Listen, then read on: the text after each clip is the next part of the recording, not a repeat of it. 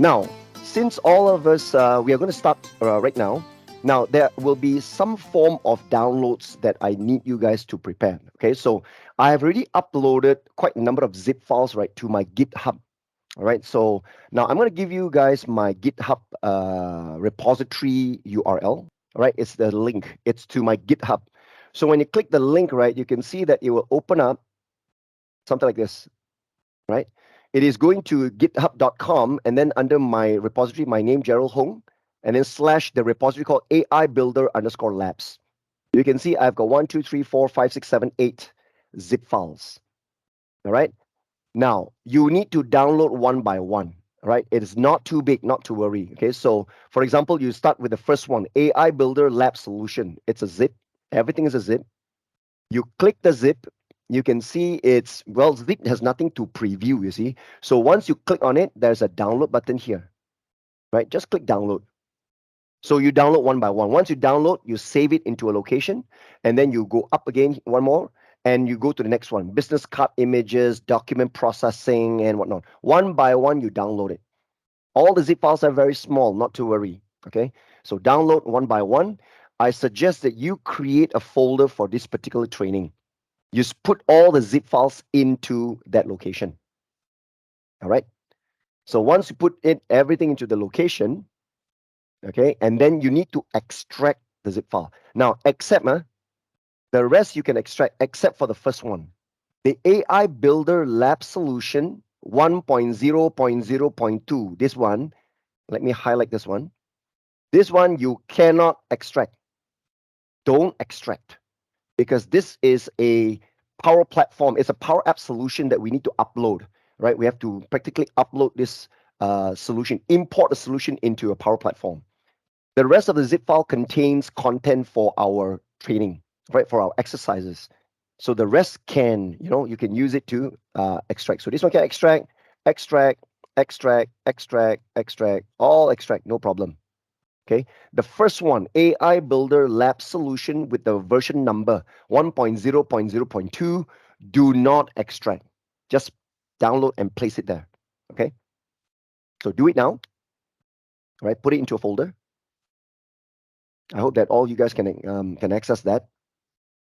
Okay, and also now while you guys are downloading one by one, okay, now it is also a reminder for those of you who attend this training. Now we are dealing with Power Platform. So when we are dealing with Power Platform, that means you need Office 365. Now, I'm not so sure how many of you are using your own company's Office 365 or whatsoever, because we need you to have a certain amount of privilege, at least an admin rights, so that make sure you have rights to go into exploring AI Builder. Now, please don't forget that AI Builder is a component that is premium. You have to pay a license. You have to pay for it. But luckily for us, right, most of the Office 365, if you never explored AI Builder before, they allow you to activate a 30-day trial. Okay. Now, in my case, I'm not using my own company's, Office 365. So I have actually retrieved an Office 365 trial. Let me go to my office.com. You see, I've got a new trial subscription. I use my name here, Gerald, then at spfxdemon.onmicrosoft.com. It's a fictional name, right? So I redeemed this, I think, last month. Since it's a 30 days Office 365 trial, I think I only have 10 days left in this trial. So most of my Power Platform training, I suggest people to go and get an Office 365 trial subscription. You can play around with it for 30 days. Do not need to affect your production, your own company's Office 365. All right. So I suggest for the training, okay, don't use your company Office 365 unless you already notified your IT, and they have already prepared one testing or development environment for you to play around with, right? If it's that is true, then you can use that. Or else, please create a new Office 365 subscription. All right. So because of that, I will also showcase how to get a new Office 365 trial. All right. So now, when you go to www.office.com, you can see at the top there, products. There's a menu here, products. Okay, I'll just stand by here just for you guys to check it out. I know some of you guys, not many of you have two monitors. If you have an extended monitor, then you can at least see, you look at my screen on Teams and another screen, you are doing it, So for those of you who need to switch windows, so I'll give you time for that, not to worry. So when you go to products under office.com homepage, you click products here. There is this for home section, for business, for enterprise. Now I want to go for enterprise, right? So you look at this one, pricing for enterprise. So you click pricing for enterprise. Under enterprise, pricing for enterprise. You click on that. They will bring you to the screen where you compare pricing.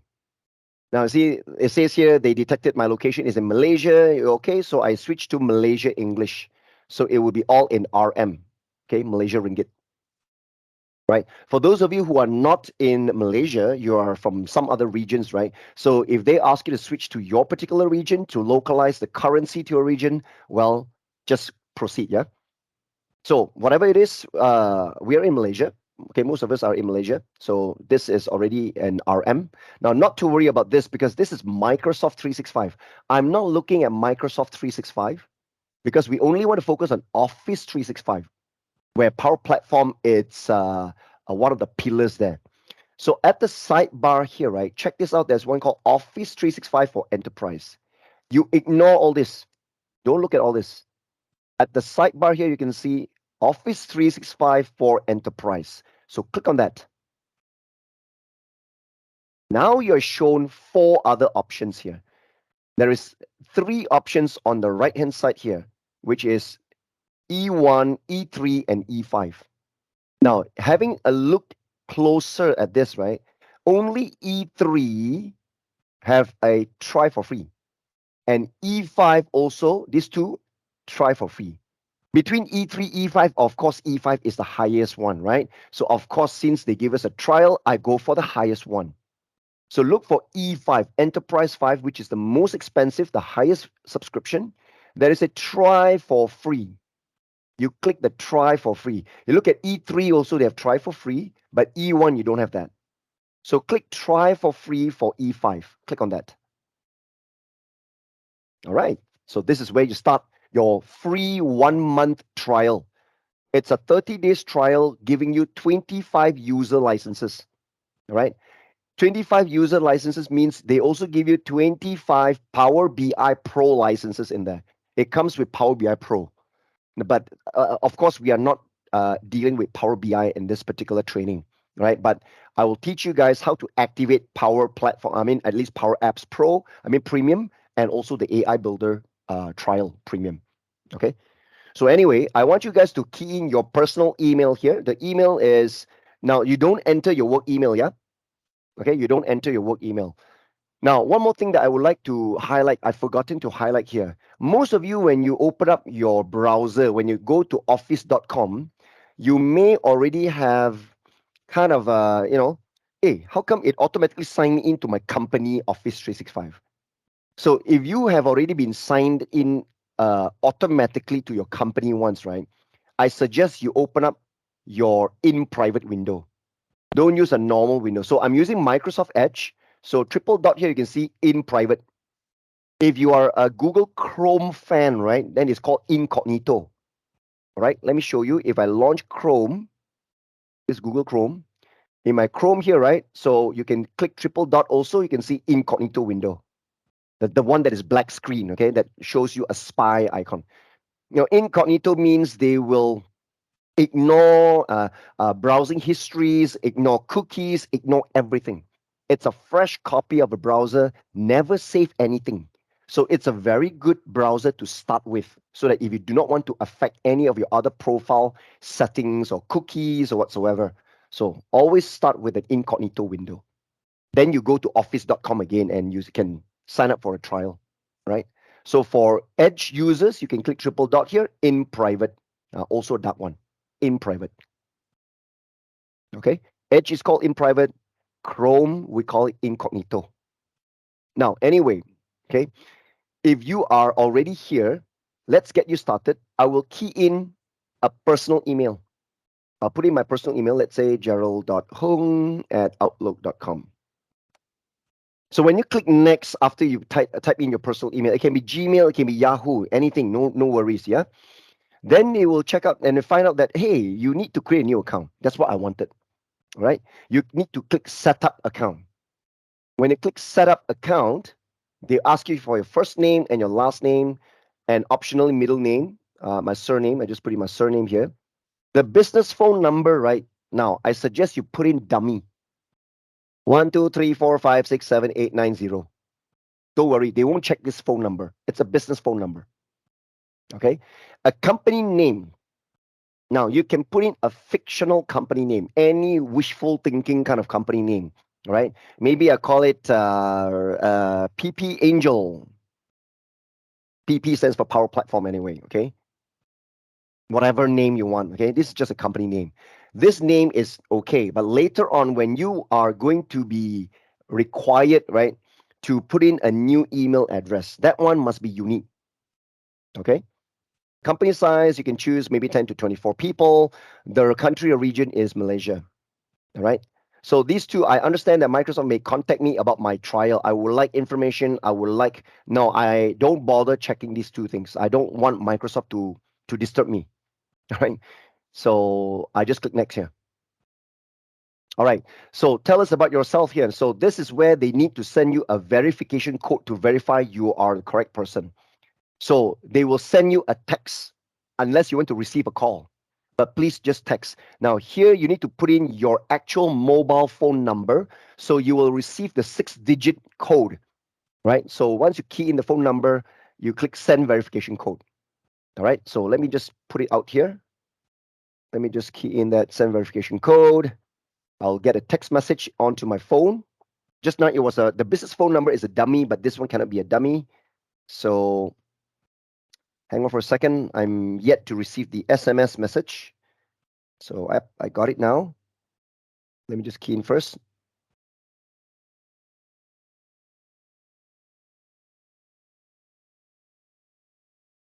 So just verify. Okay. So once you verify and you are verified, then you will see this. You come to this stage. Okay. I'll just maintain here. Now, this is where, let me just zoom in here. The username. Now, please don't put in a long username. So in my case, my name, Gerald Hong, right? I just put in Gerald, lowercase.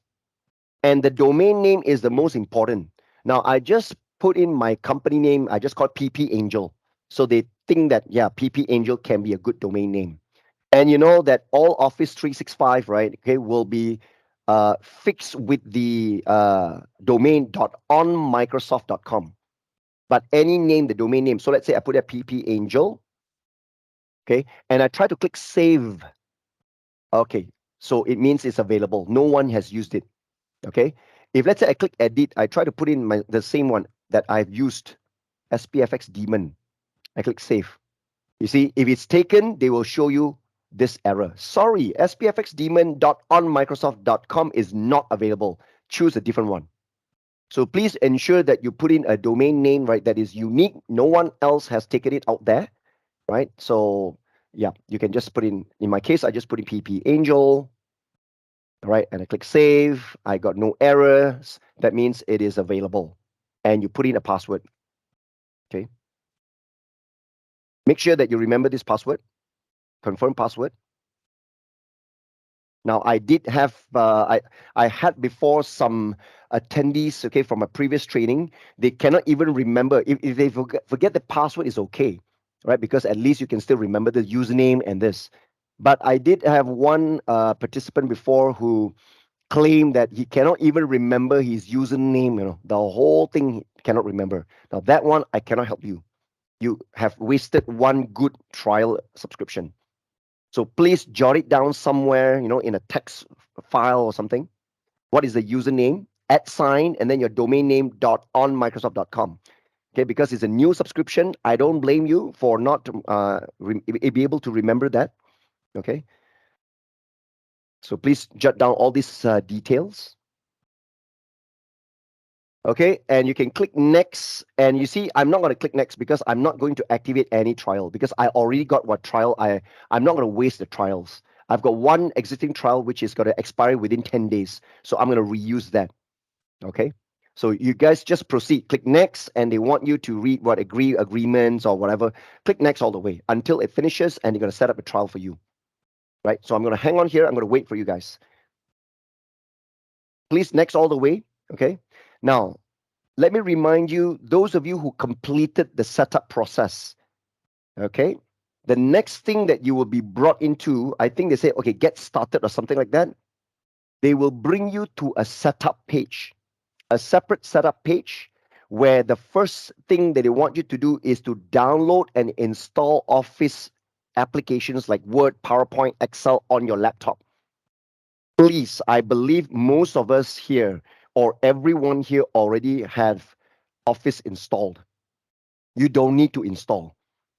So when you reach that setup page asking you to install or whatsoever, don't click on anything at the bottom of the screen, right? Right? Look for one link, right? Says exit setup. Don't need to continue and go through the rest of the process. Every other processes are redundant. Look for the link exit setup. Click on exit setup and you are done. Your Office 365 trial, it's activated already. Okay. So definitely once you finish creating your trial subscription, once it's ready, you will be instantaneously brought to a page whereby they're going to ask you to install Word, PowerPoint, Excel, all the Office applications. Don't need to do that. Pay attention at the bottom of the screen. There is a continue link. There is also an exit setup link. Okay. So look for the exit setup. Click on exit setup. You can bypass all that. So in my case, I'm going to go and sign in into my office.com. I'm going to use my 10 days remaining trial account. Let me sign in. I'm not using my gemrain.net account. Okay, so I am now at my office home using my 10 days remaining trial subscription. I've used this for a few trainings already. I've used this in my SharePoint framework training. I've used this on my Power Apps, RPA. I've used this trial subscription to conduct most of my Power Platform training. So that means you have to set up this Office 365 account ready, right? And as well as my GitHub account there, which there are 8 zip files. Those are very small zip files, not to worry. Okay. I have to actually check for the updated images and all those things, so that's why I hosted that on my GitHub. Now, the reason why I never upload this onto my OneDrive, because there was a very horrible experience when I do have a training that exceeded like 50 or hundreds of people. Most of my GRCX series training, we've got hundreds of people. This is the first one, okay, that we have only lesser than 50 people here, right? But when everybody tries to jam up, okay, my OneDrive link, right, somehow or other, some of you guys cannot download and things like that, right? So I need to resort to another way here. Okay, so GitHub so far it's the best because it's a public repository. It's really meant to host all these files. All right, so make sure that you downloaded all the zip files, put it nicely into one folder. All right. Again, I remind you. Let me drag again my GitHub here. All 8 zip files, right? Remember the first one here, AI Builder Lab Solution, somehow with the version number 1.0.0.2. Do not extract this. The rest of the other 7, yes, you can extract.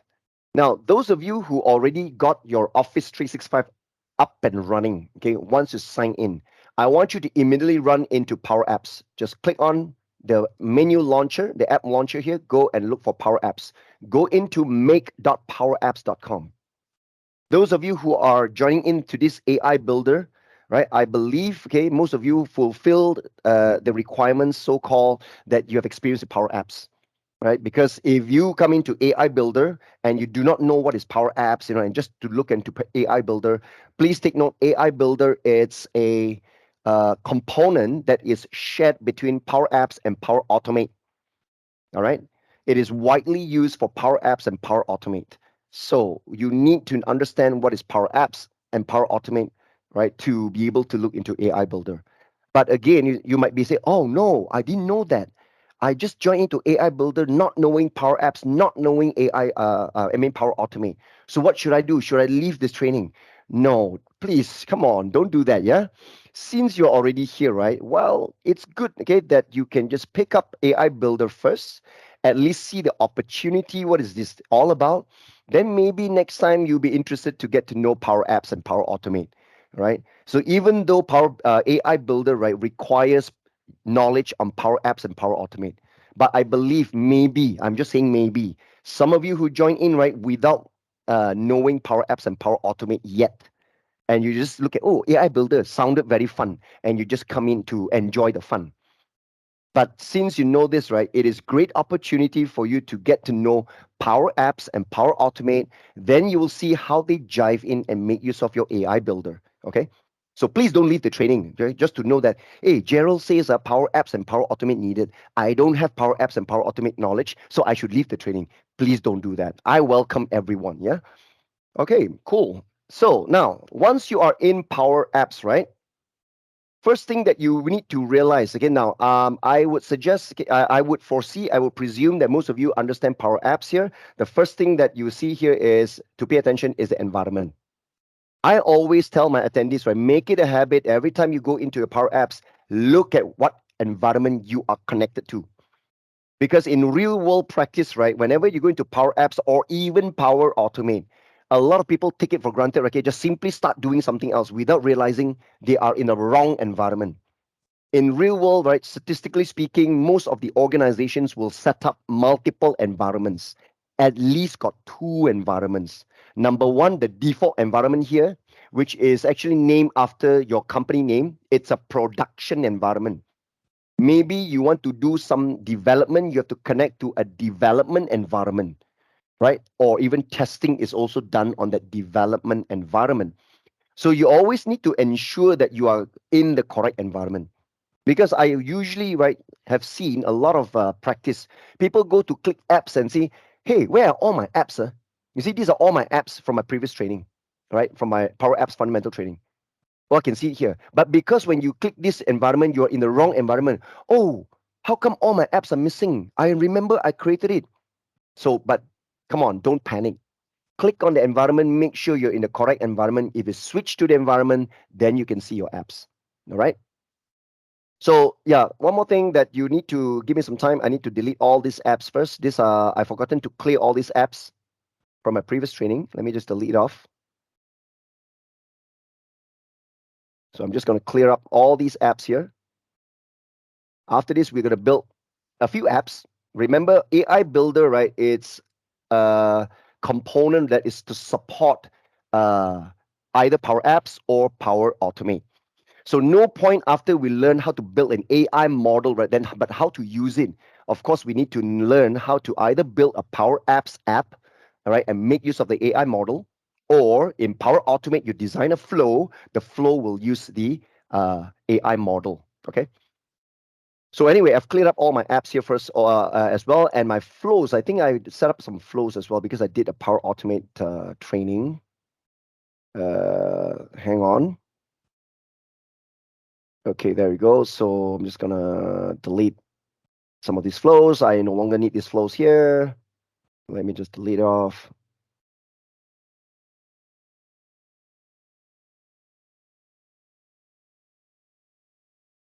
Now, while I'm at it, deleting this, since I'm already finishing my deletion, please take note that I know there are some frustrations, right, over Office 365's responses sometimes. Okay, because this has been an active negative feedback from most of my attendees. Sometimes they say, hey, how come Power App sometimes frozen, sometimes not responding, sometimes error here, something went wrong here, something went wrong there. So what should I do? Right? Should I punch my monitor? Of course, don't do that. What you need to be, right? is be patient, right? I have actually grown very, very patient over the years when I deal with Office 365. Personally, I'm an impatient person, but using Office 365 trained my patience. Sometimes just say, wait, hang on. If it doesn't come out, wait. If it came out nothing or whatsoever, refresh. Remember, Office 365 is on the web. If you get a web page that is not to your expectation, something is missing, something is not coming out, right? What do? Right? You don't tear out all the hair from your head. You just click on the refresh button. Just refresh it.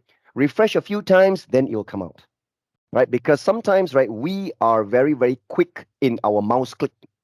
You click too fast. But these instructions needed to be queued up to the cloud. The cloud is a very slow and congested place. So the instructions did not reach on time to the cloud. All right. So that's why when you click too fast, right, okay, you think that it's supposed to be immediate, but of course we are dealing with the web. So please be patient with Office 365, yeah? Because sometimes if you click too fast, something go wrong, okay? And then there will be error here and there. Okay, the first thing that we need to do now, right, once you're in Power Apps, I want you to click this button. You see, in my case, my environment just now, I did not create extra environments. I'm using my default environment under my company name here. Well, of course, this is not my company name. This is just a fictional one. I call it SPFX Demon, right? I created this so-called dummy company name, right? Okay, during my SharePoint framework training. So that's why SPFX, right? So SPFX is SharePoint framework lah. So, but anyway, this is my default environment. You guys no need to create any environment. Just remain the default since it's a trial version. Okay, trial subscription. Not to worry. No one else is using. You're alone here, so you can play with it whatever you want. But I want you to click the setting button here, right, and check out your plans. You click plans, you check mine. Look at my licenses. My Power Apps, right, is not just the one free with Office 365. I also activated the per user plan trial. You see, my per user plan trial, it says here, it expires September 8th. Remember, this is actually MMDD. My computer, right, is using American date. I got used to MMDD anyway, right? If you realize also, okay, the system clock on my computer, my laptop, it's 8/17, right? I got used to MMDD, even though in Malaysia, our standard is DDMM, but I got used to MMDD. So this is not August the 9th. If August 9th is already expired, but mine is not expired yet. So it's September 8th because I activated my per user plan trial later. Okay. So I still have 30 days, not to say 30 days, I still got more than half a month, okay, available for this. So anyway, the per user plan trial is what we need because this is whereby you get the highest premium subscription for Power Apps. So how do you get per user plan trial? Do we need to use per user plan trial? Well, I will say that you need this. After you activate the per user plan trial for Power Apps, you also need to activate the AI Builder trial.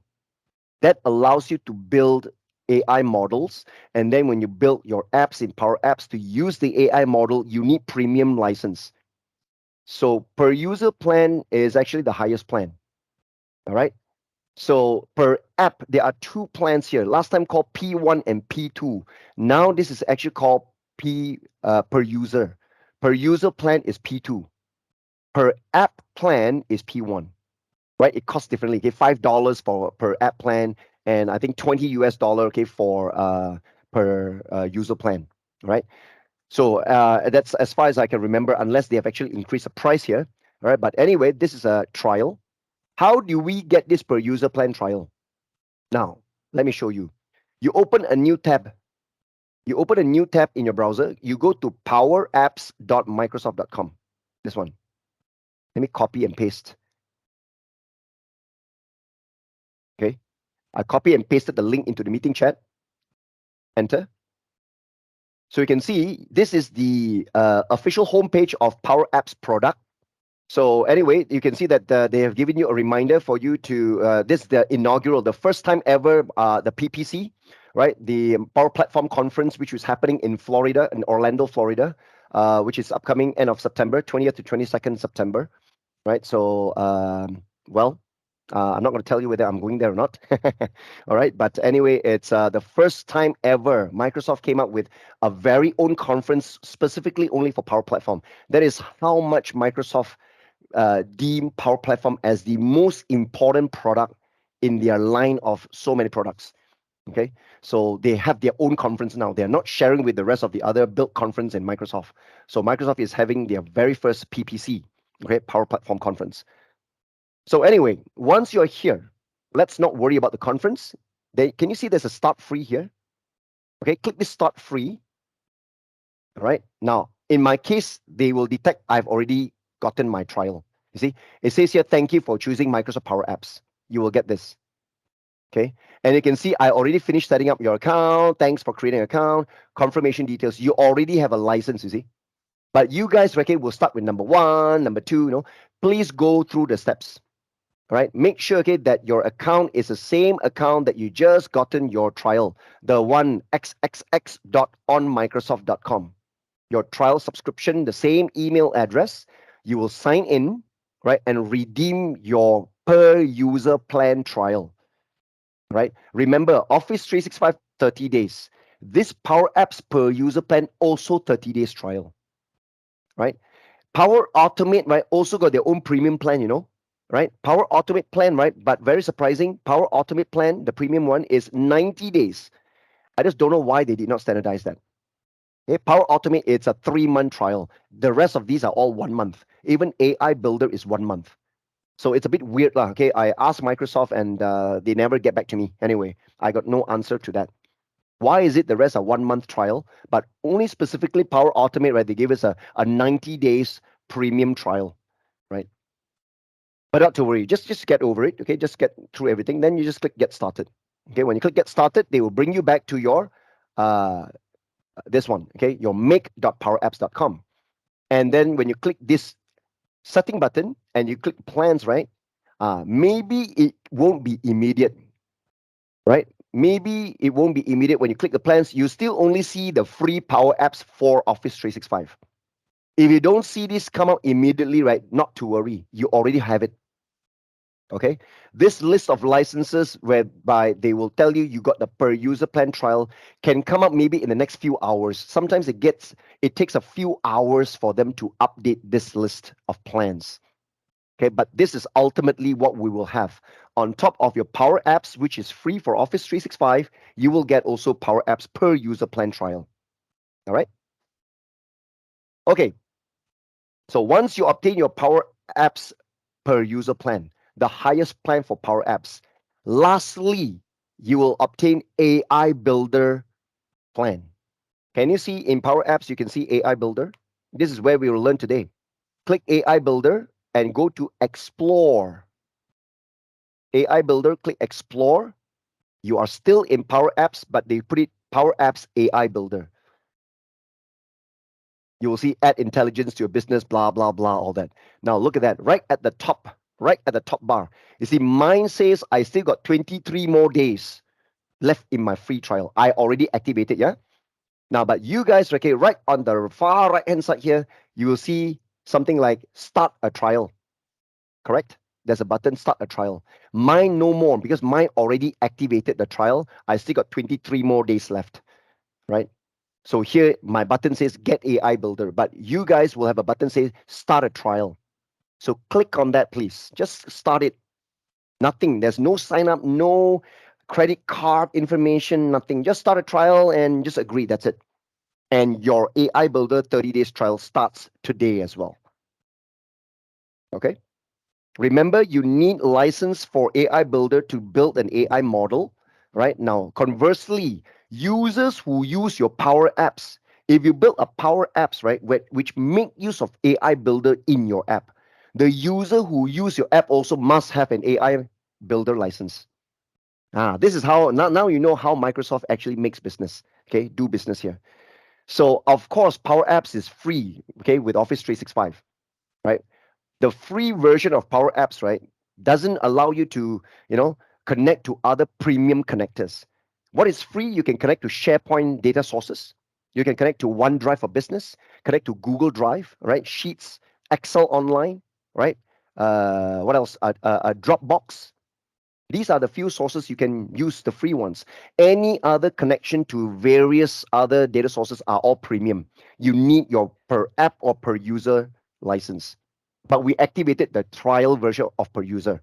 So AI Builder you want to use also got their own licensing. Okay. Similarly to Power Automate, right? You want to use the rest of the other premium connectors to build your flow in Power Automate. You also need to get the Power Automate per flow or per user plan itself. All right. So, but anyway, this is like I say in a training. Okay, it's for you to explore possibilities of the AI capabilities provided or offered in Power Platform. So once we activated all this, right, okay, we are good to go. Okay. Now, before we start our first particular exercise, let us import the solution. Do you see that AI Builder right at the end? You can see solutions. I want you to click on solutions here. So when you click solutions, right here, you can see that there are a number of solutions already in here. But somehow rather, right, some of you guys might tell me, hey, how come when I click solutions, right, they show me a little, just a small one, just a little bit, right? Not as much as yours. Or worse still, sometimes when you click solutions, right, they will give you not an error, but ask you to create a database. How many of you got that? Ask you to create a database or something like that. Right? If you have that message, right? Yes, okay. See, somebody raised their hands. Correct. When you go to click solutions, nothing is listed and they but ask you create database. Please click create database. Please do. Okay. Please click create database. You need to create the Dataverse version. The database they're talking about is a Dataverse. You need Dataverse. That's something that I want you guys to know. Okay. When you click solutions, when they ask you to create a database, please do so. Click create database. Now, I have to show you what I envision here. They will come up with a panel on the right hand side here. Okay. Correct. Provision, having problem with creating DB. Provision cannot be performed because there is no link CDS instance or version is not supported. Okay. I knew it, okay, that this will happen sometimes, okay? Now, what you need to do, okay, you may need to kind of like, because you just activated your trial and all that, right? Can you please sign out and sign in again? Now, those of you who can, create a database, right? Now, on the right-hand side panel that you see here, okay, which what I've demonstrated, the first thing they ask you is about, I think, currency. They ask you for a currency, all right? And then there are other setups here. Now, currency, right? If you have actually created your subscription under the region Malaysia, your location is Malaysia, you put MYR, okay? If you selected the region is United States, then you choose USD, all right? So please choose the correct currency as per your locale, your location. Just choose MYR, right? If you're in Malaysia. All right. And then I think there are another, I remember that there's one checkbox, what install sample apps and data, something like that. Correct? Please don't check that. Okay. That's what I can remember. I cannot show you my screen because my database is there, but I can remember, right? There is one checkbox that says install or create sample data and sample apps. I want you to not do that. Uncheck it. We don't need sample apps. We don't need sample data. This will increase the size of your database. Just uncheck that. Okay. Then the rest, I think, should be all right. Just click proceed. They will create the database for you. Can I create any database? No. Actually, the database that they want you to create is definitely Dataverse. You are in Power Platform. There is no other database. It's called Dataverse. It's a system created database. Last time it's called CDS, Common Data Service. Today it's called Dataverse. Okay. So you just proceed. When they ask you to create database, just click, and they only ask you to answer a few questions like choose your currency, whether you want sample apps and data or not. That's it. They never ask you for even the name of the database. There's no need to give a name because there's only one central database created per environment in your Power Platform. Okay. So just proceed. And for those of you who received the error, right, like Alex there, it says here having problem. I mean, the provisioning cannot be performed, all that, right? Because this is where we are doing things too fast. because you just redeem the per user plan trial, the premium license. So somehow rather, right, when you immediately create database, they cannot, they cannot detect that you have got the correct license. So to solve that, right, you sign out and you sign in again. All right. When I say sign in, please don't sign in with your company one. Huh? You sign in with the same trial subscription that you just created, the same something something dot on Microsoft.com email address. Sign out, sign in. Sometimes you need to do that. Yeah. Office 365, Power Platform things. Well, um, I just can say welcome to Power Platform. All right. There are sometimes, when we do things too fast, they're not aware of the changes yet. You have to sign out and sign in to force that. So, Alex, please let me know that after you sign out and sign in, when you try to click on solutions and create database, it should not be a problem anymore.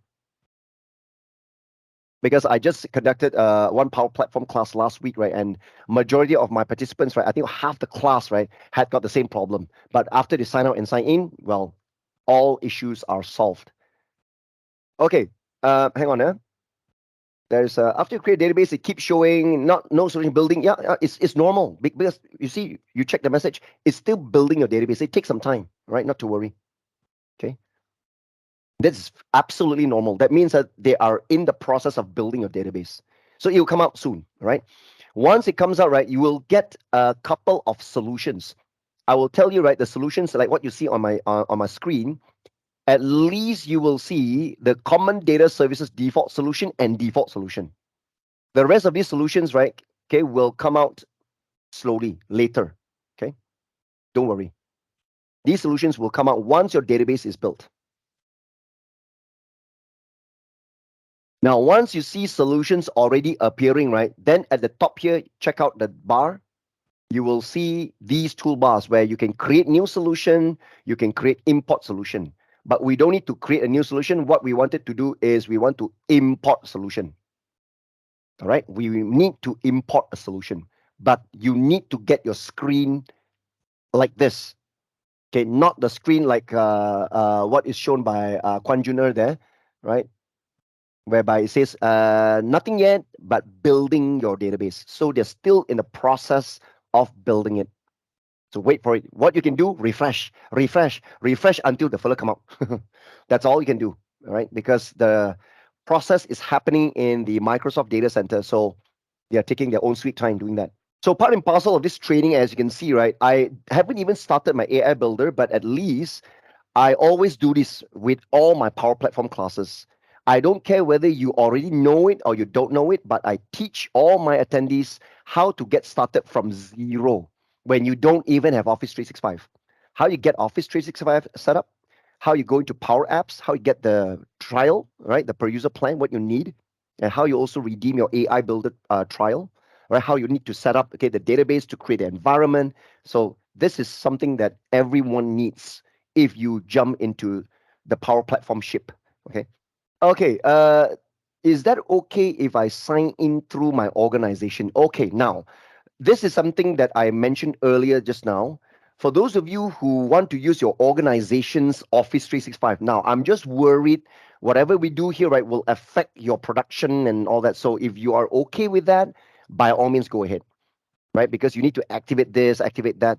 Possibly your organization already got a license for AI Builder. Maybe you have got some, I don't know what's your permission level in your Office 365, right? So that is why I'm just a bit skeptical if you say that you want to use your organization's Office 365. I'm not so sure your Power Platform subscription, is it on par or whether your organization allow you to use the AI Builder features. So, in order for you to fully experience the lab, right, I suggest you use and create a brand new trial subscription, an independent one, right, so that you don't affect anything on your organization. Okay, yeah, correct. Can't really refresh because there's been a disconnect. Well, this is very common. Okay, so if you guys say, okay, sorry, there's been a disconnect, right? So what can you do there? What's the button there? The button says go to homepage. You click go to homepage, no problem, right? Because it's still in the middle because sometimes they will disconnect.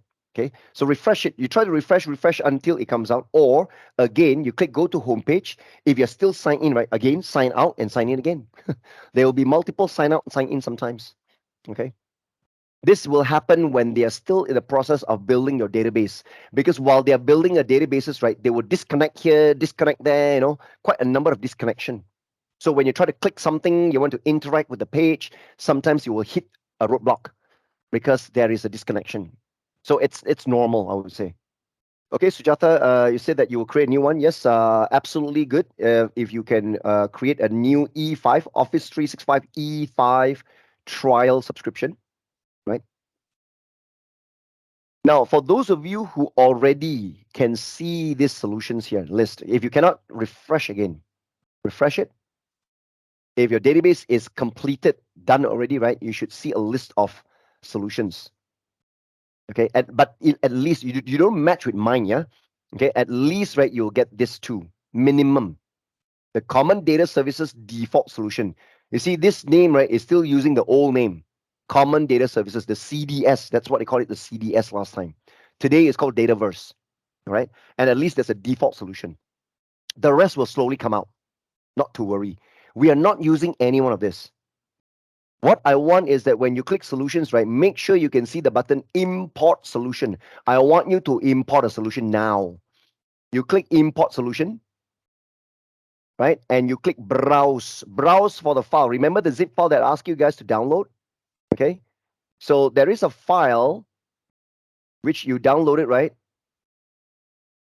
There. This is the file. Remember? You download from a GitHub. AI Builder Lab solution, the one with the version 1.0.0.2. It's actually underscore underscore underscore. The one I told you do not extract. Select that version. This is a AI Builder Lab solution that you need to import. Select that file, click open, right? And then click next here. Okay, there you go. So you can see that the name here, the type, publisher is what, version number is 1.0.0.2, advanced settings, whatever, nothing much here. Just click import. Once you click next, they can output the detail for you, no need to mess around with anything here, just click import. Now this importing, okay, will be taking some time. So at the top here, you can see they are now telling you currently importing. Wait until it turns green color with a check, successful. Wait for it. Okay. Now, let me tell you while waiting what this solution does. This solution is to prepare your environment for our upcoming labs. Now, what this solution does is that they will create a couple of tables inside your Dataverse. That's the reason why you need to build a Dataverse database. All right. Once your database is fully set up, what you will see is that on the left-hand side, you can see Dataverse. When you explore down your Dataverse, right, you click on tables. You click tables, right? You can see a big bunch of system tables. These are tables that come built together by the system. Just now, when you create a database, right, what they're doing is they're building all these tables. These are all system tables. All right. And you know what? On top of these system tables, right, what I want you to do in this solution, when you are importing my AI Builder Lab solution here, what it is doing in the background is that they will go into that table list and add on a few more tables. Okay, these tables, right, are used, okay, to support our lab exercise. Now, in fact, the solution will build 5 tables in there, right? There will be a table for object detection product. There's a health feedback table, online shopping intent table, travel feedback table, expenses table. These are the few tables that they will be building, right? So currently still importing, but if I go to my Dataverse tables, I want to check. Nope, none of my tables are there yet. The list is very short. Not to worry. I'll go to my solutions again. They're still importing. You must be patient. Once it is successful, right, you will see a solution will pop up, will add on to the list here. The name is called AI Builder Lab Solution. Later on, you will see, okay, that they will come out somewhere around at the bottom, maybe, or at the top. Okay, maybe at the bottom, they will call it AI Builder Lab Solution, like this. The solution will join the list of solutions here. Okay, so for now, just wait. Okay, Now, while we are waiting for this solution and whatsoever, okay, actually we can start to do our very first exercise. Our very first exercise is to explore the simplest type of AI model that is built into Power Apps. Okay, we are going to build a Canvas app that will perform reader or that will perform business card reading. Okay, maybe some of you guys have tried this before. Okay, is that we are going to add a business card reader control into my Power Apps, which means, right, you are building an app, right, that can make use of the camera at the back of your phone to scan an actual business card. And what it does is that they will scan and analyze the business card.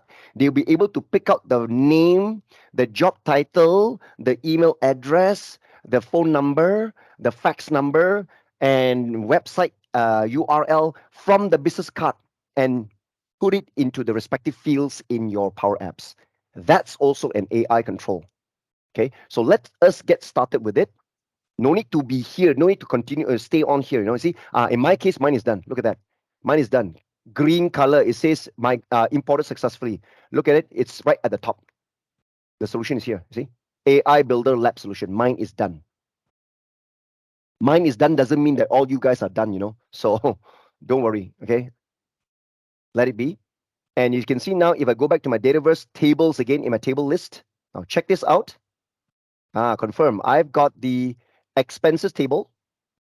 I've got the healthcare feedback table. I've got the object detection product table, online shopper intention table, and there's another one, the travel feedback table. These are the 5 tables added into my list once we have imported the solution. You imported earlier, but still not yet done. Well, possibly because my laptop is is much more powerful, right? Because even though it's on the cloud or whatever, but there are some processing also done locally here. Okay, and also it might be depending highly on your network capability. Okay, so don't worry lah. Not it, sometimes right here is not to say that you begin first. Okay, you have to end earlier. That there is no such formula in life. Okay, so just be patient. Okay,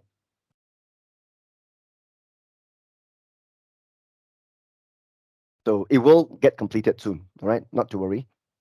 Because there is also right, okay, a factor of precedence. Sometimes, not to say that. Woo, woo, woo. Can you mute someone? Hang on. Okay, I appreciate it if you can mute if you have no questions, because there'll be some interference to the class. All right, so even though there is a precedence, like maybe you start the importation first and all that, but sometimes your instructions, right, to the data center gets queued, gets actually hang there for a while because there are traffic, because the data center is handling, right, okay, I can say billions of connections or hundreds of millions of connections live. So we don't know, right, okay, who gets in there first, because it's a competition. Everybody's fighting to go there, right? So it's a variable thing. So there is no formula that I begin first, I must complete first. There's no such formula. Okay, anyway, now mine is done here. Not to worry, I've got all my tables there already. Now let's begin our first lab here. I want you to go to Power Apps here, right? Apps. Let's build a new Canvas app. I'm going to show you how to use one of the AI controls that has nothing to do with my AI builder model, but it requires an AI builder license in order for it to use all these AI components. Okay, so in the apps, okay, I want you to click a new app, a new Canvas app. Let's click new Canvas app. And I want it to be a phone format. Now let's give the app a name. Okay. Okay, just want to confirm, just only need to import the file. Yes, correct. Just only import one solution, the AI Builder Lab solution, version 1.0.0.2. That's only one. So finally, your Power Apps loaded the database, right? Yeah, see, it will complete. It's just a matter of time only, yeah?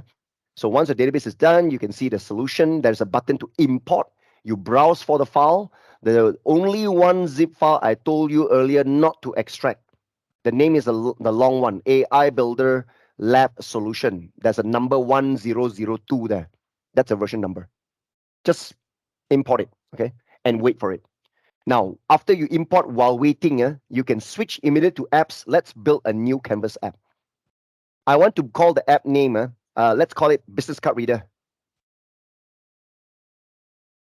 Just call it Business Card Reader, like this. And I want the format to be phone. Phone means portrait, yeah? If you choose tablet means it's landscape, that's all. So for those of you who are new to Power Apps, right, you might be thinking, tablet means the app can only be run on tablet, phone cannot run. Or if I choose phone means can be only run on phone, tablet cannot run. No. Okay, no. A lot of people, right, okay, I always receive this. A lot of people ask me, hey, does it mean that when I choose phone, the app only for phone, tablet and laptop cannot run? No. Right? If I were Microsoft, right, I could have actually put the word phone here, right, as portrait orientation. Tablet means landscape orientation. I would suggest to put orientation better. If they put like this, right, it's very misleading. It's very confusing. Okay. I would think that, oh, I'm building an app for phone only. No phone cannot run. Or I built for tablet and not for phone. So remember, phone means portrait, tablet means landscape. They are talking about the screen orientation, right? When I choose tablet also, right, means even if I run the app from my phone also, it's no problem. It's just that the screen, right, orientation is landscape. So you have to rotate your phone to be landscape to see the app. That's all, right? So it's nothing to do with, that the app is specially only for one device and not the other device. So anyway, I want a portrait level orientation. So I choose phone, create please. So we are building a blank canvas app here, a blank screen. We're going to get screen one blank. There you go. So let me just increase the zoom. I've got a blank screen here, screen one. All right. Now, what I want to introduce to you guys, right, okay, is this insert. This is where I can insert buttons, labels, text boxes, whatsoever, right? Can you see under AI Builder? So AI Builder, right, has their own button here. Under AI Builder, you can click the drop down. You can see, look at all these things. Let me zoom in here and check this out. See? Business card reader, receipt processor, form processor, object detector, text recognizer. And can you see that all these, right, okay, with the diamond icon here? The diamond means premium. You got no premium license. You not even the trial license, right? You cannot use it. But luckily, like I said, we already activated the necessary trial, right? So these diamonds, right? Okay, because all these 5 components under AI Builder, they put under AI Builder means you need the AI Builder premium trial. We already started the trial, so we can readily use them. Okay, so that's what you need to understand the AI Builder here. Okay. Now, what we wanted to do now, right, okay, is a very simple thing. Okay. So let's try to add, like I said, AI Builder, choose Business Card Reader, click on Business Card Reader, and the control that you add onto your screen one will look something like this. You see, they will warn you first. This is a premium component, that diamond. Anyone using an app containing this component will require the AI Builder license. Just click got it. So we understand that already. So there you go. Now the business card reader is here.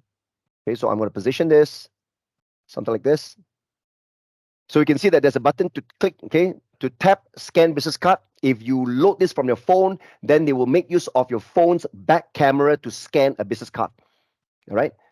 Now, for a sample, okay, just for a sample, what we need to do now is we're going to add a few text boxes. I want the text boxes, right, for the purpose of testing whether they can scan the full name and they put the full name into the text box. They scan the job title, they put it into the job title text box. Okay, that's just a sample, right? So what I want to do right now is maybe add a label.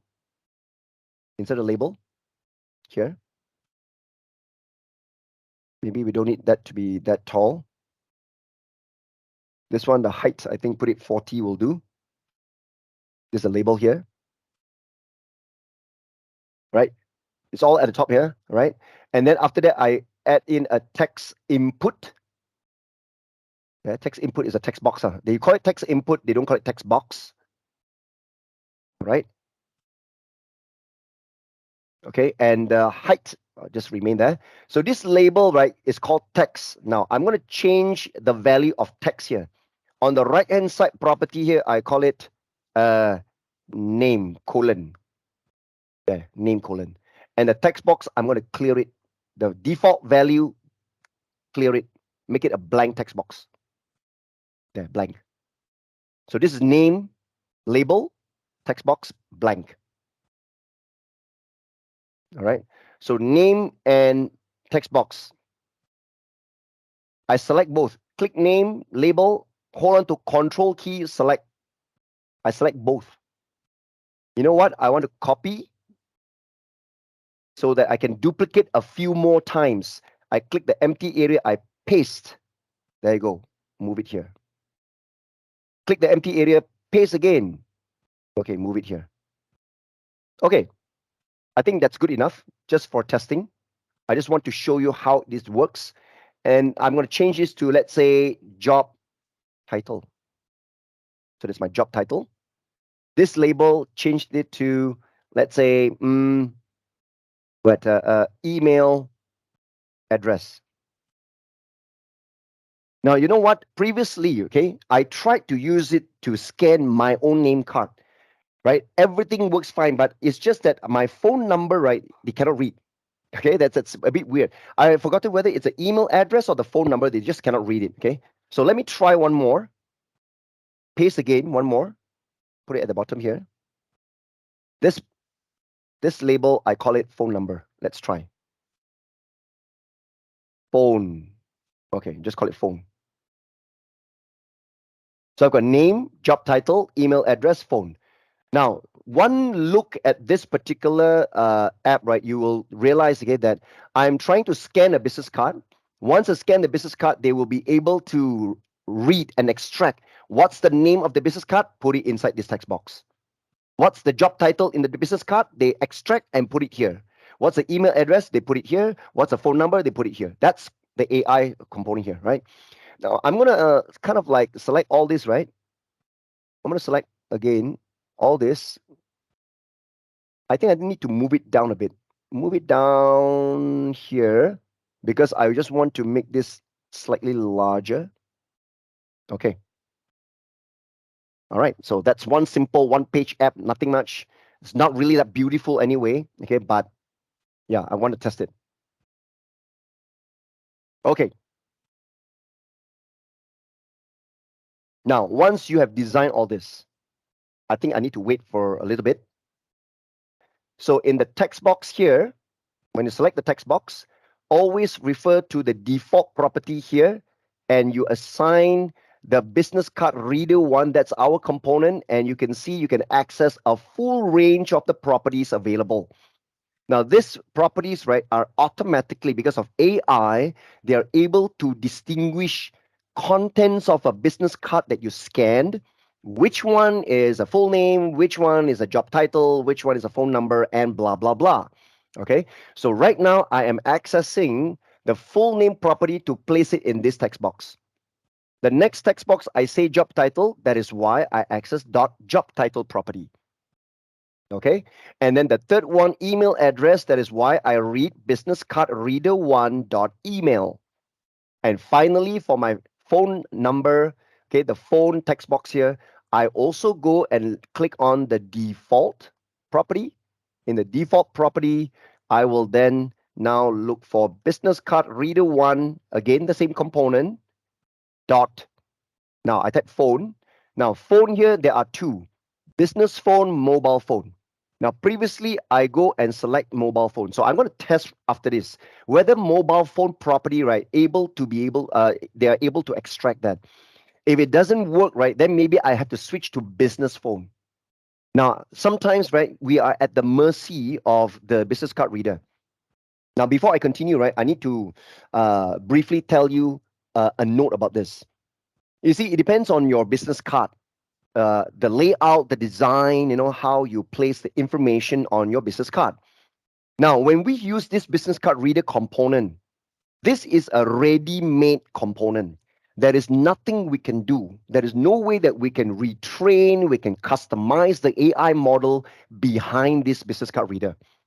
So literally, we are at the mercy of this built-in AI component. So if the AI can scan the phone, means good. If the AI cannot scan the phone, then you can try others. So like I said, since there are two properties related to the phone number, one is called mobile phone, the other one is called business phone. Now, it is all about whether they can distinguish which one is a business phone number, which is a mobile phone. You see, mobile phone number, right? It's with a plus something, something, something, right? And then business phone also will have a country code, area code, blah, blah, blah. So it is all about how they are able to distinguish, right? Which is mobile, which is business phone, unless you have all the ready-made information there. Depends also on the business card. Okay. So that is why I cannot readily tell you for sure whether mobile phone will be absolutely accurate to read your mobile number from your card. Okay. If it doesn't, then maybe you can come back here and change it to business phone. Let's see whether they are able to detect that as a business phone, even though your business card, right, put that as a mobile number. But maybe the AI behind that, right, thought that that phone number is a business phone. You get what I mean or not, right? So there is no way for us to define, right, accurately whether the phone number on your business card, the AI behind this card reader, right, they maybe mixed up, okay? Maybe they thought that is under the property of business phone and not mobile phone. Because distinguishing mobile numbers and business numbers or landline, it is different from one country to another. Okay. Take it, for example, in the United States, right? Okay, their phone orientation, the number is different. Like, for example, +1 and then 555, something, something, something. For different countries, they've got different formatting of their particular phone number sequence. All right. So that's the reason why we can't do anything about this unless you go into AI Builder and start building your own custom AI model and you train the AI, right, to be able to distinguish, okay, which is which. All right. So take note when we talk about in the world of AI is actually what we call the machine learning as well. The AI builder, right, allows you to build, they call it AI model, but there is no such thing as an AI model. This is just a business lexicon. The actual technical name behind that is an ML model. It's machine learning. In machine learning, right, okay, we need to pump in mass amount of data. And this is what we call training data. We train the AI behind it, right, to be accurate. And then when we test it with other data, and then we can see the degree of accuracy, what is the probability they calculated to become accurate, right? Because you see, I don't just train the AI for Power Platform. I'm an Azure trainer as well. I'm a technical Azure cognitive services trainer. So when we talk about the technical side of AI, now always remember that AI is all depends on how much we human train the machine, right? And how much the machine learns it. That's why I call it machine learning. In the old days, right, okay, it is all about we talk it we refer to the word called data mining, right? The old days is called data mining. Today is called machine learning. All right. Now, Eric also says, can capture multiple phone number in cut into one text box? Nah. Well, it depends on what you want to do. For example, right, if you talk about in one text box, you want to place two phone numbers. Well, you can just put there maybe like this. Let me show you.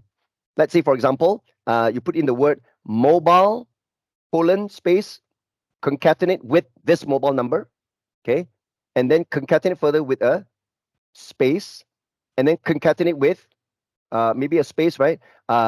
Landline and then concatenate further with business card reader one dot uh, what do you call a business phone.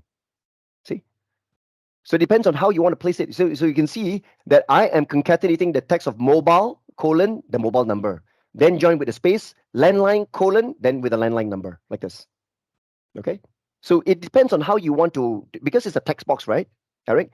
So you know that you are accessing the property here and property here. And then you want to place everything into one text box, you just concatenate. That's all. All right. Because they are all text anyway, right? So you can concatenate it, and add mobile phone property value and also the business phone property value, and you place them all nicely into one text box. Okay. So that's if you want that to happen. Lah. But right now, I just want to test, okay, only on mobile phones. So let me just highlight kind of like, I just put it business card reader one dot, I test with mobile number first. Mobile phone. That's it. Okay, good. I'm all set right now. Here, this is full name. This one is job title. This one is email. This one is set to mobile phone. Okay. Now, before we go and test this out, okay, like I said, I haven't really finished, okay, my statement just now.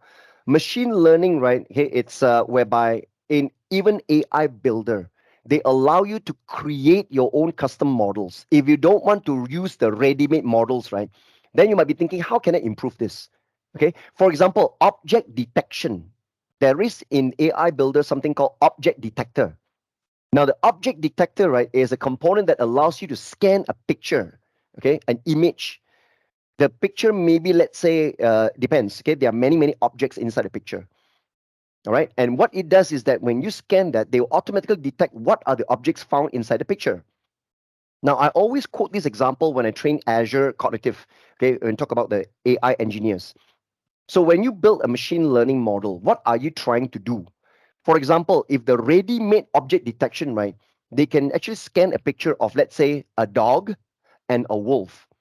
Now, when you scan it, right, they say that both are dogs because a dog and a wolf, okay, they are almost looking similar, you see. So maybe the AI, the machine learning model, right, decided that both of them are dogs, but you know one of them is a wolf.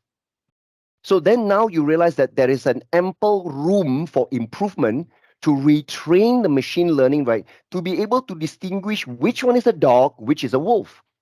So you need to come up with many, many pictures of wolves and dogs, you see. So you upload maybe tons of pictures, 40, 50 photos or 100 photos of dogs and wolf. And you start tagging, you start teaching the machine learning. This one is a dog, you circle it. This one is a wolf, you circle it. So the more you train, the more the AI learns. So in the future, when you upload a new photo, right, and then you get the AI model to detect, they will then become more accurate. So they know this is a wolf, that's a dog. Okay. Quite similarly, if I got a picture, okay, of a private car, a Lamborghini, yellow color, and then I also put in a car, okay, which is the New York taxi, also yellow color. When you scan it, right, they will say yellow car, yellow car. But I want it to be really more accurate to define. The Lamborghini, right, I put it as a yellow private car. This one, the yellow New York taxi, I just say that's a cab, it's a taxi. So in order to distinguish that, right, you need to have a lot of different amounts of photos, right, of New York yellow taxi in different angle and a side profile, front profile, whatever. Okay, in a busy street, in an empty street, you need to have many, many pictures of that. And you have other pictures of yellow cars, right? Private cars, not taxi, any format. There can be a yellow Lamborghini, it can be a yellow other sedan cars, whatsoever. Then you start training. You start tagging the objects. This is a taxi, that's a car. This is a taxi, that's a car. You see, it's all about that. Actually, machine learning is just like teaching a small child. The child was born, right, okay, knowing nothing. So then you need to teach the child, okay, this is what? This is a chair. That's a table, you know. So you need to have ample amount of patience. It's not like you tell the child one time, this is a chair, and forever the child knows it. Because sometimes you give a different chair, right? Even though it's a chair, but the child don't know. It's just like now the new generation, you give them a mobile phone, they know it's a phone.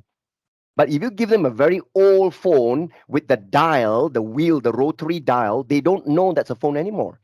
Okay, because the new generation haven't never seen that. So you need to train the child to be able to distinguish, hey, that's also a phone, even though that's not the current era phone. You see, this is machine learning as well. Okay, so teaching the machine is just like teaching a kid. There's no difference. All right. So we're going to get to that later on. Okay, I'm going to teach you how to actually create a custom model, and you train your machine learning how to distinguish one particular piece of document from one to another. All right. So right now, let us test this one out. Okay. So how are we going to test this? Let's click on the play button. When we click the play button right now, so I'm going to test in the preview. Now, I might be too fast. Let me show you. Again, for those of you who are just new in Power Apps, you can test the app by clicking the play button here. Preview. I click the play button. You're now running the app. Okay, so now since I'm running on my browser, I'm not running on my phone. So when I click scan business card, right, they're gonna ask you to open a picture. If you run this app on your phone, when you tap the business card, right, they're going to ask permission to access your phone's camera. Then you can scan that. Now, I'm going to leave it up to you guys again to do that later.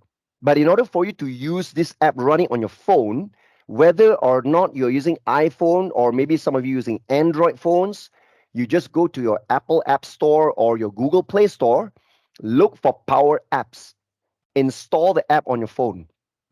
Okay, after the Power Apps mobile has been installed on your phone, you need to sign in with the same account as of this new trial subscription account, the one with the dot on Microsoft.com. Okay, once you sign in, you'll be able to see that your app is also there. You can play your app inside your phone, and then you can test by using your own business card or any of your friend or your customer's business card, right? We're going to test that later on. So right now, I'm going to click scan business card and I want to open a file. Now, remember that I've also given you a zip file, right? Which is actually the business card reader images. So I've extracted it here. As you can see under the folder business card, I've got an image of a business card like this. So I'm going to open up this image. So now they're scanning this business card. And let's see what they can read. So we are scanning, analyzing, and let's see whether they can extract that. So it'll take a while. There you go. Perfect. So you can see the name Helena Wilcox. Yeah. Job title is account director. Email address you can extract there. h.wilcox@fabricam.com. The phone number, there are two phones there. Like we're zoom in, right? There are two phones there, but they are able to take only 5550149, which is actually the second one because I choose mobile phone. Now, do you know how they are able to take the second phone and not the first phone? You can see when you hover your mouse, they'll tell you 13 properties detected. Okay. They tell you about 13 properties detected. They have detected 13 properties inside this particular card. But anyway, whatever it is, right? Okay. Let me talk about and let me roughly tell you how they can see that this is actually a mobile phone. Because the AI always will check based on this layout. They will predict that the first number is actually a business number. Second number only, it's a mobile because that is usually how people lay out in their business card. They put their business number first, then only their personal, maybe their mobile number. And there's another number at the bottom here, right? They would detect this might be a fax number. It's not really a phone number, you see? So that means that the AI also have a certain degree of prediction. They try to predict that based on 3 phone numbers possible that I've detected in a business card. How do I know which is a business number, which is a phone number, which is a mobile number? So in this case, I've got 2 numbers, right, for this Helena Wilcox here. First one, 0148, second one, 0149. Why did they choose the second one? Because I've chosen mobile number. So they predicted probability wise. People put business number first at the top, later on only mobile number. I think that's logical, right? I think that's common. That's major practice across the board, right? So you can see that they're able to fetch that, all right?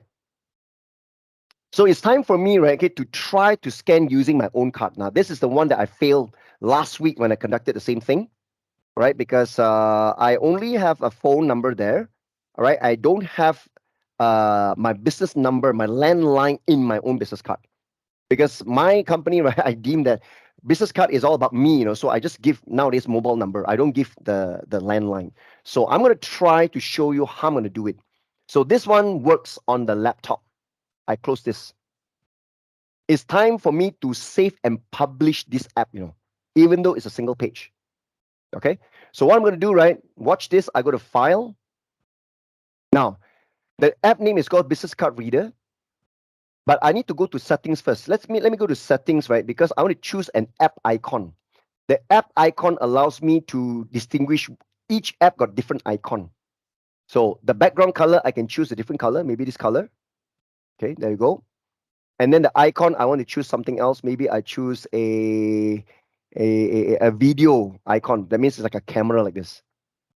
Or maybe I want to choose, I think there's something that deals with business card. Right? Let me try to type a card. I don't have anything about card. No. Maybe I type a list. I don't have any icon that relates to that. Okay, but anyway, it's okay. I'm just going to choose this camera will do. All right. That's my business, my app icon. I close it first, then I return to file, save to the cloud. Okay, the cloud. Then I click save. At the bottom right hand side, I click the button save. First time you save, they will automatically publish it to the cloud. You don't need to separately publish. Unless you make changes after that, they want you to save and publish separately. Now it's all done. Okay. All right. So now what I'm going to do, hang on, I'm going to share my phone screen onto the onto my here. Let me use my mobile connect here. All right. So let me share. Let's see whether I can share my phone screen here.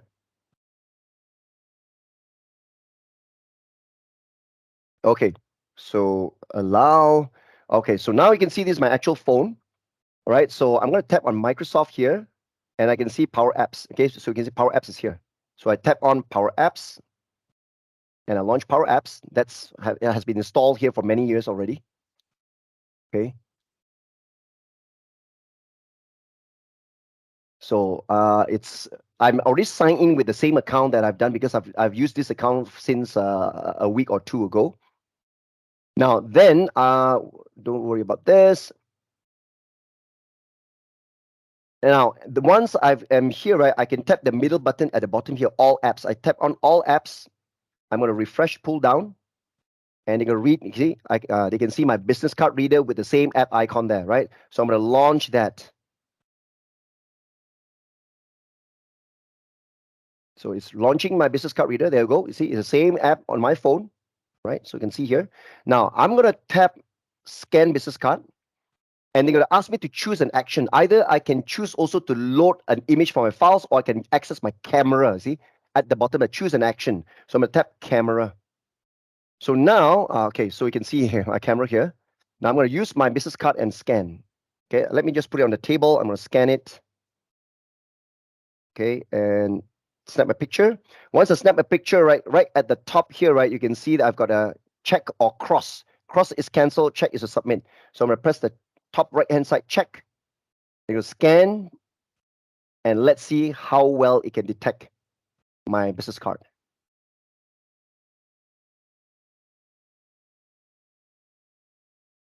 There you go. See, I told you, right? See, my name, they got it. My job title is there. My email address is there. My phone number, they cannot find it. It's still the same thing. So, which means, right, okay, the mobile phone, right, they don't know that's a mobile phone. All right. So, what I'm going to do here right now is, okay, let me stop my screen sharing first. Okay. Let me close, and I return to my Power Apps Studio. I'm going to change the property here. Let me now switch this text box, property mobile phone, no use. I'm going to switch it to business phone. Let's see whether they determine that's a business phone. I select business phone. Okay. You see, when I type business phone, can you see this?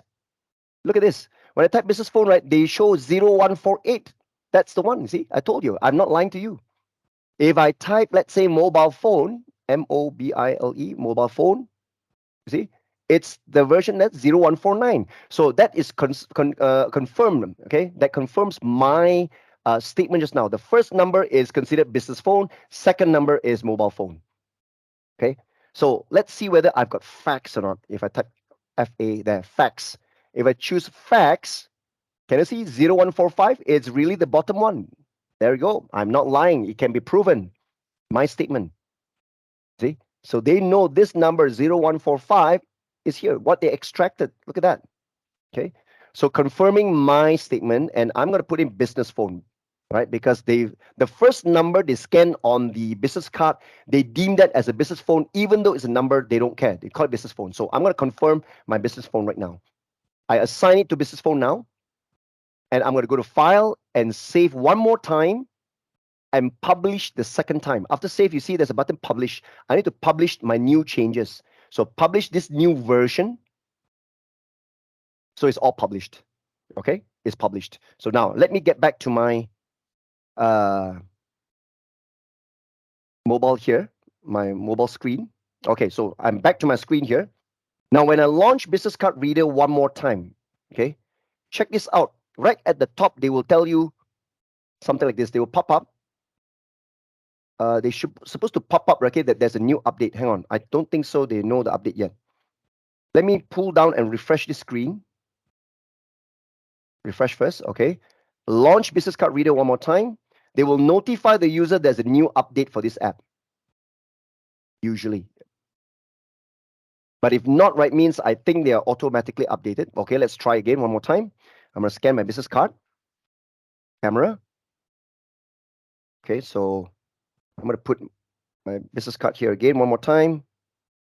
Okay, there you go. So now I'm going to press submit. Let's see this time they're able to get my phone.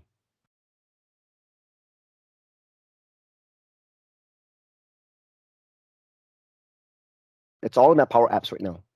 Yes, absolutely. Absolutely. You see, it's all about business phone. The first phone number they detect, right? Okay, mobile phone is a secondary one. The first phone number, even though on my card is a mobile number, right? But I have to use business phone property. That's how I make my guesses, and it works. Okay. So absolutely, it works great. Okay, so make sure you guys check it with your own, test it on your phone with your own business card. I can tell you it works wonderfully. All right. So let me know whether it really works or not. So this is actually a great way for you to embed an AI component such as a simple business card reader onto your Power Apps. So this is the first exercise. That's the end of the first exercise. Okay, so I'm not so sure, but what do you guys think? This is actually a very good, a very cool component that is ready-made for you guys. Okay, so you can test that. If you got multiple other business cards, not just your own, maybe your customers or any of your friends, you can try different phone business cards. Try to read that and make sure that it works. Okay. So remember, if you encounter any phone numbers on a business card, the first one is always business number, business phone. The second one is only the mobile number. The third one, right, it's got to be the fax number. So this is the first possibility that you can include into a Power Apps, right? You can build an app that actively scan, your business cards and all that. But I know I stopped short as in this Power Apps here, right?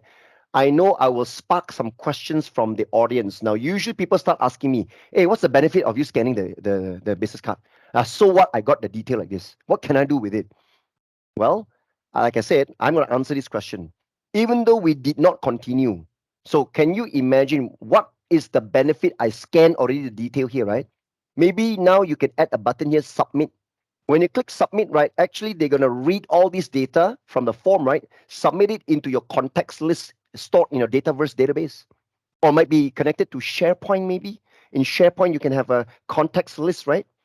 So context lists do have the proper fields or columns like all these details. So it's so easy right now, okay, for you to scan, upload. So you no longer need to have, let's say you got tons of business card, right, for you to key in all your contacts into a contact list. It can be in Excel, it can be in SharePoint, right? So now just scan and scan and scan and scan and scan and submit. They will know how to populate individual fields. You see, that's AI. Okay. So that's a possibility because a lot of people, right, okay, they can't see what is the benefit. Yeah, so what? I able to scan all this data. Yeah, lah, I see all the data populated into my text box. So, but what's the use? The use is, of course, we never do this. Add a button, click submit, and pump it into SharePoint list where you have a contact list, or maybe you maintain a contact list in your Excel, right? Or might be a contact list in your Dataverse. Now, speaking of Dataverse, I show you. Yeah, I click back here, leave this. I click back and leave. They will close the designer. Back to my Dataverse, right? Under tables here. Let me show you. In the default database that you guys have been building for very slowly just now, right? There is contact table. See? There's a default contact table. If I go and open the contact table, right? Look at the fields available. These are the columns in my contact table. Check this out. See? Full name, email, company name, business phone. See? and 183 more, 183 more fields available in a contact list. So I could have actually, right, create my app just now, create a connection to my Dataverse, select the contact table. Every time I submit whatever data I scan from a business card, they automatically go and save inside my Dataverse contact table. You see that, right? That's a possibility that you have here.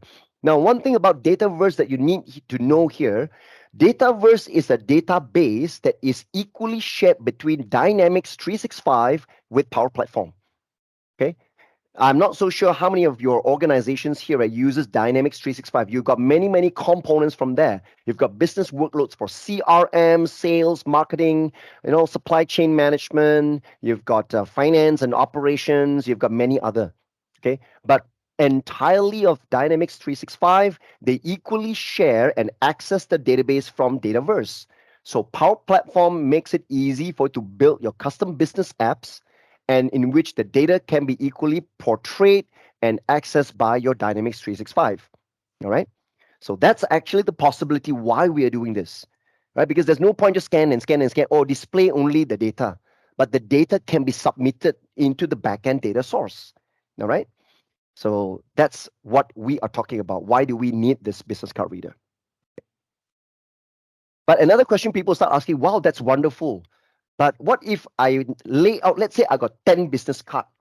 Okay, I put 10 business card, right? I lay out nicely on the table, so side by side, put it into a grid. Can I take my phone camera and take one shot all the 10 business cards?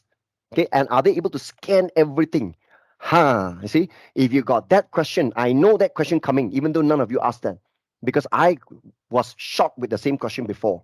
The answer is no. Don't be overly smart. Go and test power business card reader by pasting multiple business card laid out nicely into a pattern, like that, into a grid, and then one shot take your camera and snap all 9 or 10 business cards and expect the AI builder to read every one of them and able to pump in multiple rows of data. No, they cannot do that. Business card reader only scans one card at a time.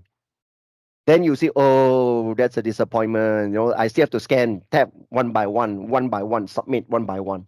Well, that's for now lah. Okay, that's for now. Who knows in the upcoming months or years? Maybe it will take years for in the future what the AI can do. Massive scanning, or continuous scanning of business cards, into maybe an array of data, and then you can mass submit into your table. That will be, nice, of course, but not now. All right, the simple component that you saw here just now that we use in our app here, the business card reader only reads single card at a time. All right, there is no way of scanning it multiple cards and expect them to be able to extract multiple cards, put it into an array or collection of data and submit one shot. No such thing. Not yet. Okay. So if you have that question in your head, no need to ask me. I answer you already. Okay. Now, what about if you got IC number, IC identity card? I don't know about our Malaysian IC, yeah. Okay. Now, I'm not expecting to show you how I scan my IC because I don't want to show my IC out to the public. All right, that's a private piece of documentation. Now, let's do identity document reader. In US, they don't call it IC, they call it ID, right? They call it identity document. We Malaysia call it IC because identity card. I think Singaporean also call it IC, all right? But the most of the other parts of the world, they always call it, show me your ID, ID. Why they call it ID is identity document. So there is an identity document reader. This capability, right, is similar to a business card reader. That means this identity document is not just for your IC, They're able to extract data from passports and even driver's licenses and your own actual identity card. 3 pieces of so-called identity document. These are the 3 well-known identity documents that every individual will have. You will definitely have your ID card. You definitely have your driver's license card, and most definitely you have a passport. So the identity document reader is a control that is easy, that is able to read data from all these three pieces of documents. So let's get that, okay, right away. Okay, let's close this. We'll build that immediately. Again, let's build a new app, Canvas. This time I want it to be tablet. I want it to be a tablet, landscape format. Okay. The app name right now, I'm going to call it, let's say, ID scanner. Okay, let me zoom in. So I want the format to be tablet. That means landscape orientation. I call the app name ID scanner. Okay, do remember, it's not just your identity card, okay, but even driver's license as well as a passport. Okay, so let's click create. Now, for this purpose also, right now, you guys could have extracted the image, right, called, there's one called Identity Document Reader folder. Inside Identity Document Reader folder, as you can see there, I've given you three GIFs, JFIF files. One is a US ID, one is a driver's license, and one is actually a passport, right? It looks something like this, as you can see there, right? This one is just a sample anyway. This one is actually a specimen, okay, a Canadian passport. And this one is actually a driver's license, okay, Washington State anyway, right? And with an avatar, it's not really a real one. So we're gonna use this, okay, as a sample to submit to the ID reader, and let's see whether it is able to fetch information from there. Okay, that's what we're gonna test. Obviously, I leave it up to you individuals to whip out your own IC and scan, and then whip out your driver's license and scan. Maybe you don't bring your passport along with you, lah, but if you have your passport with you, you can even scan it. All right. So, but that one, I leave it up to you to test the accuracy. But within the training, we are given the JFIF file, a picture file for the ID, the passport, and also the driver's license. So we're going to use that as the example here. Okay. So the first screen that we have here. Okay. Now, what we need to do right now is, most importantly, right, let's try to go to settings first. Now you can access settings from here at the top, or you can go to file and you can see settings as well. Let's go to the settings. For now, maybe I also want to change the app icon to something else. Maybe I use the magnifying glass lah. Okay, change it to a different color. All right. But on top of that, also, I want you to click on upcoming features. Most important, go to upcoming features. All right. Now, slowly scroll down, right? And I want to ensure maybe today it's all activated. Maybe there's one feature already rolled out. There's one feature, right, you can see called AI models as data source. Is it there still? Or maybe AI model is already approved? Because these are last time supposed to be under upcoming features. Let's maybe under experimental. Hang on. These are only I think it's not there anymore. Retired ones. These are retired ones. Okay. It's not also in the preview. Also, I think it's no longer there. I think there's supposed to be one setting called AI models as data sources. If you can find it, right, you have to turn it on. All right. Now, in my case, right, I cannot find it anymore. That means Microsoft already rolled out, already is no longer in preview. It's already generally available. It's already GA. Okay. So if you cannot find it, means it's okay. It's good. No problem. Just close it. Don't worry about that. Okay. Because previously, I remember it's rolled out as a preview feature. So we have to turn it on in order for it to do this. But I believe today it's already GA lah, generally available. They are no longer preview, not more, no more beta. It's already GA. So let's get on straight with it. Okay, now we need to add data. Okay, let's see whether the data is there or not. So we go to data button here. At the sidebar, there's a cylinder. That's where you can add data sources, right? Okay, click here. Now you can see currently our blank app, we don't have any data. Now, certain of these so-called AI models, right? Okay, they may not be just a component under insert AI builder. See, can you see the ID document, right? Is not there, it's not a component like the business card reader is a component. So the ID reader, the identity document reader, right, is not a component. It's a data source. So that's why I need to add a data here. So click on add data. right? And we got to search for it. Okay, search for it. Search for the word identity. There you go. When you type identity, right, watch this. Definitely you'll see identity document reader. There you go. It's light blue color like this. The icon, right, it's like a brain icon. That icon indicates AI builder. You see this icon, right, is the same icon as this guy, the AI builder. Look at that. Okay, remember the AI builder official icon, it's a brain with the right hand side of the brain, right? Okay, it's like slashed, like striped. Okay, so left brain and right brain. So this add data just now, when you search, right, type the word identity, you can see the similar brain there. You click identity document reader. I want you to add that. You see, today, right, the AI model is already a data source, especially identity document reader. So I've added it. Remember, the diamond icon indicates it's a premium component. Make sure that you guys can find that. Are you guys all good? Just give me a thumbs up when you are ready. Because it's not a physical class, I can't see you guys, so I need to know that whether you guys are ready. Just give me a reaction, okay? A thumbs up. Or you can type good. Okay, thank you. Thank you so much. So you got the identity document reader. All right. Remember, again, I remind this many times. You cannot get this to work if you don't have the AI builder license, the premium license. We all activated the trial. We got 30 days to play around with all this. Okay. So now, once we already got the data source here, okay, cool. That is fantastic. The first thing I want to do right now is to add an image, a picture control. Can you go to media under insert, right? Inside media, I want you to click on add picture. Click the add picture control, right?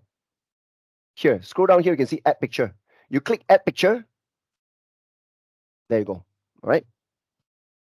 Now, I'm sure some of you guys might be asking me, hey, what's the difference? I see under media got image. Image and add picture, what's the difference? Both also, image is picture, picture is image, right? Correct or not?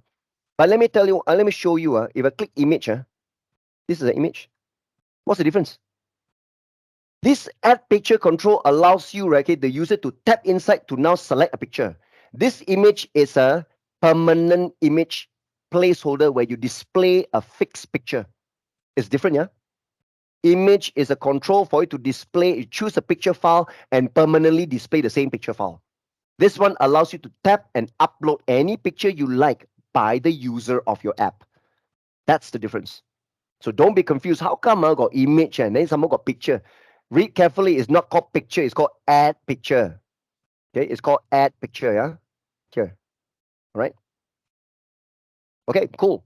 So now I don't want the image. I want add picture. So I'm going to place the add picture somewhere around. Make it large like this. Okay, make it big, very big, and leave the second half of this place like this. Okay, I want to place some controls here because just like the business card reader, I need to place some text boxes where to test when they read my document, the identity document, they can place all the information there. Okay. So that means when we select a picture, we want to call the ID reader. Remember, our ID reader, right, is the data source. Okay. So this is achieved when we do an on select. So that means now, remember, this picture here, right? Tap or click to add a picture. I want you to click the drop down, right? Look for on select, the action on select. Okay. So on select of this picture, when people pass in a picture, on select. All right. What we're going to do right now is the Power FX formula. We have to type something here. I want to be able to declare a variable, right? The variable is to store the result of the ID reader doing a prediction of the picture of a passport, the picture of an ID or a driver's license, right? So let me show you how to write that. Let me zoom in. Okay, we're going to use the set function here. Set, what's the variable name? So let's say I name the variable results. That's a variable name, comma. So I'm setting the results variable, right? What value do I want to set? Now it is here. I'm going to call identity, identity document reader, dot predict. you call the identity document reader. There's a function called predict function, called the predict function. So when I get the document reader to predict whatever they predicted, I store them into the results variable. So in the predict, right? So what are we predicting? What is this picture name? Let me go back to here. This image, this controller, they call it uploaded. What's the name of this picture? Add picture control. It's called add media button 1. But remember, add media button 1 is the button for it to tap. But the image after you add it, right, they are shown in the uploaded image 1. Can you see that now? You need to make sure, okay, that you switch back. Just now you were looking at the cylinder here. You switch back to the tree view, right? You can see the controls on your screen. So this thing, the add picture, comes built in with two controls inside the group. There's a button where you tap to add a picture.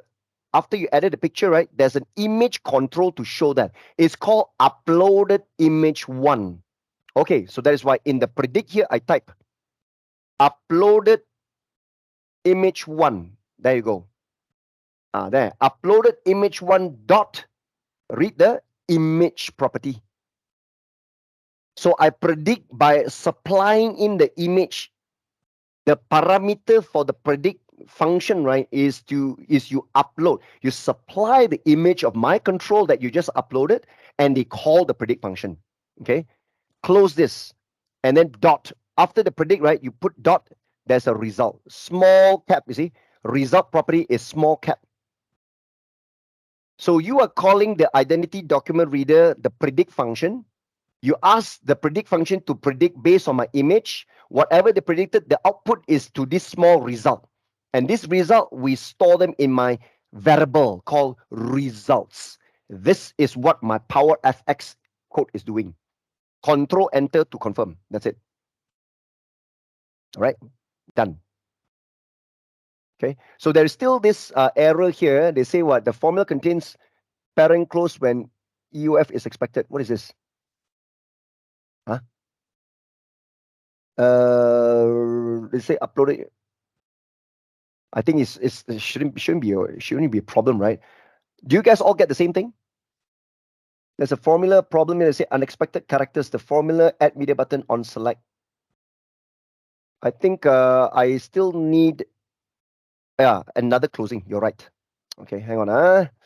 Stupid of me to forgot the closing. Hang on. Where's that formula? One more close button. One more close bracket. There you go. Okay. Because here I open set.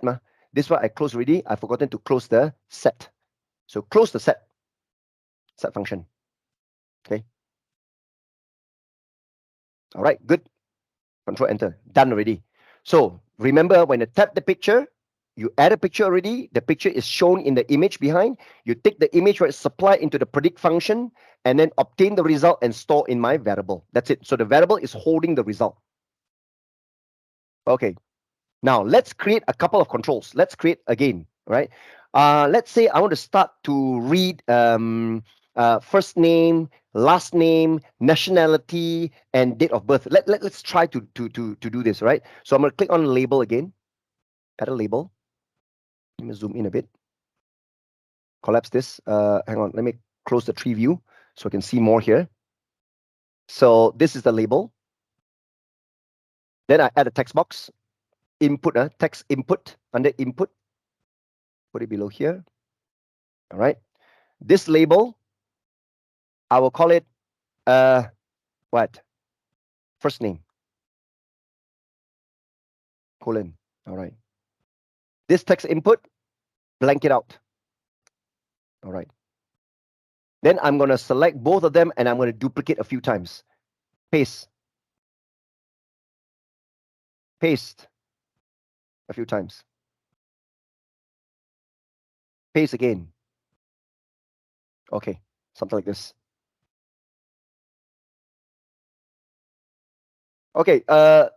You've got name isn't valid, result isn't, we can't evaluate. Hang on. Are you guys able to type correctly? So make sure that you select first. You have to click on this, right? Because the on select property is for this guy. So select, you must select first. Okay. You see, when you click one time, the on select nothing. You click again, then only you can see this on select. Yeah. Because remember, this control got two controls, double up. Remember here in the tree view, this control got double layer. The layer on top is a button, the layer at the bottom is the image. So remember this, when you click again, then it's a button on select. The add media button. If you do not know how to select that, right? In your tree view, on the left hand side tree view, got two.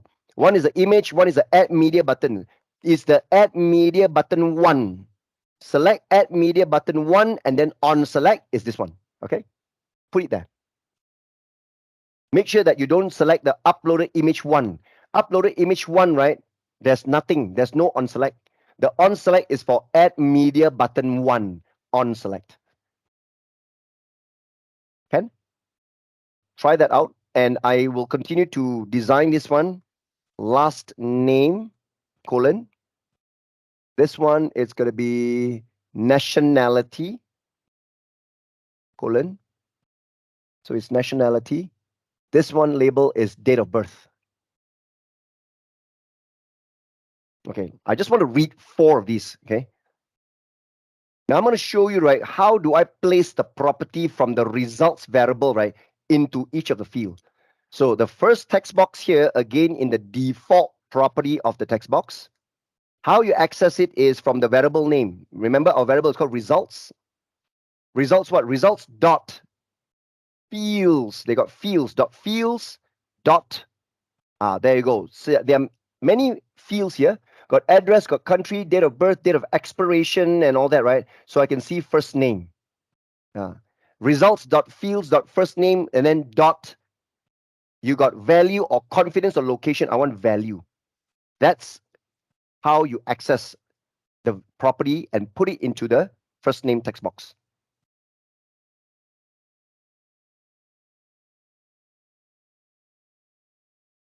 It doesn't recognize name result. What do you mean by name result? Results dot fields dot first name dot value, then last name dot value. Right, the fields. Okay, if you were to look at it, right, these are the fields there. Dot. So your address, country, date of birth, all that. Right, first name, last name. See, there is no name. You have to split them, first name and last name, because identity documentation you cannot have full name there. All right, they have to split it first and last name. So that is why I will put in separately first name, right, and then dot the value. Okay.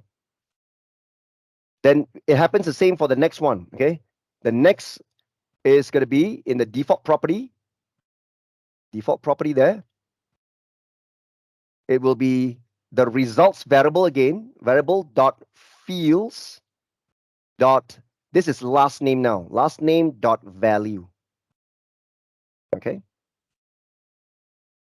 And the nationality text box again, default. Just go and access the default property. Type in results dot fields dot nationality dot value. All right. And finally, date of birth. Date of birth is also one of the property there, default, where I use the results dot fields dot date of birth. There are 2 dates. One is date of birth, one is date of expiration. Date of birth dot the value as well. That's it. Because you see, one thing that you guys need to understand is that when you type PowerFX formula, right, do you know that the PowerFX formula, that as you type, they require a live internet connection. They are constantly connecting and checking on the cloud, okay, to show you the IntelliSense and even the formula checker. It's all online. So if there is a discrepancy, if your session already broken or some error in your session, right, that is why they keep on showing you the same error, even though there's no error. So it's actually viable to void the whole session, establish a new Power App Studio session, and redo it. Okay. One thing bad about wrong move by Microsoft, right, is I don't know why they go and pull the plug on the Power Apps desktop. They used to have a Power App Studio app, which is allowing us to build the app offline. They only now, allow us to build the Power Apps, inside a live studio on the browser. They no longer have the app, something like Power BI desktop can do offline. Even Power Automate, right? The desktop flow can be done offline. I don't know why. I think I last time appreciate the Power Apps Studio application. You can install it from Microsoft Store, but they pull the plug. So every text box, I've got 4 of them. I've already set the results.fields.firstname.value. This is dot lastname.value. This is dot nationality.value. This is dot date of birth dot value. Okay. And you know what? We will now start to preview. Let's click preview and run this. I'm going to tap here to add a picture. I'm going to add the picture from my AI Builder lab here in my images. Go into the folder images, right? Identity document reader that you extracted from a zip file. I'm going to pass in my passport first, the first sample one, which is a passport. Okay. So once you pass in, wait for a while. They're scanning. You can see at the top, they got dot, dot, dot, dot, dot there. Can you see? Immediately, Jennifer is first name. Brooks is last name. Nationality, USA, they put it, you see? And date of birth, they put it there. Where's the date of birth there? 1st of January, 1980. Yep. So no problem. It works. Okay. And if I click change picture, I'm going to choose the passport right now. I'll open. This is a passport. Wait again. And they're going to be able to read the first name and last name. So it's going to be Sarah. Yep. First name, last name Martin. Nationality is Canada. Right. They always show only the first 3 letters there. Right. Date of birth there, 1985, 1st of January again. So it is somewhere around here. There you go. Okay. So I'm going to click change picture again. And the last one is a driver's license. So again, it's driver's license. So there you go. This is first name Liam R. And then Talbot. That's the last name. Nationality, they never can read it because for a driver's license, they don't show nationality. This is Washington State driver's license anyway for US. So it's blank. Date of birth is, there you go. Where's the date of birth?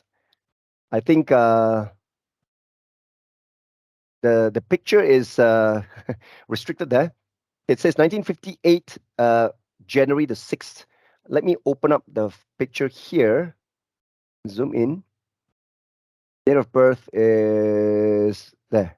Oh, I think it's there. I cannot see it only. Hang on. I must be blind. I think it's covered here. This change picture button covers it. Yeah. So when you open it, right, you can see that it's there. January 6th, 1958. Right. So it's cool. All right. They're able to do that. Now you can even test this, right? Okay, on your phone, you whip out your IC and your driver's license and see whether it works or not. Okay. Now I'm gonna, like I said, I'm not gonna show this publicly to you all. I'm gonna now file, save this app, and I'm gonna launch it. I'm gonna do it privately on my own. I'm gonna take out my IC and my own driver's license. I'm gonna scan and I'm gonna let you know whether it works or not. Okay. So it's done. Let me just now open up on my phone. You guys can do the same thing, yeah? For those of you who successfully can do that, you can now launch your Power Apps, launch the ID Scanner app, refresh it to see your ID scanner. It's going to be landscape mode, so you need to rotate it to see the full landscape, right? So I'm going to tap to add a picture. I'm going to scan using camera. Okay, so I'm going to press OK here. And let's see whether they're able to scan my IC.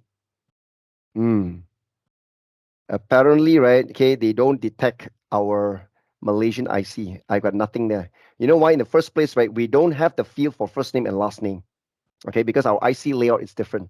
Okay, our name is all full name. They never split our first name and surname. Okay, and then nationality, of course, it is not displayed because it's all in, I think it's in Malay and all that. It's just say Warga Negara, so, and then date of birth also, no, we don't have that listed, okay, in our Malaysian IC. Okay, but I'm going to change picture and test it on my driver's license. But again, first name, last name, I doubt that it's going to be there. Nope, it's also a fail. Okay. All right, so that is why most of these things, right? Okay, they are actually made for English kind of oriented, or maybe in the US or Canada, you know. So yeah, it's actually made for that because if you encounter a piece of identification document that is other than English, right? Okay, I think it might not be able to fetch that, and it also depends on the orientation, right? Okay, of generically internationally, right? Let's say, for example, a passport. They will split that into first name and last name. Okay, but our own identification, let's say local in Malaysia, our identification card as well as our driver's license card, right? We don't have a split of first name and last name, right? And possibly also because that the fields, right, is not shown in English, right? So that's a reason why it is not usable here. Okay, so well, that's an opportunity for you to use that, to see that. Okay, all right. One way you can find out what is the release wave, right? It's supposed to be year 2022 release wave 2, RC2, RW2. So how you can do that, right, is you click here, the setting button. I need you to go to the Power Platform Admin Center. You click Admin Center. You go to visit your Power Platform Admin Center. You click the environment. They will tell you what is your current release wave. All of our release wave should be release wave 2. Okay, you have an error because remember Power FX is case sensitive, right? So your results variable is small r, correct? Yep. But then the rest of you, you put that uppercase. No, remember the return fields are all in lower cases. Fields are all small case f, small case. So you must follow that. It's all case sensitive. Yeah, you don't simply type like that. Okay, it won't work. So you need to make sure, okay, that it's type exactly as per what is suggested by the IntelliSense. So don't just simply copy and paste and then expect everything uppercase will work. Power FX is case sensitive. So when I go to my environments here, I can see my environment for this, my default environment. I click my default environment here. They will show you under the section updates here. You can see where's my updates? There you go. Still checking. So you can see it there, 2022 release wave 2. All right. Here it says off. Okay, that means I did not roll it out to my entire organization, but the features that we have right now, it's already RW2. It's supposed to be release wave 2. It cannot, it's impossible for it to be in release wave 1, right? Provided that your subscription is a very old one and your subscription hasn't rolled out the RW2. We're supposed to be in RW2. Remember, RW2 started, right, okay, in June, right? And it will last all the way to October, right? End of October, starting November onwards until next year, there will be a new release wave. I'm not so sure whether Microsoft will come up with RW3, but I guess release wave 2 will end in October. Anything developed after October, right? They will call it the release wave 1 for 2023 already. Okay. So the next one will be year 2023 RW1. So this is still, we are in release wave 2, 2022. So all features that we have here must be standardized based on RW2. Okay. Okay. So that's the ID document reader.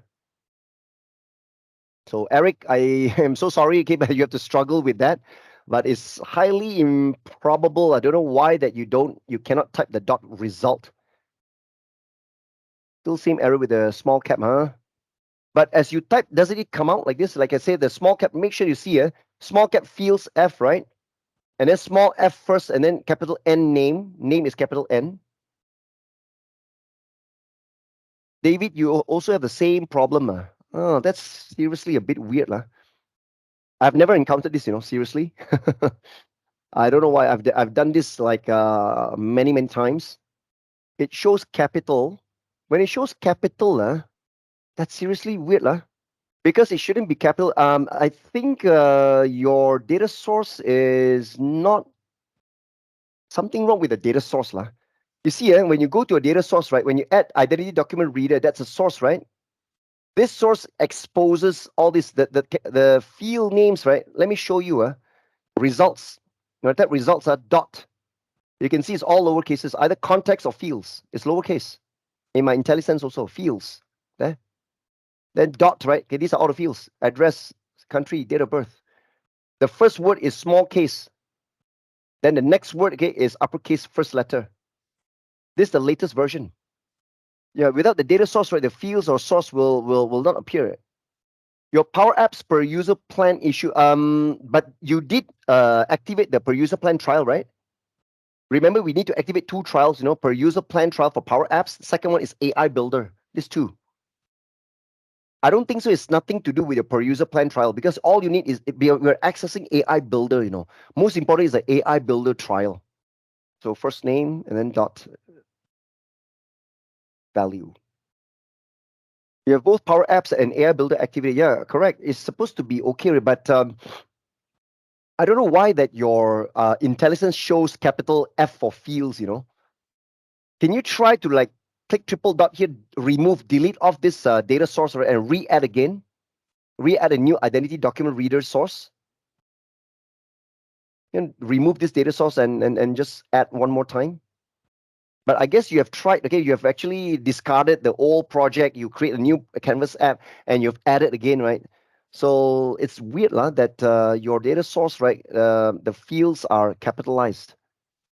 Yes, add media button, correct, because your add picture control, right, add media button 1, that's a button where you select the on select. Okay, when you click here, you can see the on select is here. Okay, because when you select the whole thing, right, you see the on select, mine is clear, it's blank. So when I click on add media button 1, because it's actually a button. So when you on select the button, you do this, you set this. Okay, you want to try a different browser and see if it's the same. Okay, maybe you can try that. But Eric, are you using in private or incognito? I'm now thinking whether is it going to be because of the incognito, okay, that they're not working. No, okay. Because certain features, right, okay, they have a problem, they have an issue if you're using in private or incognito. Even though I suggested you guys to use incognito, but remember, certain components do not work with incognito. You know why? Because incognito, they do not store cookies or they don't maintain sessions, right? Certain things that you do inside your Power Apps when you're designing your app, they need to maintain the session, right? And they need to access cookies and create cookies in the background. So with an incognito or in private browser, they will give you very weird behavior during your design time. Okay. So David, you're using in private. Well, you want to blame on that? Maybe you try and see if you can. Maybe I can also try on my site. I right click, I go and launch in private window. I will try that using in private now. I sign in to my Office 365. See, I sign in a new one. Gerald at spfxdemon.onmicrosoft.com. Password. Let's try again. No. This is my in private, yeah? Let me see whether this identity document reader, the data source needs that. Let me go to my Power Apps. In my Power Apps, I can see in my apps the ID scanner, but I'm going to try a new one, new canvas. Okay, and I try to put in some rubbish name here, create just to test. This is in private. Skip this, go to data source. I'm going to add a data. I type identity. I can see document reader. I add the instance of the data source here.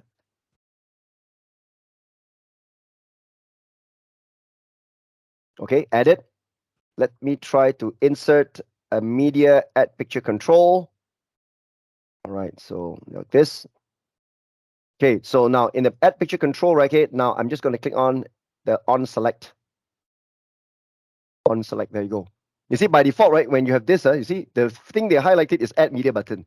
The add media button is the default. They don't select the whole thing. They only select the add media button. It's only the button on select. Okay, so the button on select, I just type the set results, comma, and then I've typed that identity document reader dot predict, and I use the uploaded image one dot image, close it, dot, there you go, result. And close it one more time. No problem. You see? So mine is in private, it's okay. So even if I add a new text input, this text input, let me test the default property. default property here, I choose the results, which is my variable dot. You see, it's all lower cases. You see, fields is lowercase, right? Dot first name there, first word is lowercase, first name dot value. See, no problem. I got no errors there.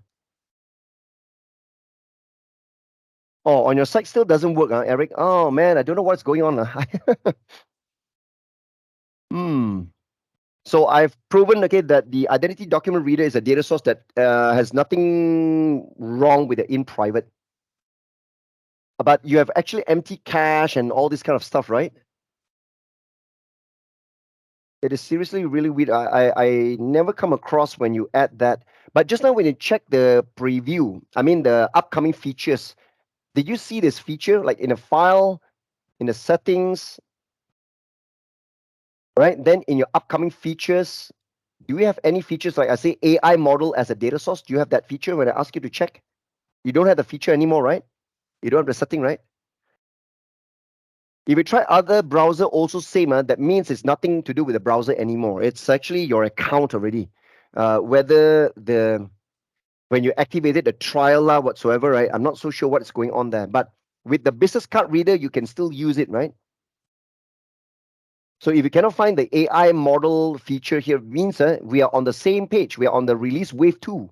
The feature is already, rolled out. If you can add a data source that shows identity document reader, that means, right, it is there.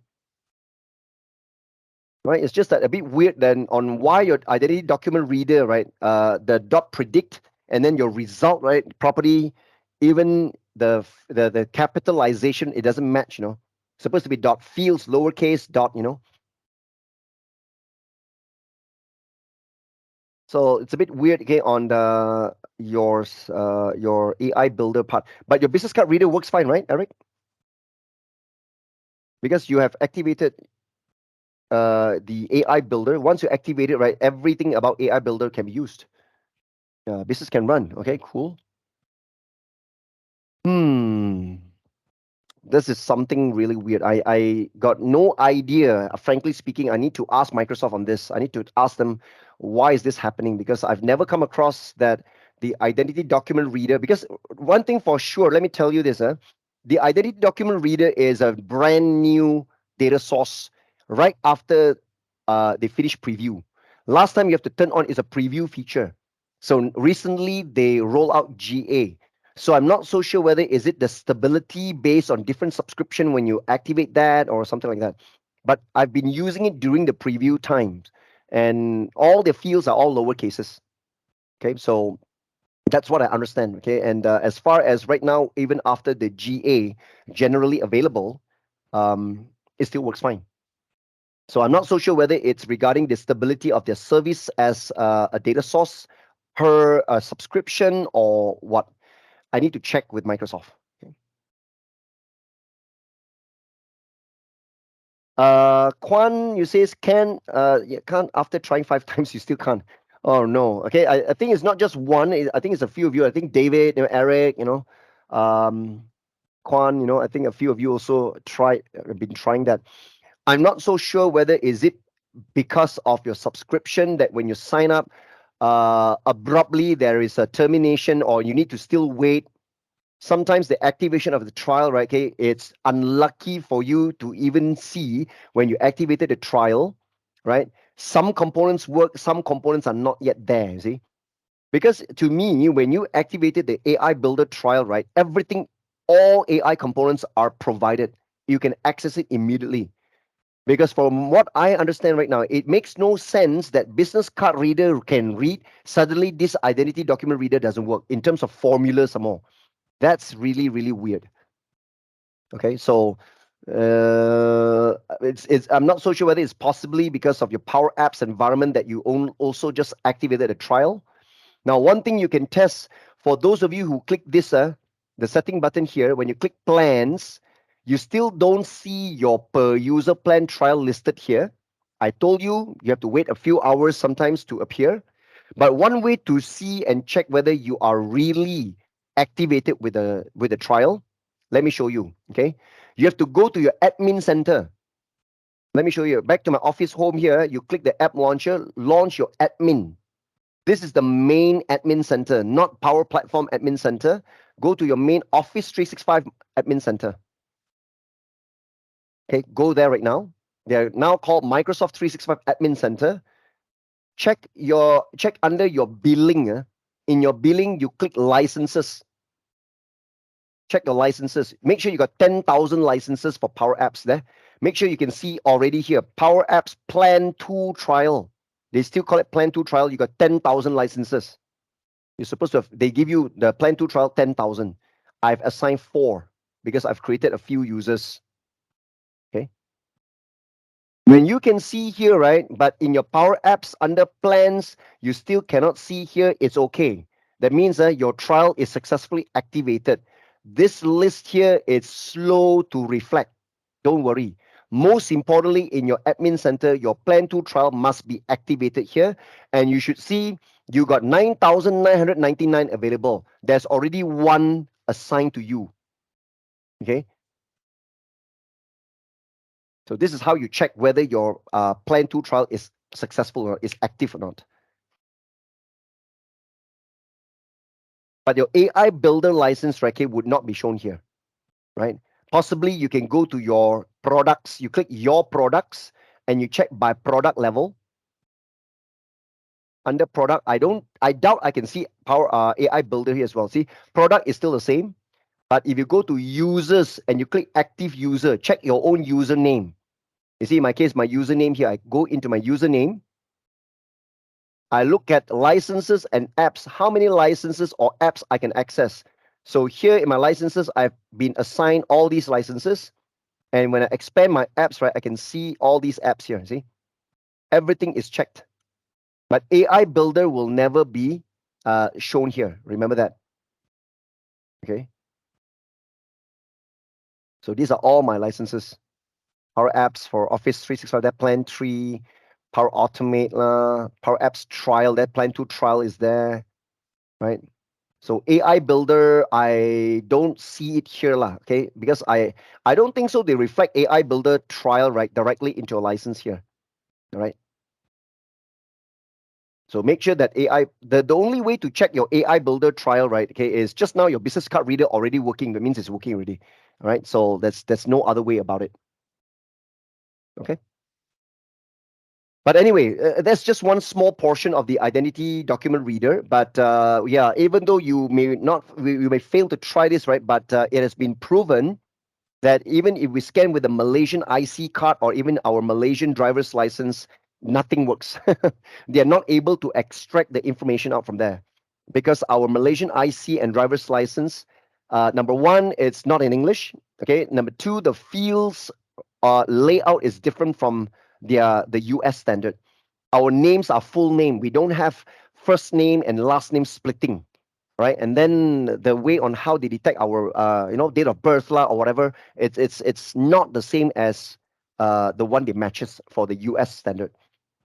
So anyway, this identity document reader, it may not be useful in our region here, okay? Not until they will support more countries. Please be reminded, I mentioned the ID reader, this particular component is very new, okay? It has just made GA recently. I also don't realize that it's already GA because as of past 2 months when I tested it, it is still a preview feature. Right, so that means they might have gone GA, right? Maybe last month or maybe just recently. Okay, so I can foresee again that the identity document reader, this particular component or this data source, right, has still got a lot of room to be enhanced. So far, I believe they're only able to cover the part of US and Canada. So let's not dwell into it. I'm just showing you the possibility, right? So for US or Canadian passport or driver's license and or their identity card, right? So far it's okay for them. But for other countries, I doubt so. Okay, cool. Now, hang on, I've got another question by Alex here. You have exact same problem as Eric. Can you share MSAPP file? Let's try it if it works. Okay, so if you want that, what I can do is let me export my. Let me go to file. I've actually saved just now the one. Let me just leave. Oh, this is a my in private. I just tried this as an in private. Let me just close this. I will close my entire in private. Let me get back to here. Let me click back here. Don't save, because I already got that. So let me export my version of my ID scanner. Okay. I'll share to you the zip file. Then you guys import the whole app here. Okay. I'll call this Gerald underscore ID underscore scanner. Okay. So import setup is to create a new one, save, and I'm going to export. So I'll share you guys the zip file, and then you guys try to download it, okay, the zip file. Then this zip file, you import it as an app. And let's see, maybe you run and see whether it works or not. Okay, so let me just save as. I'll save it into my, wait, let me save it into my AI builder here. After I save it, right, I will upload it to my GitHub again, okay, so that you guys can download straight away from my GitHub. Okay, after I save that, hang on, give me some time. I need to upload to my GitHub first.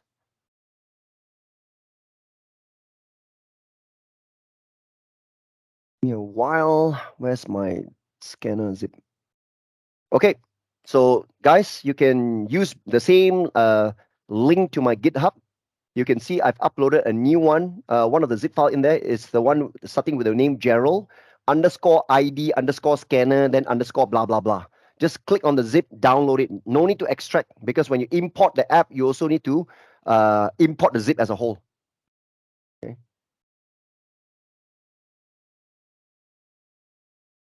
So once you got my zip, right? So you go to your apps here, you click import Canvas app. You click import. They will ask you to upload the zip file. So you present my zip file that you downloaded, all right? And let's see whether it works or not.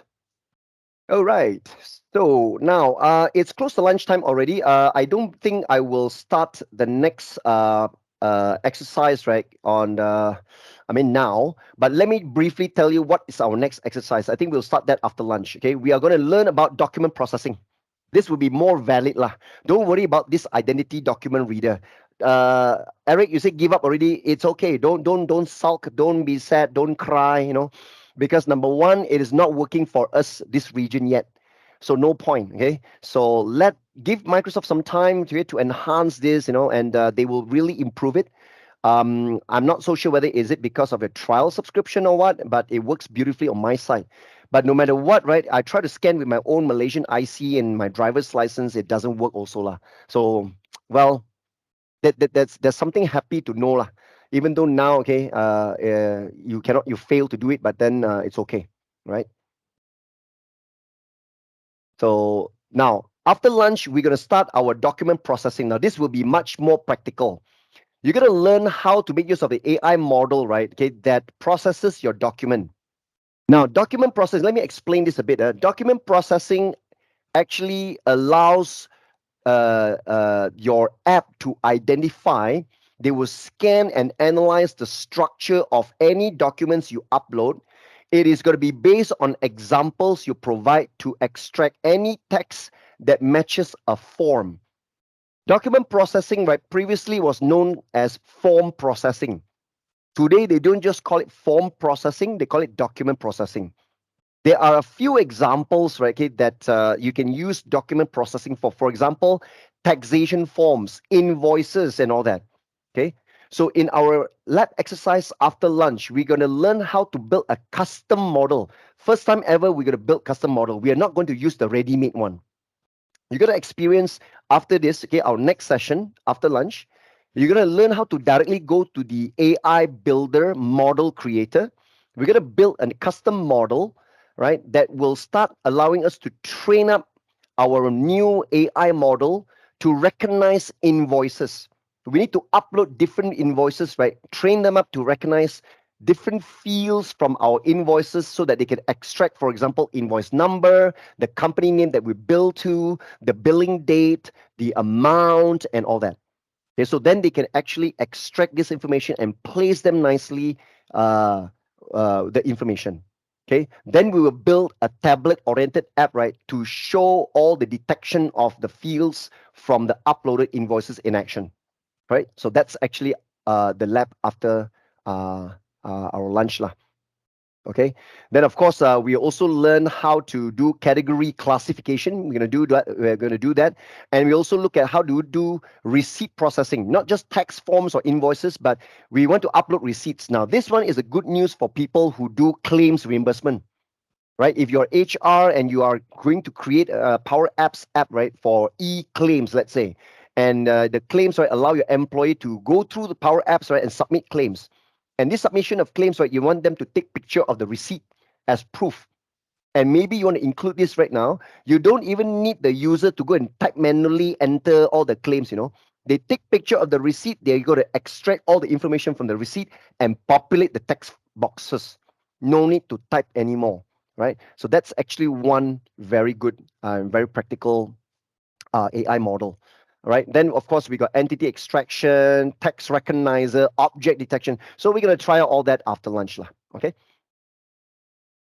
Now, as per promise, right, our next exercise, we're going to explore another AI builder feature. Now, this time we are going to do document processing. Now, this is going to be our very first exercise, right, that will go into the AI builder model where we are required to go and create a new custom model, provide the training of the model, and then we're going to publish the model, so then only we can build an app and we use the model. So this model is to perform document processing, also known as form processing. Okay. Now let me point you guys to the correct location. If you go into the lab images folder that you extracted, okay. Now one of them is actually the document processing. There are two sets of documents, two sets of invoices. The first one is with the underscore a datum. The next one is the underscore contoso. If I go into the a datum folder, let me show you my folder here. This is the folder for a datum, right? The company name, a datum is a fictional company. Inside, you will find two subfolders. Number one is called test. The other one is called train.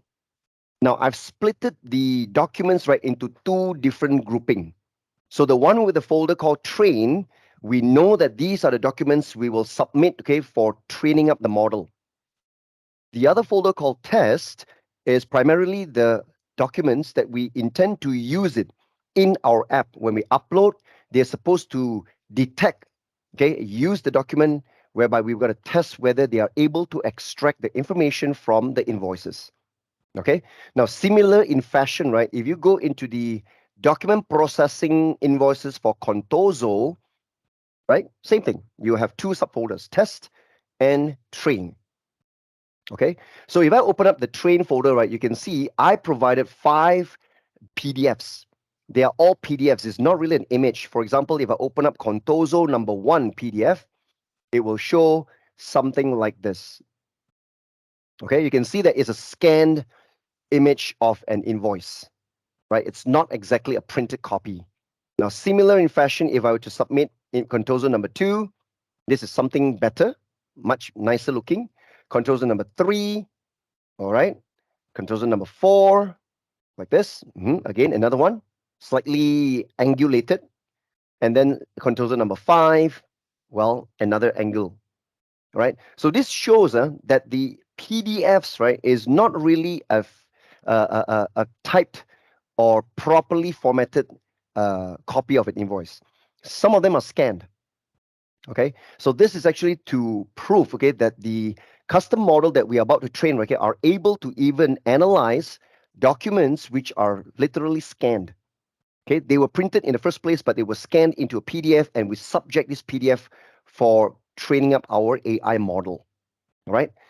So these are the 5 PDFs for Contoso. Now let me explore the ones on a datum. Let me go back to the a datum, and I go inside the train folder. Also, I have provided 5. Right now, for a datum, on the other hand, now this one is a properly printed copy of an invoice. It's not a scanned version.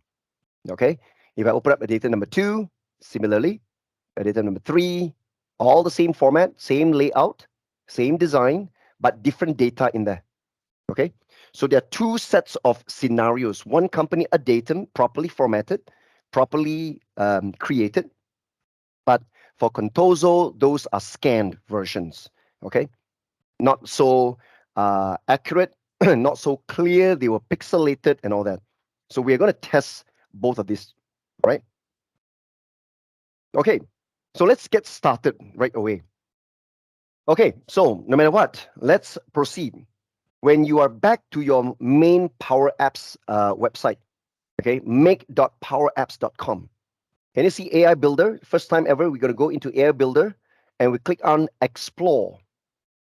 Expand your AI Builder, go into Explore, and make sure now in the homepage of your AI Builder, you can see that the notification bar at the top right, it will tell you how many days left in your 30 days trial and what is the capacity.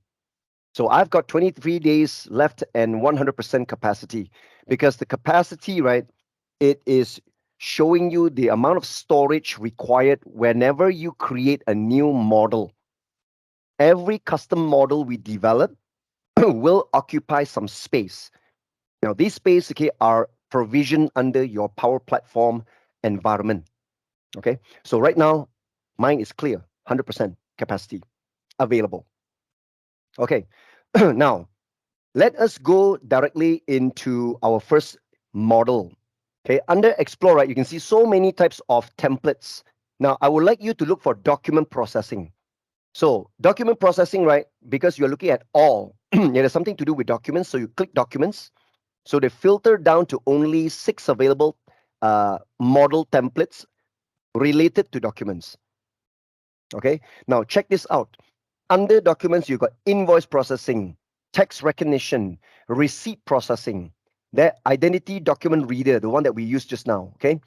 Business card reader. Now, let me reverse a bit to the previous one. Can you see this one? Let me zoom in and scribble here. This one. Can you see that it says identity document reader? So which means the identity document reader that we used earlier, I told you that I use my Malaysian IC and my driver's license, right? Nothing comes out.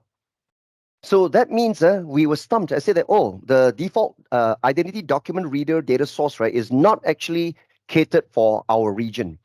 But now when I go into the AI builder, I can see this, which means we can build our custom model and train them up.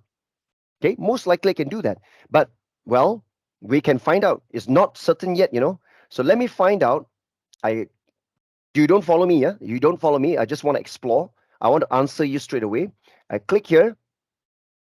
And no, sorry. This is, you see, it branded here at the top here, pre-built model. Is not custom model. If it says custom model means, yes, we can train up. Right? But see, too bad, it's still pre-built model. So nothing else we can do. As you can see, to recognize information as specific to business, create a document processing. I think they direct us, if you want an identity document reader, right? They can ask us to go and reroute and use even our document processing custom model to process and read our so-called identity document, because identity document is considered a document as well, document processing. So at least we can still build our custom model, train them up to read our IC, local Malaysian IC, or driver's license, or even our Malaysian passport. So that means the possibility is there, you know. So we are not just restricted to the one that is for US and Canada. Okay. So, well, that's good. That's good news here, right? So, but anyway, let me close this. I'm not going for the identity document reader. I want you to go all the way to the right. And can you see this? The far right hand side, the last one, it says custom model. Can you see here? The one that they have a label called custom model, that's the one we wanted. Document processing. And the description says extract custom information from documents. That's the one we wanted. Let's click on it. Now you follow me. Click on it. Okay. So they provide us with a sample screenshot. Like, for example, if you have got this document, they will know how to identify this is the field for name, this is the field for address, this is the field for phone, this is the field for your DO number. This is a field for date and whatnot. So whatever it is, right, they're able to identify the information from the document and they can extract these document out like this, the information. Okay, so let's click get started. Let's get started straight away. So we're going to be presented with a wizard style interface. So just hang on. Let's be patient for a bit. So we're going to build this, train them up. Okay, now I've arrived here. So before we start going through all these steps to build the model, the first thing is that we need to give the name to our model. Right at the top here, below your environment, you can see there's a pencil button. And currently the name of the model is called document processing and the date and time. All right, I want you to click on the pencil so you can rename them. So select all, erase it. I want you to provide a better name. Let's call it,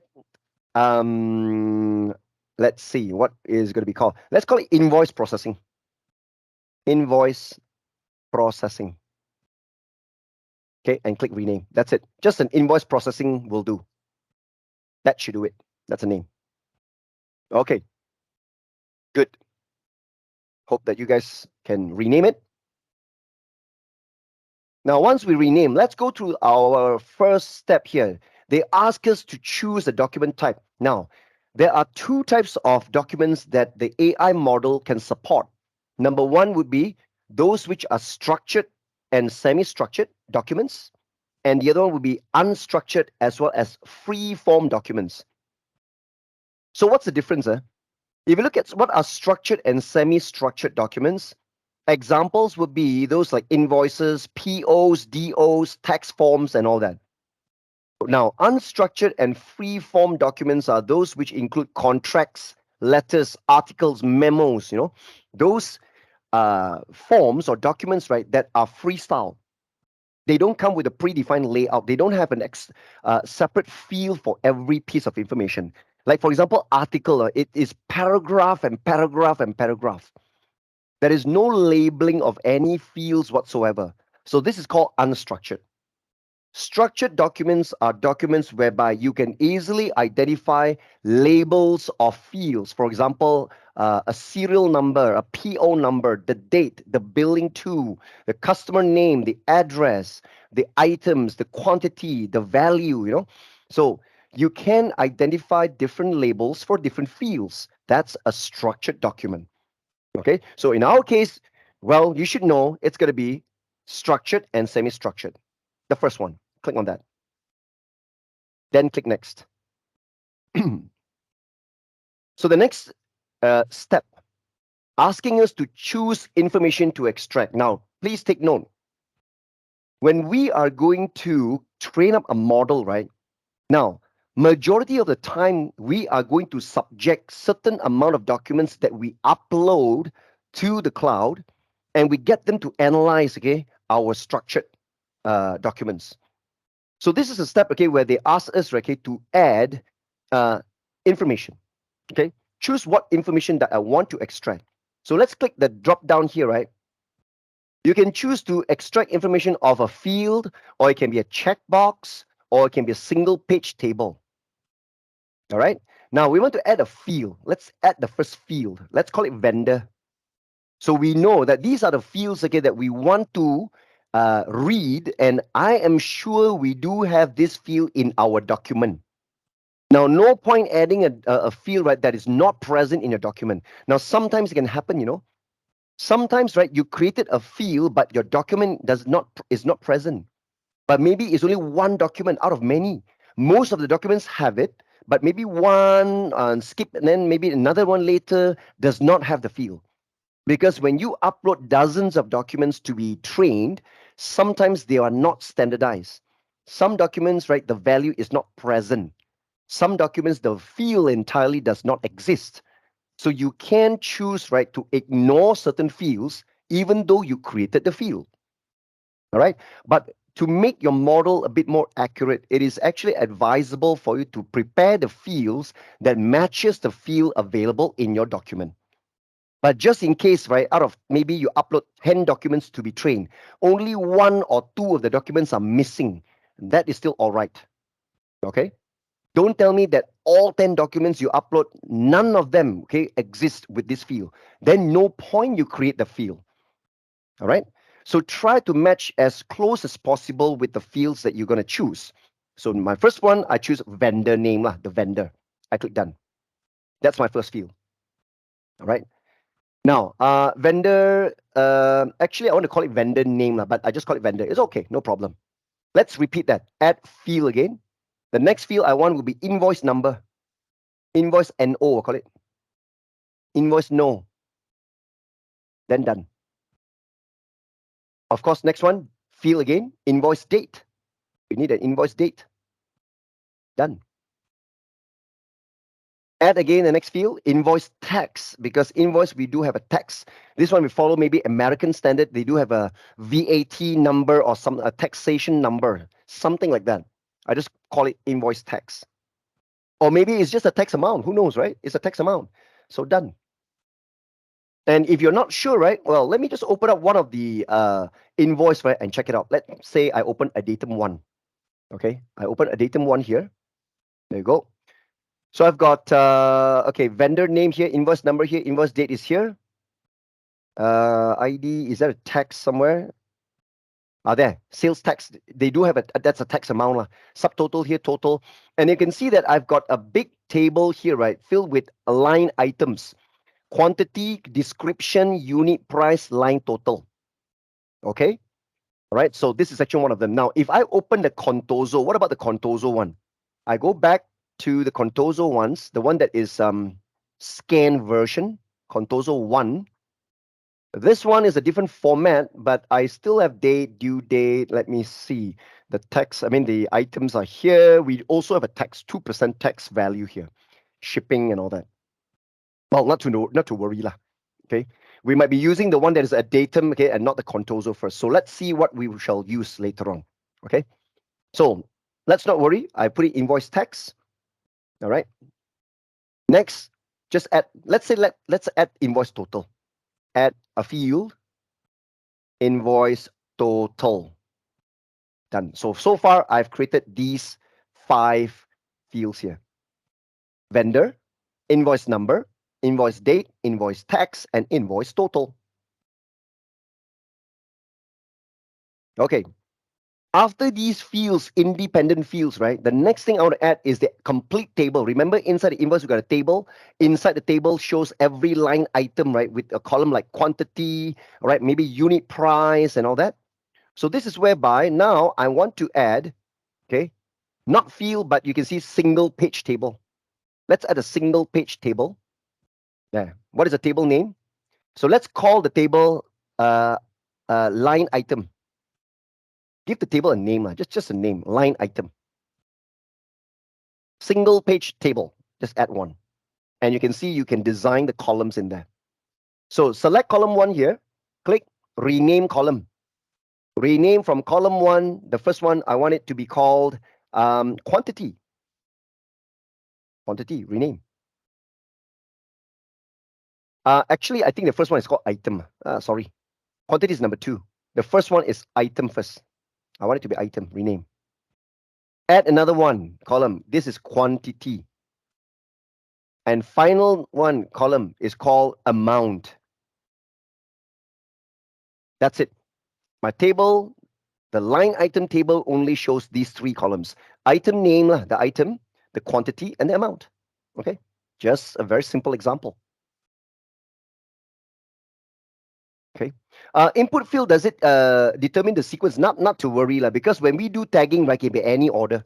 It's just give it a list. Okay, it doesn't really matter.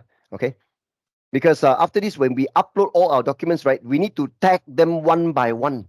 If you upload 10 documents, you got to go through 10 times. Each document tag the field one by one. So in no particular sequence, doesn't matter. Because whatever we created here, right, is a list for us to choose from. So when we click, right, the location on the document, if that is invoice number, right, then we choose, oh, this is invoice number. So it doesn't matter the sequence. All right.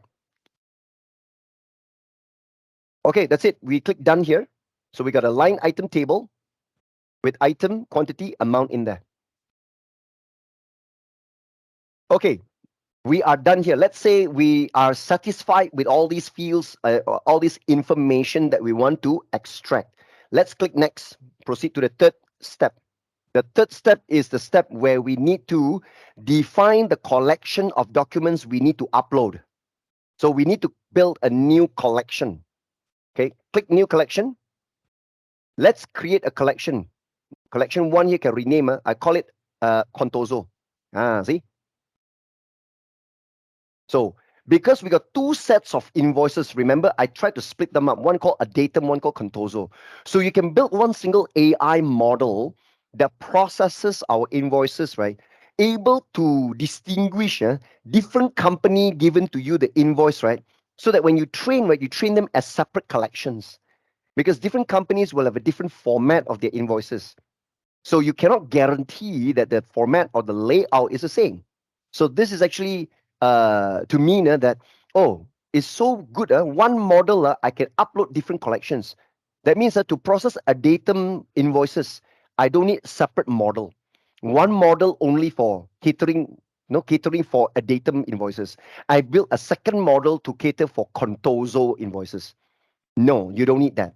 One single model inside, I can train them to recognize multiple different collections. Each collection is to upload different number of invoices, format, layout for one particular organization. So now in this scenario, we assume that we got two customers who will give us their invoice, they bill us, okay? Or maybe, right, okay, is the other way around. We are trying to bill, send invoice to these two customers, okay? Whichever. We got Contoso company, we got another company called Adatum, two different formats. Okay. So when there are two different formats, right, I foresee, right, these are, invoices from them. So let's build one collection, click new collection again, the second collection, I call it Adatum. Two separate collections here, zero documents in them. Okay. Now, let me explain something here. The reason why I've given you 5 PDFs each for Adatum and Contoso, there is a reason why. Always take note, okay, that AI builder here for building a new AI model for document processing, the requirement is minimum 5 documents. You cannot be lesser than that. You can have more, you can have 10, 20, 100. That will be better. But minimum, right, to train up the model to be effective is 5. You only got 3 documents, 4 documents, no, not enough. Minimum requirement is 5. So I've given you 5, right, to satisfy the minimum requirements. Okay, minimum is 5. That is actually the requirement. All right. So let us now upload. See here, I think under the quick tips on the right hand side, you can see the quick tips also say you must add at least 5 examples. There you go. Okay. But adding up to 20 examples could yield better results. See, the more you add, the better it is. You don't need to go up to 100 lah. 100 is just too much. But if you can go up to the 10 or even maximum like 20, right, that would be the best result. The better results will be 20, but minimum will be 5. See, it's mentioned here. Okay, cool. That's a quick tip here. Now let's start with a datum. Let's click a datum, click the plus sign, and let's click add documents. Now I want you to select under my device, which is a local computer. Then you go into your lab images, right, whereby the document processing invoices a datum. And you go in the train folder. Use the train folder. The test folder is for testing later. Okay. So you select all 5 datums open. And they're going to upload all 5. Okay. Click upload 5 documents once you've selected all. And they're going to upload one by one. Uploading, uploading, uploading. Okay. All 5 green color uploaded. And close. Repeat the same process for Contoso. Do it now. Add documents from my device. Now you go up one level to the Contoso folder, train folder as well. Train. Don't use test here. Open. And upload. Now, in fact, in the test folder, right, the format, okay, the PDFs that are given to the test folder is roughly similar in fashion. It's just that the data might be slightly different. That's all. But it's just to test, okay, that they can really identify the area, the location in my document where they can extract and identify the value, right? The value for each of the field. Okay, close. So you can see they show you a thumbnail, okay, on how each of the document sets will look like. So a datum has 5 documents in the collection, and my Contoso collection also contain 5 documents, right? So at the bottom also, you see they mention here, add at least 5 sample. I don't even need to read the quick tips here. Right at the bottom, they tell you that. Minimum is 5. Okay, good. Now we click next when you're ready. Now, when you click next, right, they're going to ask you, they give us a tip, right, to start tagging your collection. Now, this is actually the most rigorous, the most, what do you call, time consuming. Now, I'm going to show you once, okay? You pay attention to my screen. After you know what to do, right, then you're going to do 10 times. Because 5 times for Contoso, 5 times for a datum. You watch first one time. I'm going to start with the Contoso, okay? I'm going to start with Contoso first. So I click Contoso. So inside I've got 5, right? So the first document, you're looking at the first document. Look at this, right? Now you can zoom in if you want to, zoom in again, but you have to scroll up and down. Now, the first thing that you need to do right now is I'm going to select a datum, this Contoso here, right? Now, I'm going to start drawing, okay, the entire thing, right? So for example, where's my vendor? Hang on, Contoso, wait. Hang on here first. Okay. Now, this one, this region, can you see? Now, even when you hover your mouse, right, this name, Contoso, right, you click, but usually they highlight like this. Okay, but you can actually go and draw a bounding box. If it's Contoso, because they got a space, so they thought these are 2 words, you know. Look at this, when I zoom in, I hover, see? 1 word, comma, there's a space, there's a second word. But I want the whole thing, so you can click, drag the whole bounding box like this.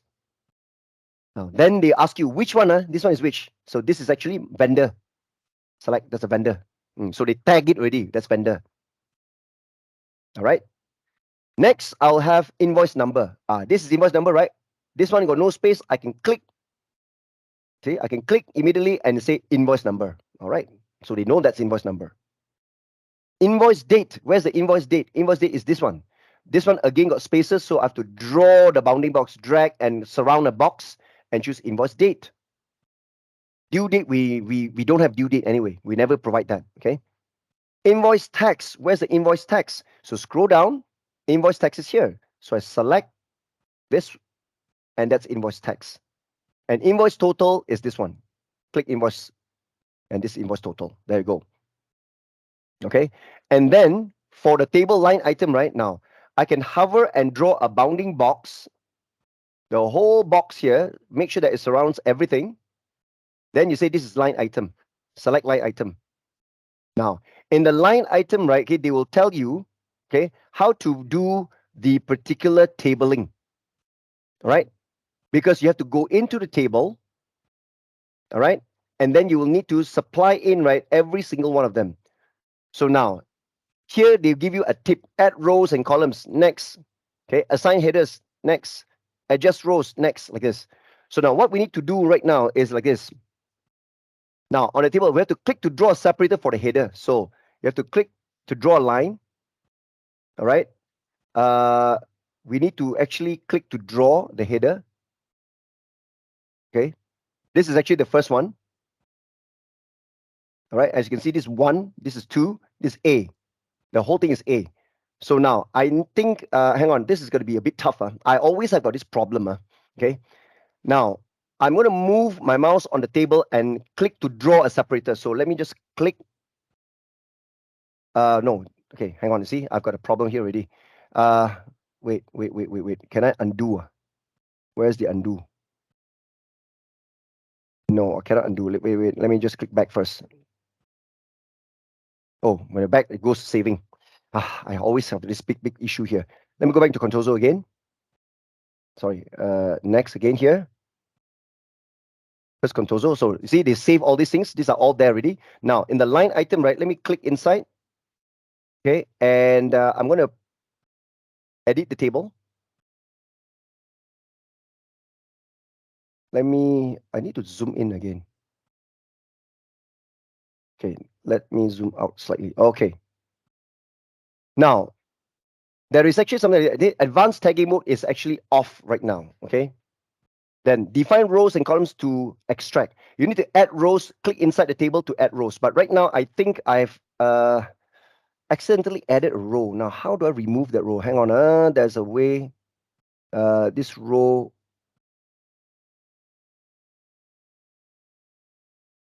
Oh man, I think I've actually destroyed this. Okay, let me try one more thing. Let me go and remove tag first. Remove tag. Okay, remove tag first. I'm going to tag it again. I'm going to highlight this part. Okay, and tag line item. Okay, so I think in the advanced tagging mode, okay, it's actually even better. Okay, I think in the advanced tagging mode, you are able to do a definition here. Right, so now here I can see item, right? I need to tag the content, for example, there, like this. I need to select a cell on the right panel to start tagging. So this is the item. So the first one, item is this. So I'm going to highlight the whole value here. Release, see, item one. And then the quantity, I highlight this one. Release, you see. They will start populating on the right-hand side.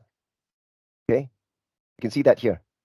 You turn on advanced tagging mode, I guess it's actually much faster because early on, like that one is kind of slow. I just don't like it because originally it's supposed to be like this. Okay, so amount again, I will click, and that's this amount.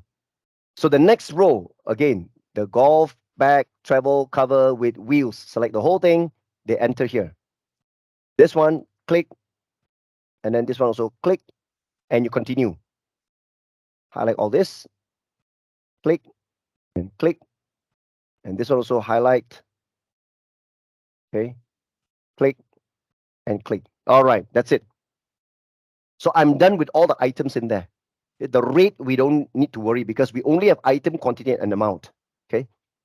So Eric, you say that that's better. Yeah, that's actually another way for it to do that without the advanced tagging. I like to use the advanced tagging mode.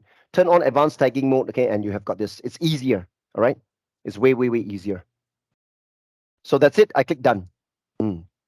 That's it. There's only for one document, Now you have to repeat 4 more times for Contoso. Later on, go to a datum, right? Okay, you got to process something else, okay? So now I want you guys to do it now on your own. Start processing one by one, okay? So I'm going to leave it with you guys to do it on your own right now. So I'm going to click on the second one and I start proceeding to do the same. Okay, so vendor. Actually, the vendor, hang on. I think I got it wrong. The vendor is not Contoso Limited, right? The vendor name, wait, bill 2. I think the vendor is supposed to be this one, right? Fourth coffee, bill 2. Let me go back to the previous document. I think I've got made a mistake. This is always Contoso, right? Hang on. So once you finish tagging, you can see it completed, right? You can just tag, it will show the check mark. The vendor name. That's a good question. Vendor name is a datum. Okay. I think the vendor name, right, as per this, is not the one that we build to. I think the vendor name is the same name as, let's say, all these are Contoso, which is just Contoso Limited. Later on in the Adatum, right, it's just Adatum Corporation. It's all the same field here. All right, just accept that. It's not a different bill to. We could have another field, right, to say bill to which customer, right? But we did not have that field. So not to worry. Okay, just proceed. So this will be the vendor name. Wait. Like this one. This is vendor. This is invoice number. This is the invoice. No, sorry. This is the invoice date.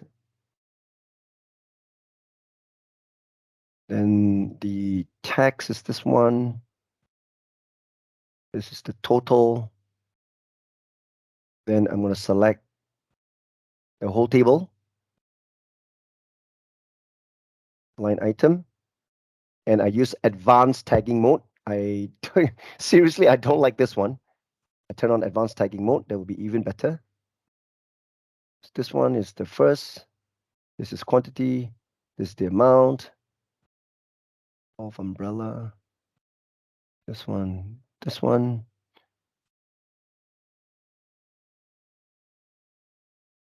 Oops. Okay, I'm done here. This is only the second document. My God, it's so time consuming. So this one is the one that it's scanned a bit. I like this one. It's vendor. This number.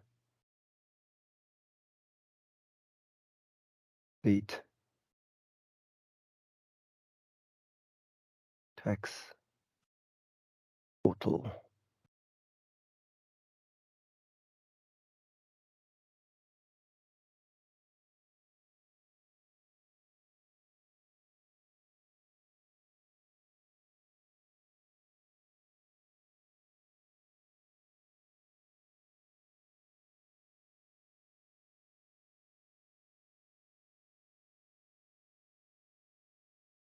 Okay.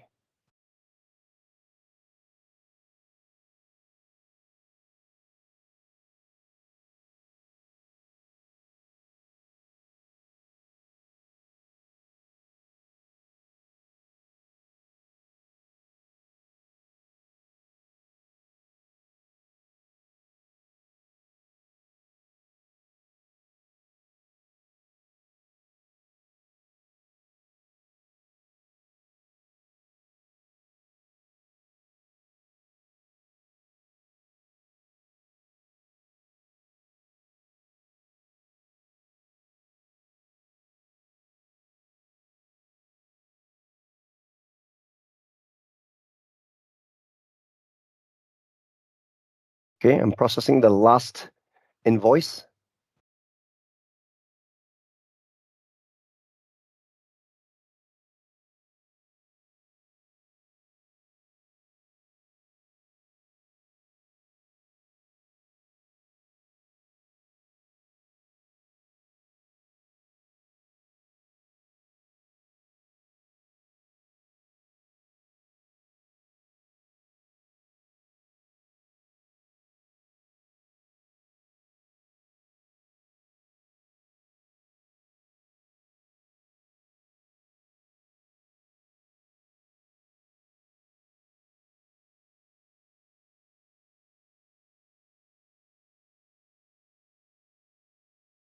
Okay, so I am done here.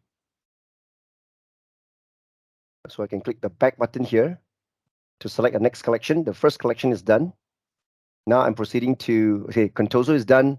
Then I can see a datum is the other one collection. I've got 5 documents to review. So I proceed to a datum. All right, so our vendor is just the same. So a vendor is just point to, like, for example, everything is a standard Adatum Corporation. So I highlight Adatum Corporation, let's say vendor. Okay, invoice number is this, invoice date is this. Okay, and then this whole table. Okay, now look at this. In the whole table, I choose line item. Now, if we face with a situation, okay, that there are items, okay, which are not available, right? Then you can always click to drop it. Okay, for example, right, for let's say for this one, the quantity, right? Now, the first one is item. So I need to actually mention the item. Item is the description. So I need to highlight this one as the item. Quantity is here. Now, the other way around. Okay, and then amount is not the unit price, but line total, right? So again, next one is this. Select first. You have to follow the order of my table, right? Don't simply follow the flow here, right? Okay. Now, this is the subtotal. I got tax here. So this is a tax value. Now you can see sometimes, okay, that you can uh, select, for example, invoice text record, I believe there's a way for you to click this, for example, triple dot here, right? You can see not available in document. But you don't put not available in collection. That means that this field, the whole collection, you don't have it. But you can sometimes, when you encounter one document that this field is not present, you can click triple dot and say not available in document. That is if you encounter one field that you cannot find it there. But in our case, everything is available. All right. I'm just going to show you that you can click triple dot here and say not available. Okay. So our total is here. In our case, everything is available. Okay.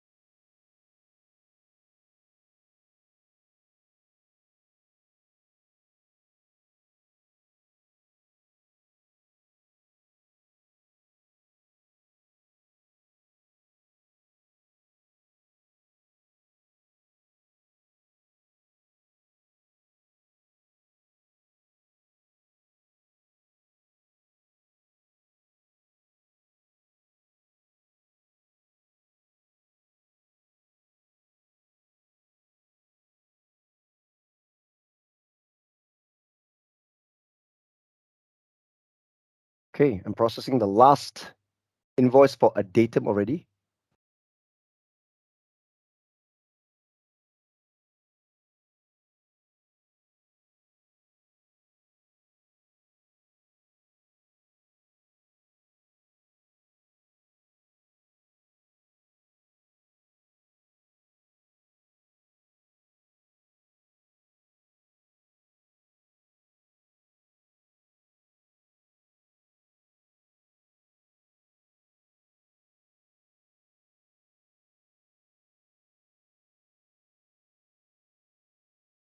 Okay. I'm done. So once I click next, they will save the entire two collections, all together 10 documents. You can see that. This is a summary. I've reached the end model summary. Right at the bottom, you can see a big train button. That's a finalized collection there. Okay. So I'm not gonna waste time. I'm just gonna click on train once I'm ready. When I click train, well, we have to wait. It says here your model is training. This may take a few minutes depending on the size of your training data.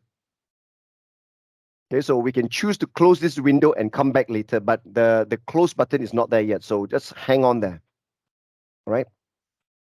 Like I said, it's taking a long time, okay, just to perform the tagging of every field and including the line table. So you can see the model is still training, but now the button says go to models is available. So I can click go to models. They bring me to the model list and make sure that our model called invoice processing is there. And take note of the last column status, you see, is still training and still turning there. Okay, so we can't do anything. We just need to wait here. All right. They will automatically finish and it says the status will be completed. Now, after we finish training, right, the last thing to do is, of course, to publish it. Finish training doesn't mean that it's available immediately, right? When the status says it's completed training, that means it's ready. They have performed all the proper analysis, right? And also the calculation of accuracy and stuff like that. We can watch a summary or a detail of the AI working in the background, how much they calculated the accuracy and probability and prediction. So right after that, we can choose to publish the model to make it available online. So once the model has been published, only then we can build an app and make use of the model in our app. Okay. So all we can do right now is to wait for the training to be completed. It can be as fast as 4 or 5 minutes. Sometimes it can be taking a little bit longer, like even up to 10 minutes. Like I say, it all solely depends on the size of your training data. So we are not just dealing with 5 documents. Okay, this time around, okay, I have chosen 10 documents, 2 separate collections. So it will take longer time, right? In a previous training which I've done, right, I want to save time. I just try to point to only one single collection and a set of 5. So that one can complete within 3 minutes, maybe 3 or 4 minutes. But this one may take slightly longer than that. Okay, depending on the speed of the cloud, right, on their data center. So we shall see. Okay, so in the meantime, I guess most of you guys are also still in the process of tagging the fields, completing the 2 separate collections, and just click the train button. And what we can do right now is to wait.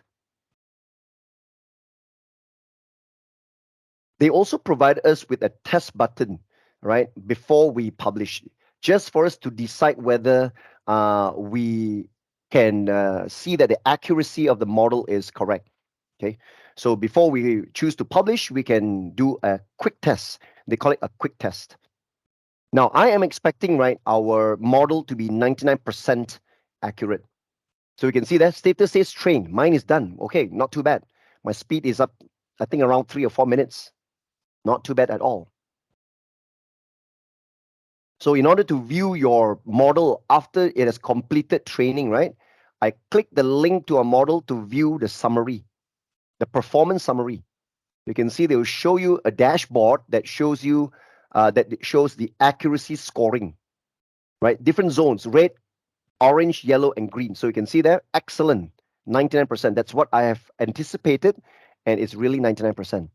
So the model correctly predicted 99% of actual results and be ready for usage. Okay. So you can see information to extract are all these things, and the scoring for every one of the field, they are all 99%. Okay.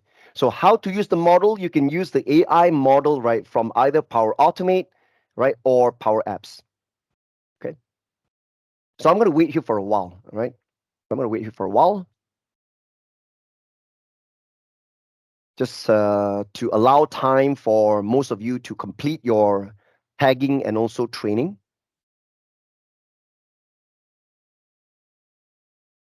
In the meantime, while waiting, right, I can see there to improve the accuracy score provided, even though it's 99%, usually we don't need to try to improve anymore. Okay, so you can see that to improve it, you can review full evaluation. When I click the link full evaluation, on the right-hand side, they will show me a more descriptive info about our model evaluation. So you can see scoring is 99%. So you see all the fields, all process 10 examples, all right? So they will tell you that it's 99%. AI Builder calculates the accuracy score for a model based on prediction result and based on your test data set. Okay, and if you go to the collection, you can see these are the collection they've processed. These are the fields, the scoring, they're all fully 99. The table also, you can see item, quantity, amount, they're all 99%. Okay. Now, let me tell you one thing. Oh, 99%, we still can improve by 1% to 100%. Now, let me tell you one thing. It is actually already good when you hit 99%. Don't ever be perfect.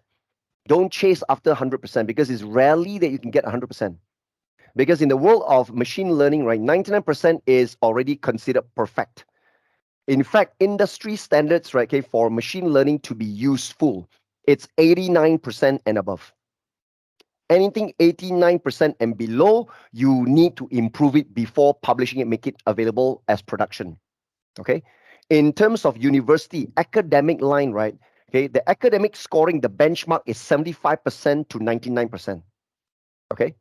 Or rather, not 99. Maybe academically they start from 75%. Anything 75% scoring, right? Okay, they can use to test already.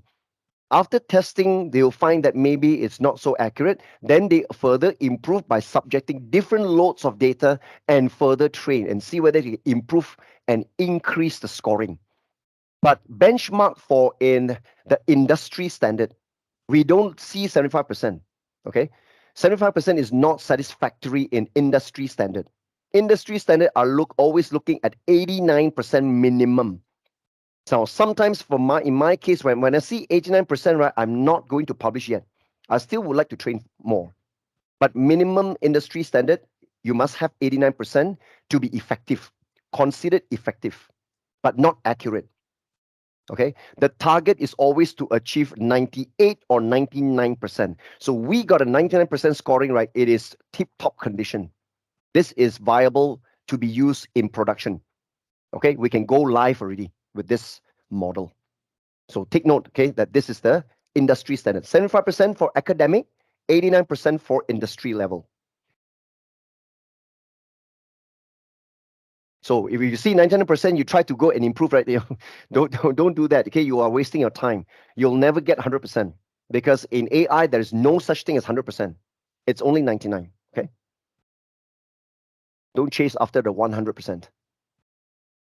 Okay, so while waiting for you guys, maybe some of you guys already got this scoring. Now you can see there's a publish button. I'm not going to publish yet because I want to perform a quick test. I click the quick test button. And now they ask you to upload, drag and drop an image, or you can upload. So I'm going to upload a new PDF from my test folder. Let me subject my Contoso. Since I'm here in Contoso, I go and open up the test. There's only one file, Contoso number 6, as a test file there. I'm going to select that Contoso number 6. You see, they're analyzing. Look at that. They're analyzing immediately using our model. And let's see how well they can predict and extract that. So you can see, woo, they can really identify that. So you hover your mouse to tell you this is vendor. Confidence score, the confidence level, 99%. This one, you see, some more, this invoice, right, has a scribble off, you see. Can you see that now? They really redacted that and then they use handwriting and it's a handwritten invoice number.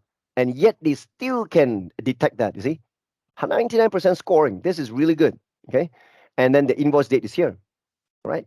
So this is actually very good for testing. They redacted that, they scribble it off, okay, strike off the typed invoice number, and they use handwriting to do the invoice number, which they are able to, detect as well. They are able to extract that. So this is really powerful. And then in the table, you can see that the line item. So I can actually go and click to see the detected table. When I click in there, so they can see these are the information they extracted, the quantity and the amount, which is absolutely great. Okay. And then at the bottom there, you can see the tax amount, right? And then also the total amount. So all scoring is 99%. So which is really, really cool. Really, really cool. All right. So that's the test feature. So now I can close this. I click quick test again. Now I upload the datum portion. Even the Contoso, which is handwriting, is good, right? I believe the datum has got no issues. I use the test form, datum number 6 also, and they're analyzing it, and I'm pretty sure they have got no problems doing the detection. So the AI is working at its best, 99% scoring. Look at that. Ooh, this is absolutely great. Date is detected, invoice number, the vendor name, the entire line item there. You can see when I click inside, they are able to extract the item name, the quantity, and the amount. right? As well as the text. Ooh, you see, the text somehow rather, right? The confidence is 99. This one is 98%. The text, there is an error here. The text, they go detect the subtotal now. Yeah, the total is correct, 99%. But somehow or other, the subtotal, right, the score is lower to 98%. So there is a problem here, right? So this one, okay, has an issue. All right. So surprisingly, this is actually, I don't know whether it's done intentionally, but I feel that, you know, let me try to start over. I click start over. I want to upload again the same PDF from the train folder. Let me upload one of them, a datum 3. It's the same file that I used to train, but now I use it for test. Let's see whether they are going to make the same mistake again. For this one, I think it's okay. Look at that at the bottom. This one's okay, 99% scoring for invoice text. Somehow or other, I don't know why for the test ones, they go up to the subtotal. Let me start over again.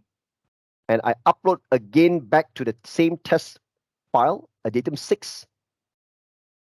Let's see, they are going to make the same mistake once more. You see, I don't know why. Yeah, for this file, right? It's just that they cannot they cannot detect the sales tax. Okay. So, but hopefully, right, okay, they are able to detect for others, So I believe this has a discrepancy there. So, which means sometimes, somehow or other, right, you need to improve your model. You have to retrain it.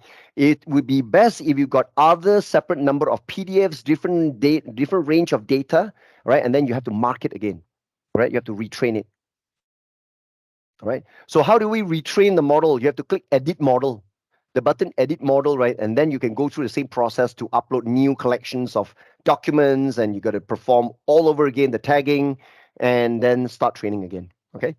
But I think I'm good. I'll just click publish. I'll just click publish and make it online. So once finished publish, right, the button will change to another button called use model. So when you click use model, they will suggest to you what ways you can use this model. Most definitely will be either Power Automate or Power Apps. Okay. Either these two candidates. So it depends on which one we're going to use. Okay. So mine is done. I've fully published it, and you can see the button now says use model. Okay. I'm not so sure how many of you guys have reached the stage of the publishing, all right? Whether you have done your quick test or not, as well as when you click publish, it has finished publishing, okay? Because we are going to proceed to try to use the model. The first thing I'm going to test is in my Power Automate. I'm going to try to use it in a flow, okay? Let me wait for one more minute, just one more minute, because we need to learn how to use this AI model. Whatever we train, well, whatever we build, right? Okay, there's no use until you know where to use the model. Because AI Builder is used to build the AI model, but after built, then what? You have to use it, right? Okay, in Power Automate, there's a function called AI Building or something similar, huh? Is that function any different from well, AI Builder, right? In Power Automate and AI Builder in Power Apps, they are all the same. They are sharing the same thing. So let me show you. If I go and launch Power Automate, I open up Power Automate site. You can see the same AI Builder. They're sharing the same thing. All right. It's just like Dataverse also, they're sharing the same thing, right? Solutions also, environment, they're all the same. There's no separate AI building or whatever. Okay. So right now you can see I'm in Power Automate. Okay, you can see that Microsoft has rolled out a new URL. Last time the URL is supposed to be flow.microsoft.com. Now they make the announcement last week. They are going to change the URL, and you see it is now make.powerautomate.com. No more flow.microsoft.com. That's an old name. Before they were known as Power Automate, they were known as Microsoft Flow. So since they changed the name from Flow to Power Automate, so the URL also they have changed it. It took them some time for them to update the URLs, reroute everything. So now they follow make.powerapps.com. Now it's make.powerautomate.com. Okay. Now you can see there's AI Builder. I click the AI Builder.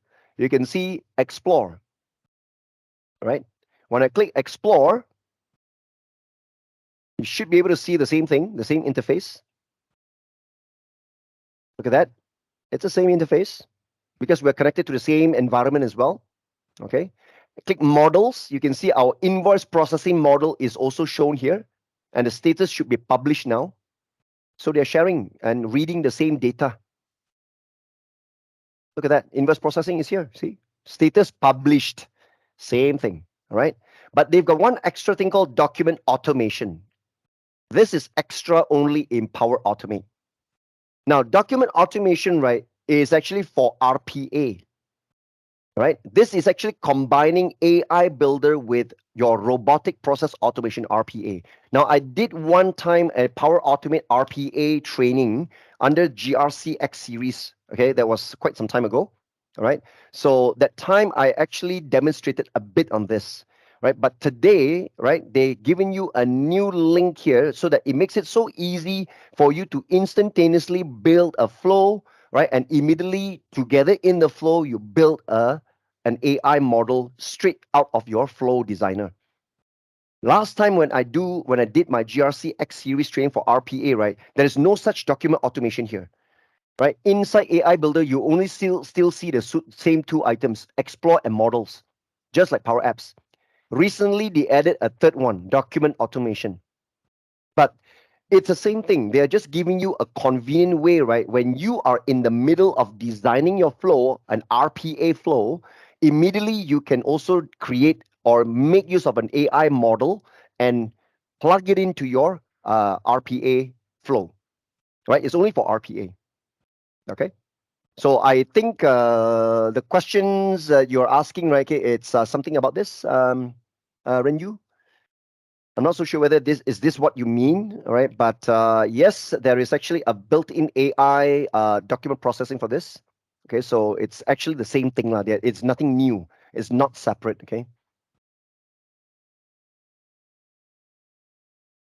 Okay, no problem, Renyu. Now, next one, Kwan asks, may I know when to use Automate and Power Apps for company operation? Now, remember, Power Apps and Power Automate are handling two different workloads. You've seen Power Apps. The word app means you build an app. Power Automate, right? For automation. You build workflows for process automation. Okay, I give you a very simple example. I always quote this example.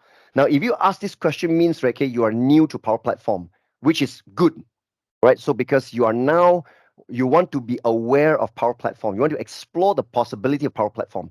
Now, let me give you an example. Okay, you want to fully digitalize. You're doing digital transformation. You want to do electronic claims, let's say.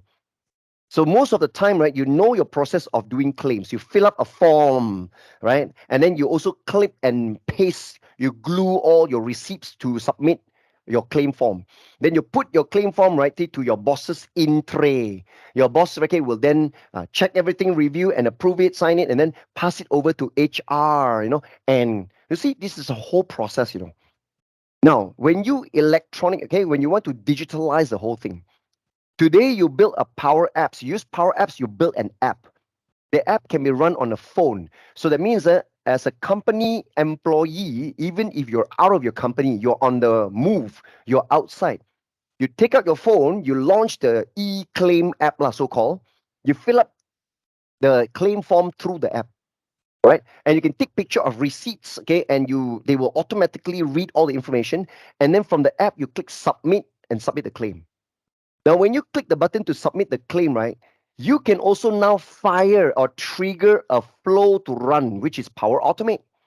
The flow will run a series of logic to know where to route this to, right? Send an email to your boss, okay, and notify boss, hey, I've got a new claims. Can you help me approve or reject? The boss through the email will either click the button approve or reject. If approve, where does it go to next? If reject, what does it do next? That's called Power Automate. That's the flow, right? So that's actually how I can explain to you. So Kwan, when you say yes, you also acknowledge this is your first time, right? Very good. Welcome to Power Platform family, right? I can tell you this is actually the best possible automation solution as well as the business app level in terms of your journey towards digital transformation. Okay, so Power Apps is to build an app. What does an app do? The app is used as a place where people submit information. They do data entry. They key in things and submit, submit, submit. The data will then be routed and store in a storage. Okay. And then from there, you can also trigger a workflow. But today we just call it a flow, which is Power Automate. The flow you design in automation in Power Automate, right, is to help route to automate all these processes. Now, RPA, on the other hand, right, robotic process automation is about doing screen scraping, doing automatic entry of data, to a certain application that you run on your Windows, and all that. Now, too bad I cannot talk further into RPA because the GRCX series for RPA, it's done, it's passed already. Okay. But yeah, so if you now are a bit clear about the difference between Power Apps and Power Automate, well, that's good. Okay.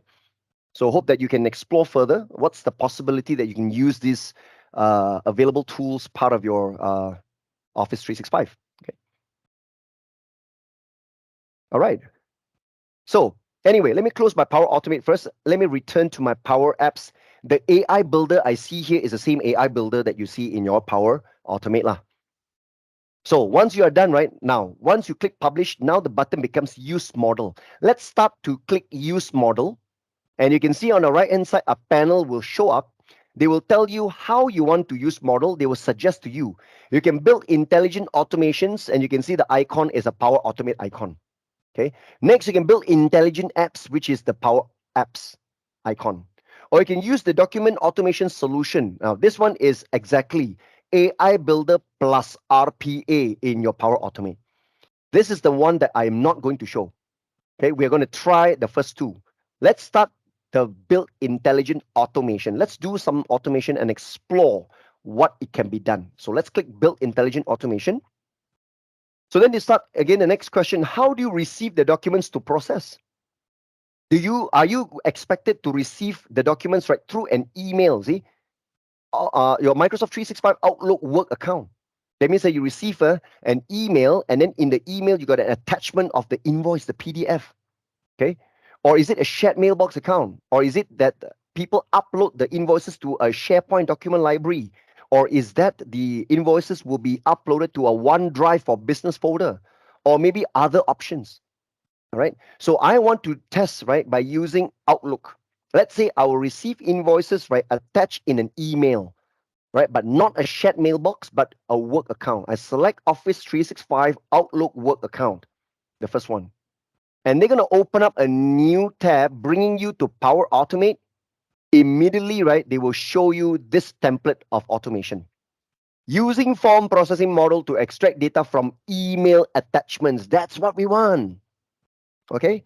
So can you guys now think, every time I receive an email from someone with an attachment, which is the invoice lah, PDF.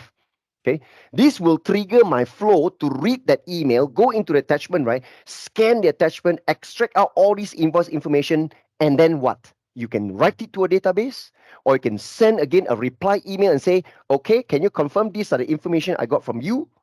Can you see the possibility of automation or not? Every time I receive email, whenever there's an attachment, they're going to do that. Okay. If I receive an email, there's no attachment, then nothing will happen. But when there's an attachment and somehow they check that it's a PDF file, then they go in there and scan the document.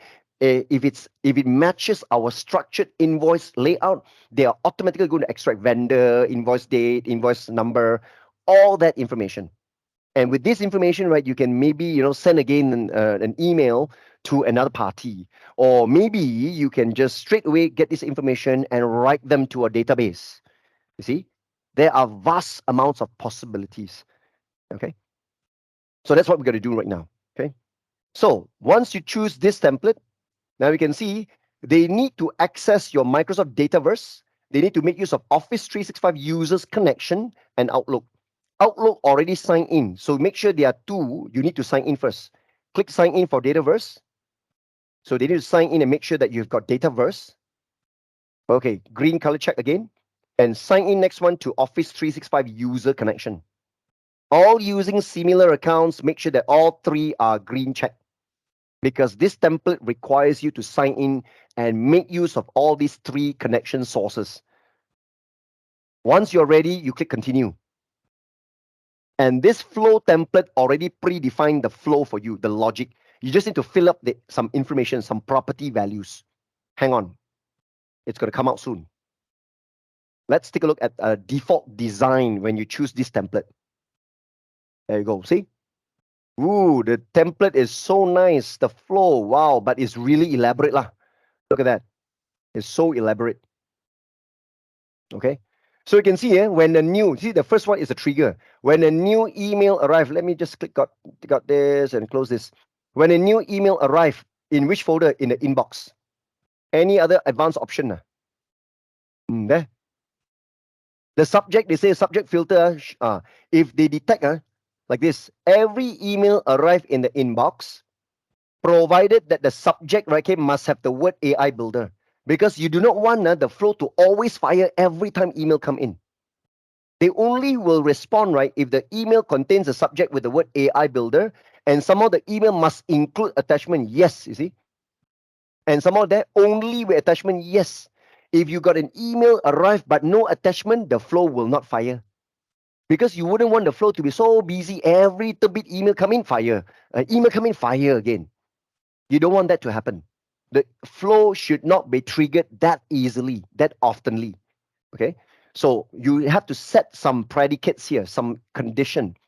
So every email that comes in that must fulfill the requirement, subject in the email must have the word AI builder and must have attachment. And then only with attachment, yes, you see, I set here already. This one is the template. So when this email arrive and fulfill this condition, now what's next? They're gonna actually create this welcome. That congratulations, you've been successfully created a Cloudflow with. Come on, this is just data operation. Click save at the top lah, whatever. This is just a sample thing, okay, that they have done here. So this welcome here, right, is actually an input. They just save these data right here into an input because it's a template anyway, right? So then at the top, at the bottom, you scroll down. Now apply to each. Now see, they are able to extract once the email arrive got attachments, right? You see, they read for each because it's under a group called apply to each. For each attachments, maybe sometimes the email got 2 or 3 attachments. It might not just be one, you see. So then that is why you got apply to each, just in case you have 2 or 3 or more attachments. So for each attachment, what do they do? First is a condition they check. Attachment is equal to false currently. Okay. If attachment is equal to false, right? Now they say false here, okay, but I think there's something is not ready yet. They are actually checking, okay, the attachment. Hang on, what is this? Attachment is in line. Oh, okay, okay. Attachment is in. They are checking for whether attachment is in line false. You see, when I hover my mouse, they say the code there is in line. There's a property called is in line false. Is in line means that whether the attachment, sometimes when you drag and drop an attachment to your email, right? They are not attaching it as a physical file, but the content is definitely embedded in the body of your email. That is called is in line. True. True that the attachment is in line, it's part of your body. That's why they say no. Attachment, if it's in line, equals to false. They are not in line, they are really a file attached to it. That is why they check for false. If it's false, then there you go. If yes, if it's false, yes, I start extracting information from forms. You see, the AI model they use is the name of our AI model. See, invoice processing. Form type. Let me zoom in. Form type they already predefined. Content type based on a content type. Okay, and then here attachments. Right, okay, from form will be content bytes. So based on this information, the form type, right, they will read the attachment's content type. Every attachment has a property called content type, depending on whether the attachment is an image JPG or is it PDF or is it DOCX Word document, right? So they just read the content type. And then the form, right, okay, they read the content bytes. The bytes is actually the information, okay, the content inside the form, the attachment. Okay, so that's actually what they read. So after that, get my profile. Get my profile is used to read who is currently the login user because they want to know the email address. This action is used to retrieve your current email address so that they will send you an email in the next action. See, next action, send you email. They will send you an email there to mail. Mail is actually the email address. And the subject is document process. And then you see they say, congratulations, your name, your Power Automate flow ran successfully. Here are some of your fields extracted. Can you see this? Vendor. They also show confidence score. Invoice total. What is the confidence score? Invoice date, confidence scoring. Right? And they also say what are other fields, because these are coming from a template. Things that you don't like, you can throw it away. For example, I'm going to highlight all this bunch here. Okay. And I'm going to delete. I don't want all this. Okay. You don't like confidence scoring, no need lah. So here again, delete confidence scoring. I just want invoice date. Okay. This one also confidence score, delete. I just want the invoice total value. Okay. Oops, sorry. This one confidence score also delete. I just want to read the vendor information. So you know that you've got more. You've got the tax total, you've got everything. But just for sample, right, they show the first three, what do you call, fields. Vendor name, invoice total, invoice date. That's it, right? That's all they have it here. Now you can continue by adding it, okay, based on the body response, based on what is the value, okay, the value of the label. So you see, these are the dynamic content here. So if you place your cursor here, right, you can also now scroll down and look at this. You see, there, can you see line item value is here, line item amount value is here, the quantity value is here, the vendor value, invoice total value, invoice date value, all here. You can select and select to actually place everything in here. Now we only have vendor, invoice total, invoice date. Now I'm not going to modify anything. I just want to show, okay, that they're going to send me an email like this, okay? But provided when a new email arrives. So the only way to test this, right, is to send an email to your own self, okay? So what I'm going to do, right, let's quickly click save. I did not do anything. I just erased those part. I save the flow, and they say your flow is ready to go, right? I save the flow. The default, I just accept it. I just want to test it, okay? Now remember, the email that you need to send, okay, must have a subject called AI Builder, and then attach the document. So what I'm going to do right now, let me show you. Quickly go back to my Office home here and launch Outlook. I launched the Outlook web version. I'm going to send myself an email, all right? So I'm going to click new message to, I send to myself, Gerald. I can see that. Subject, I must fulfill the same name, AI Builder, because we set this as a requirement. The subject must have the word AI Builder, and I must attach a file. I browse this computer, I attach my, let's say, Contoso. I use the Contoso, the test folder, Contoso 6 PDF. I attach it as a PDF here. I don't need to put in any words in the body. It's okay, no problem. Okay, immediately I'm going to send. So when I click send, let's see whether my email arrived to my inbox. When the email arrived to my inbox, the flow will run shortly. There you go. See, I've got the email arriving here. There you go. My email arrived. AI Builder is the subject. There's a Contoso 6 in the attachment. I go back to my flow here. Let me click back button here. I click the back button. So let me watch. There, see, can you see it says status is running? It's already running. The flow is running. And you know what? I'll get another email very soon by Power Automate system. Okay. I'm just waiting for the email to arrive. They will tell me the extracted information from this PDF. See, I got it. The email. That. Document process. Congratulations, Gerald. Your Power Automate flow can. There you go. There. Contoso limited. Invoice total is this much. Invoice date is this. See. So my AI model works by reading the attachment, extracting the information, and then using this information, send me back an email to confirm. There you go. These are the values I found from the invoice. That's a very easy way to test the AI model in your Power Automate flow.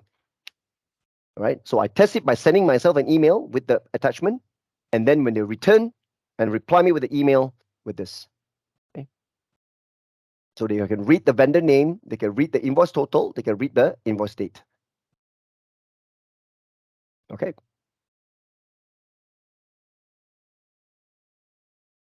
So that's actually one sample of how you can use the model using one of the default template.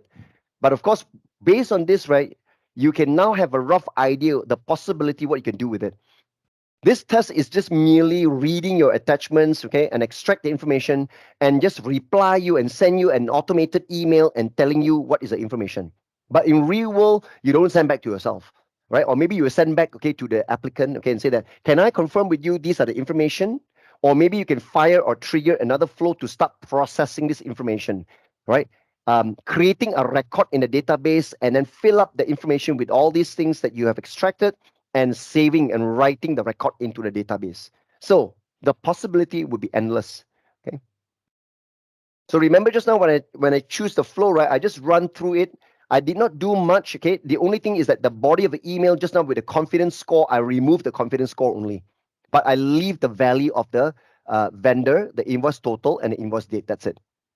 Okay, but if you want, you can still key in more information, like even the tax value, even the in the table, you've got the line item, the quantity, as well as the amount. Okay, you can extract, I can put it all there. So this is the first usage of my AI model. We tested that using Power Automate Flow. Okay, so the flow here, as you can see, I return to my Power Automate Flow. When I refresh the run history, it says succeeded. And this is my flow. They save it with a default name called use form processing model to extract data from email. That's the first flow we have created. Straight out of the box, straight out of the default template. I'm not so sure how many of you guys can picture this in your head, okay? But yeah, this is actually kind of cool, whereby now you can see how uh, something like optical character recognition, because they use OCR to be able to detect, okay, the values, even though handwriting numbers or words, right? They're able to convert that into a typeface. Okay, so that's actually the technology of OCR. So what's behind this AI model is actually using OCR, optical character recognition.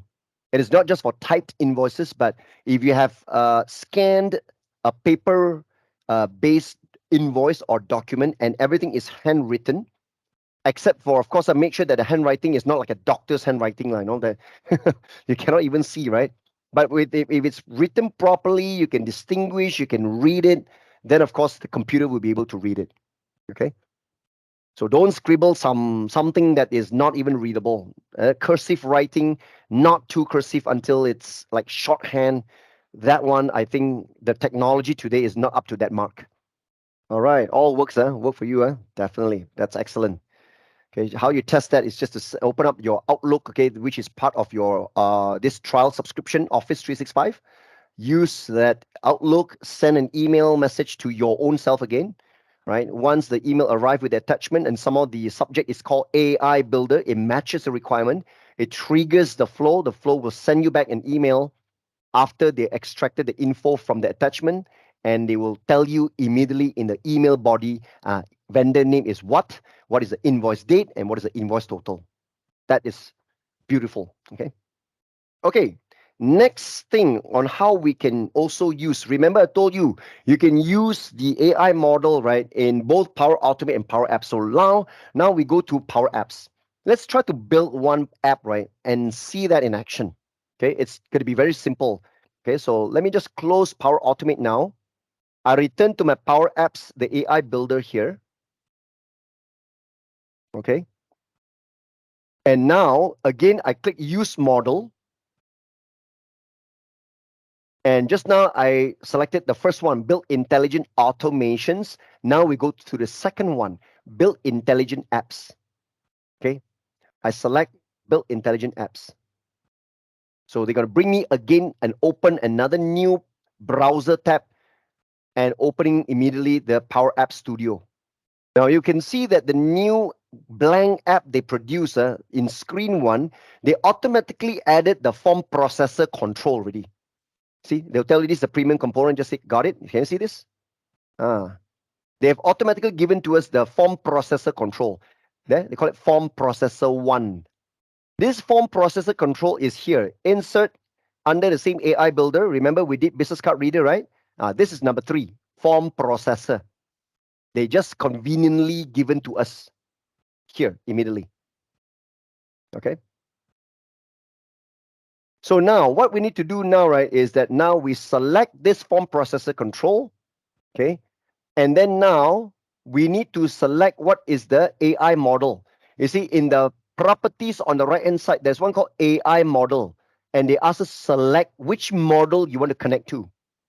This one on the right hand side, AI model property, select model. Click on it. And you can see immediately they show us our one and only AI model called invoice processing. I select that model. And you can see now the form processor changes the view. Let me just highlight this, make it larger like this. And it's almost like the business card reader. Can you see the design is almost like that?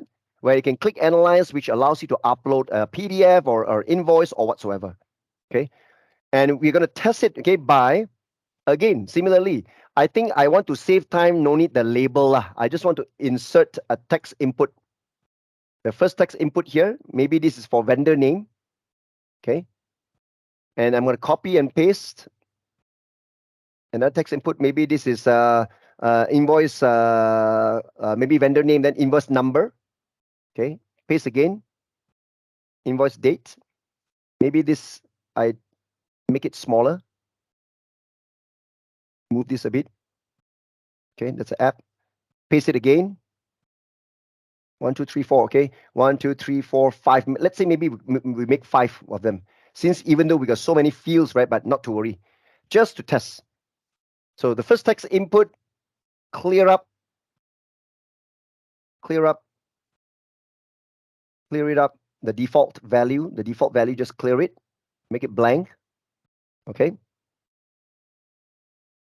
So we're going to do it one by one. Okay. So very easy. I show you the first control, the first text box in the default property, right? What do we type? I just type there form processor 1.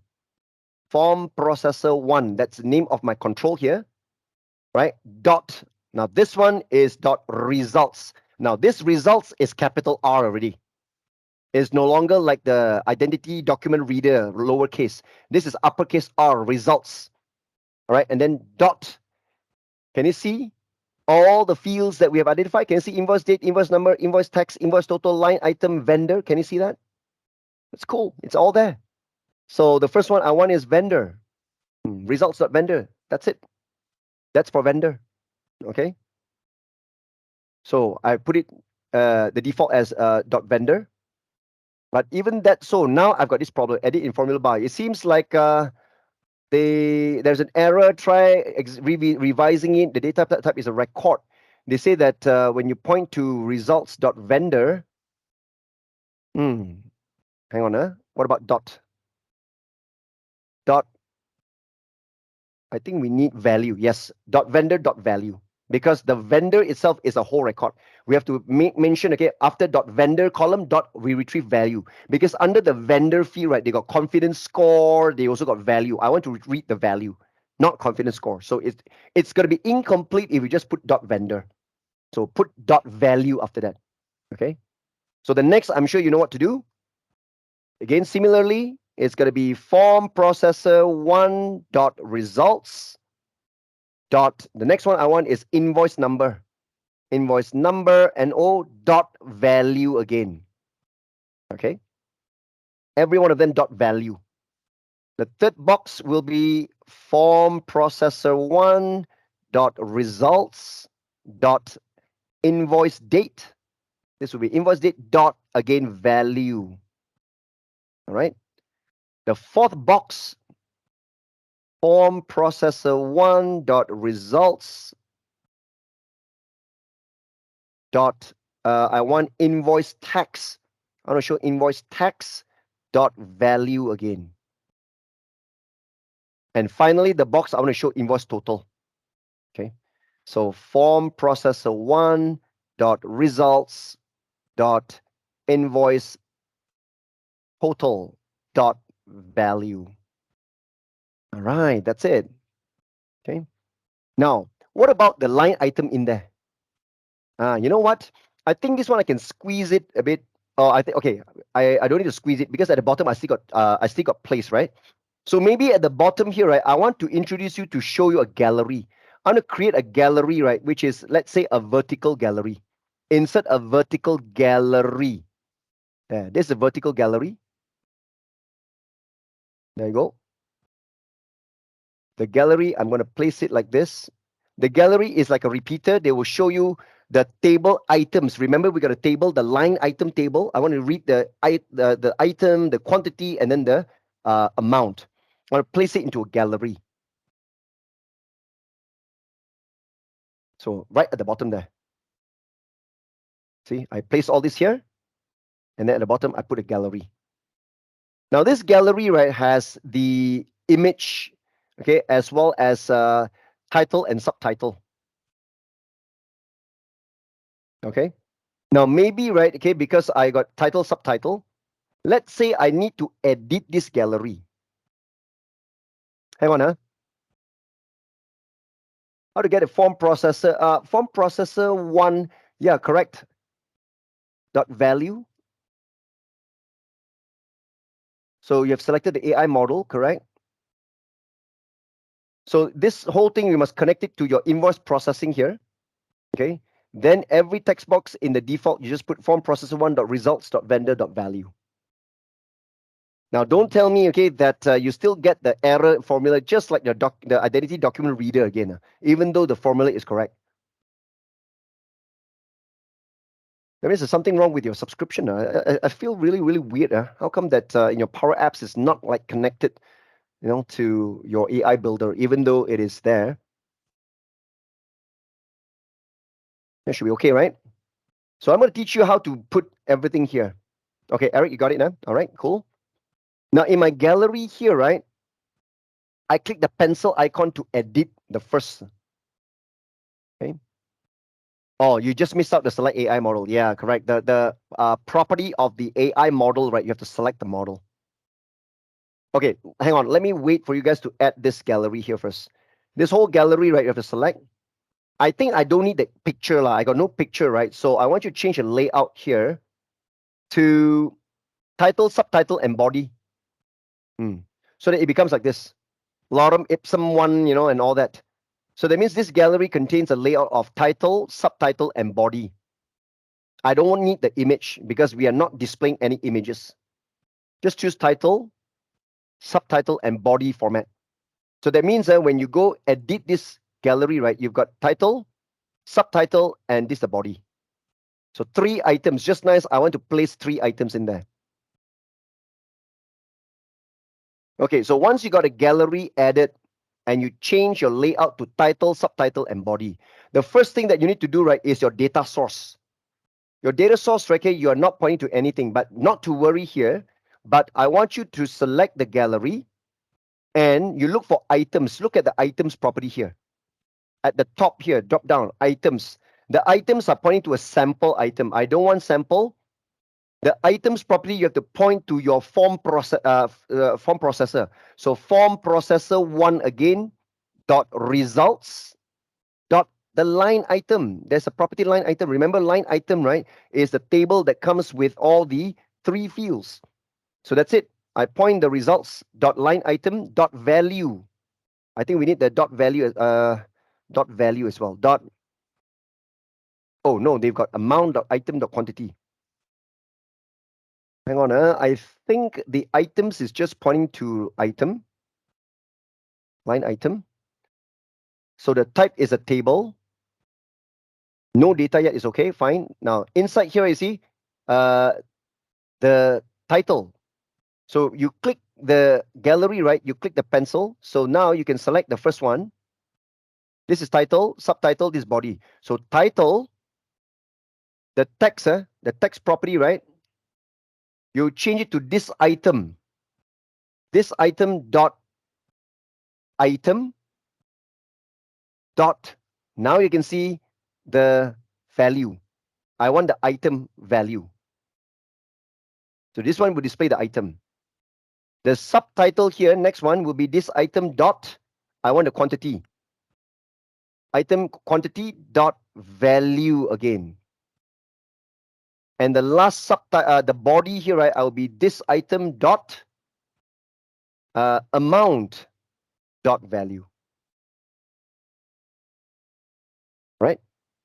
So let me show this again. The whole gallery, yeah, the whole gallery, okay? The items property, you point to the form processor one dot results, and you bind the results to the line item table. That's under items for the whole gallery. After that, you edit the gallery, right? Inside got three text boxes: the title text box, subtitle, and body. The title text box, you point to this item dot value. Second one is this item dot quantity dot value. And lastly, this item dot amount dot value. Remember, item, quantity, and amount. These are three columns from the line item table. So I'm binding to the three columns from inside the table. Item dot value, quantity dot value, and amount dot value. Okay. And if you have done all this correctly, right? Let me show you now when I play the app. Now I play the app, I click analyze. I'm going to upload my Contoso 6 again. You see, they are going to analyze my invoice and they're going to output everything. They're going to extract the information and show, including my table, the line item. Look at that. Ooh. Contoso Limited is a vendor name. There's an invoice number, invoice date. That's a tax, and that's the amount. And look at that.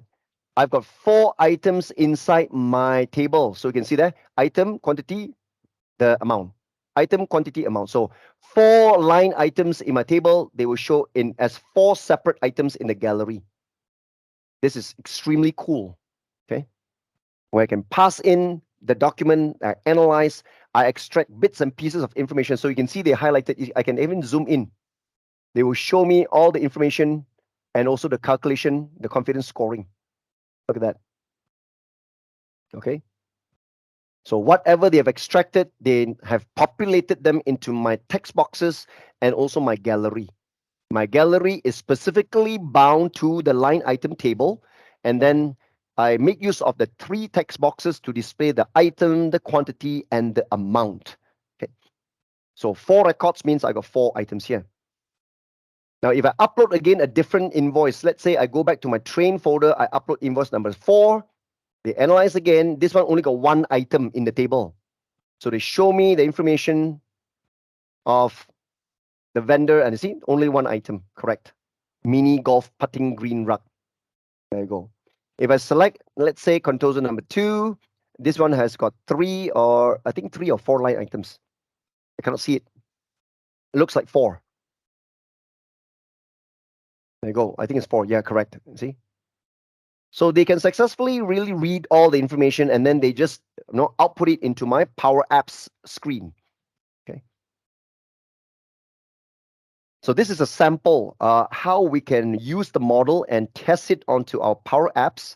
We just use a form processor control. We select the AI model to our invoice processing model. And then we can click to upload a document and then they'll start analyzing and extract the information. And I just show all this information in different text boxes and also my gallery. Okay, make sure that it works as well. You can submit different invoices there. Now I'm trying to upload the datum one. Let me test with the datum test. And let's see whether they are able to get this. Well, no problem. See, I've got 3 items in my datum line item. So the vendor, the invoice number, invoice date, the tax amount, and also the total amount. And you can also you should also realize again that the performance of the AI model is not bad actually. Okay, it's not really that bad, not really that long for you to analyze one particular file. What should be put in the FX to display the table? Okay, let me repeat that. Yeah, let me just close this table, this view. Look at my gallery. When I click the gallery, the whole gallery selected. Yeah, make sure remember the gallery, the layout here must be title, subtitle, and body only. That is why I've got 3 text boxes in there. All right. Now, once you have done that, the whole gallery right now under items, property, items, this is the code. Okay. Let me copy this. Okay, and I'm going to paste it. This is for items property. Okay. After you set the items property to .results.line item, the name of the table, then individually inside got this text box. Number 1, title. Number 2, subtitle. Number 3, the body. The first one, title, right? You set to this item.value. Item is the name of the column, right? Paste it again here. Next text box is the quantity. This item.quantity.value. This item is actually referring to the binding of the table. And finally, the body is this item.amount.value. So I pasted all that Power FX formula into the meeting chat. Then you can just play the app and you test by analyzing one of the test invoice. It should work beautifully. Okay, Eric, yours look different because, like I said, that you got all the errors, right? Because once you change the items property, right? Because the fields in there already got some default formula. The formula will be invalidated. That's why just change the formula. That's all, right? So just don't worry. Okay, once you change the items property, then you go one by one in the text box. You change it to this item.value, this item.quantity.value, and this item.amount.value. Okay. Your layout looks different. Your layout looks different. Remember, I think Eric, you missed a lot of things I mentioned. Like I said, that you got an image there, right? So when you click the gallery, right, layout here, change the layout from image. We don't need the image, right? So choose it, title, subtitle, and body. The layout, there's a property called layout. Okay, change that before you do anything. Change the layout first, title, subtitle, body. Then you got a proper layout, and then you set the items. Okay.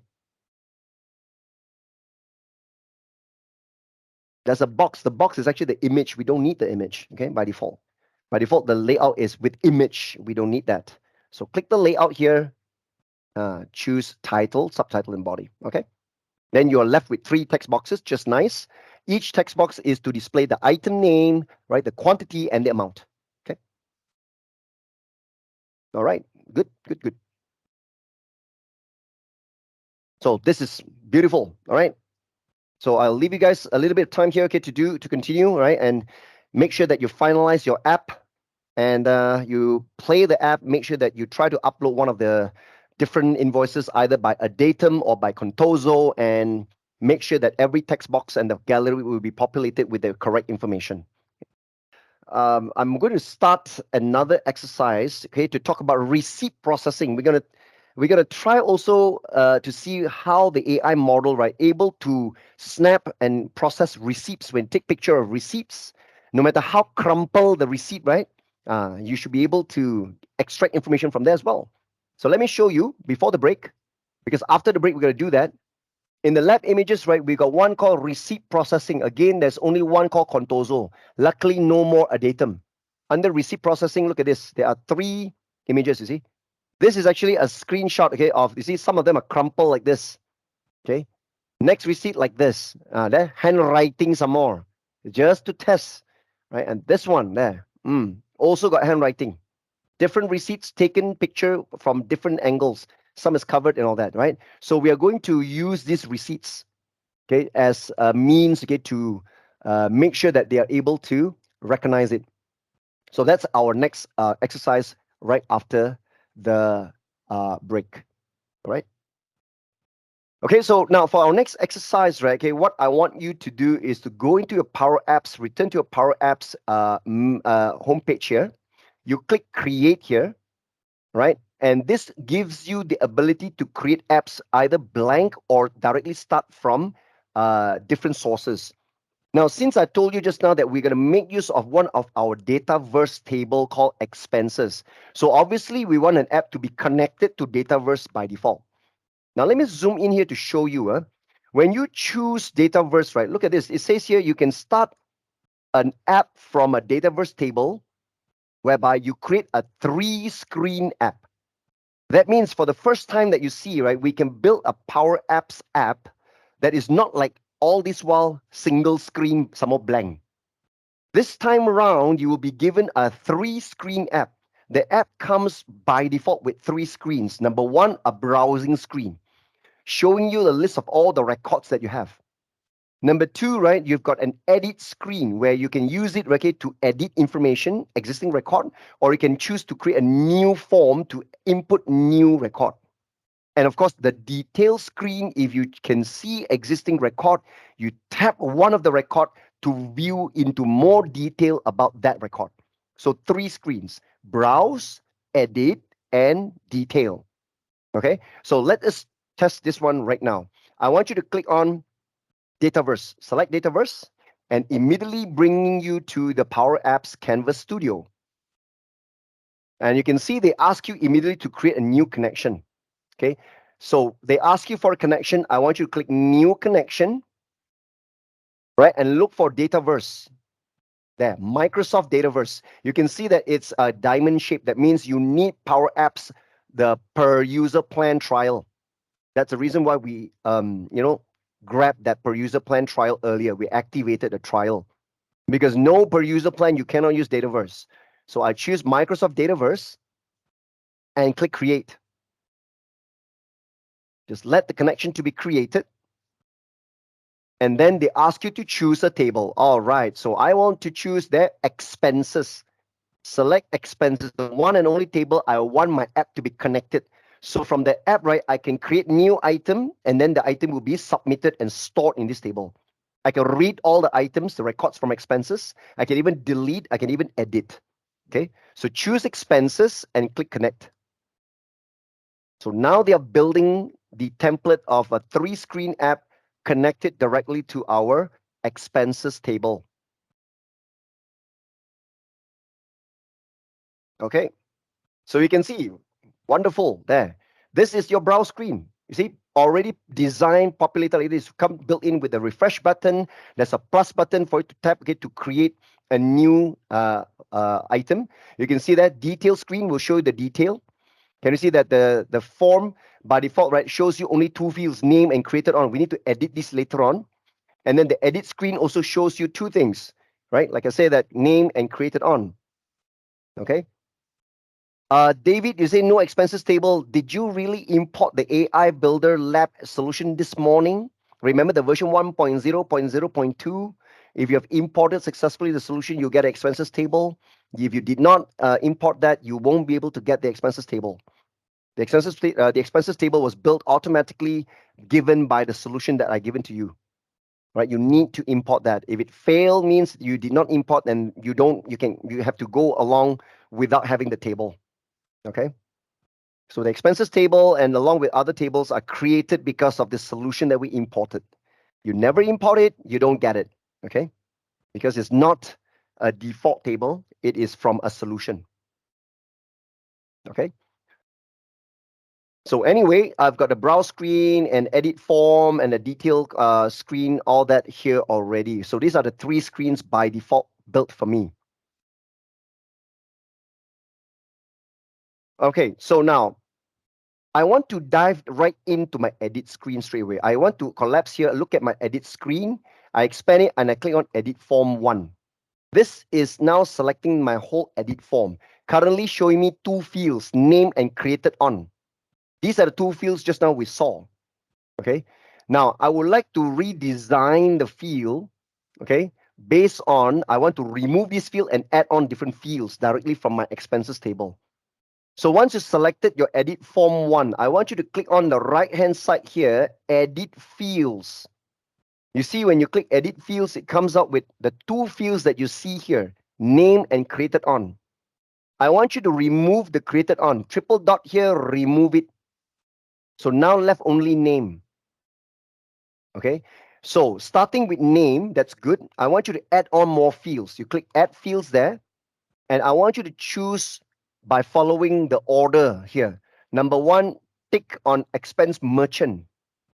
After that, expense amount, then expense date, and finally expense picture, all 4 here. Then when I click add, you can see the order of the fields would be like this. See, let me collapse all this. Collapse, collapse, collapse, collapse. Make sure you see that the order, okay, it will be this. Let me do a screenshot. Hang on. Let me do a screenshot and I send to you guys, okay, into the meeting chat. This is the order that I wanted, okay, and your form should look something like this. Okay, let me do a screenshot again. Okay, your form should look like this. There you go. This is the default design if you follow the order. Name first, expense merchant number 2, thirdly, expense amount. After that, expense date. You can see date and time. The picker is there. And finally, expense picture allow you to tap and add a picture. This is how the form will look like right now as our edit form. So now we are required to go and make sure that our form make it smaller because we want to place a form processor. So we can close the field right now. You see the whole form is still being selected. I want you to drag to make it smaller like this. Okay. So it will shrink down so that you can have to scroll up and down here, right? So I want to give space here at the top to place my receipt processor. So now you can go to insert ribbon. In the insert ribbon, again, go to AI Builder. You can see number 2, receipt processor. You click receipt processor and place the receipt processor here. So make it like this. Okay.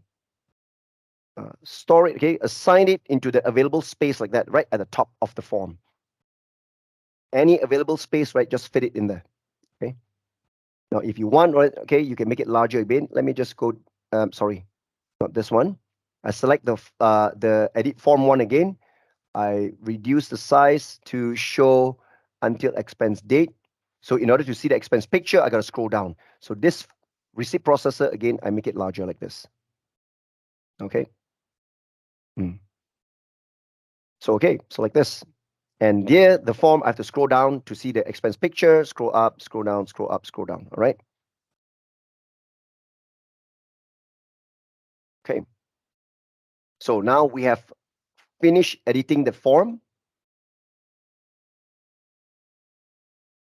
Okay, now we need to start mapping every field, right, to display the fields to our Dataverse. We need to edit the gallery view, okay, to show our preferred fields later. But the first thing, right, okay, is that now in the edit form one, I want you to go to edit form one. When you expanded it, right, you can see all the data cards. You see, this is data card for name. You see, this is the card. Second one, expense merchant card, expense amount card, expense date card, and expense picture card at the bottom here. Every one field, it's a card. All right. Now, first thing I want you to do is to go into the date, the name card. Right. Select the name card. Right. And then I want you to look at in the card. Right. You can see there's a card value.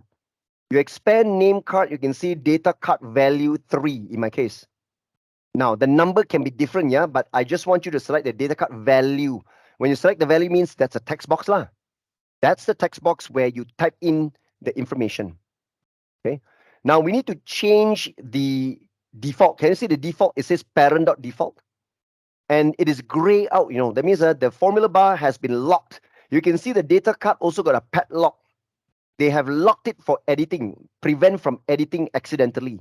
So you need to go on the right hand side, advanced, and you can see unlock to change the properties. You have to unlock it.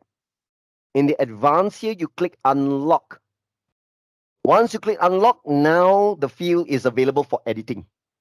Make sure you selected the text box of the name, and now the default right now, it's available to be edited. So change the formula. Parent.default, change it. Now what I want to display in the name, right, is I want to concatenate the merchant name with a dash and then with the transaction date as well. Okay, so what we are going to do here, right, is let's type this, okay, receipt. I type receipt processor one dot again. You can see all the columns like merchant name, merchant address. You see, everything is there. So I want to read the merchant name value. Okay, the merchant name, and you concatenate with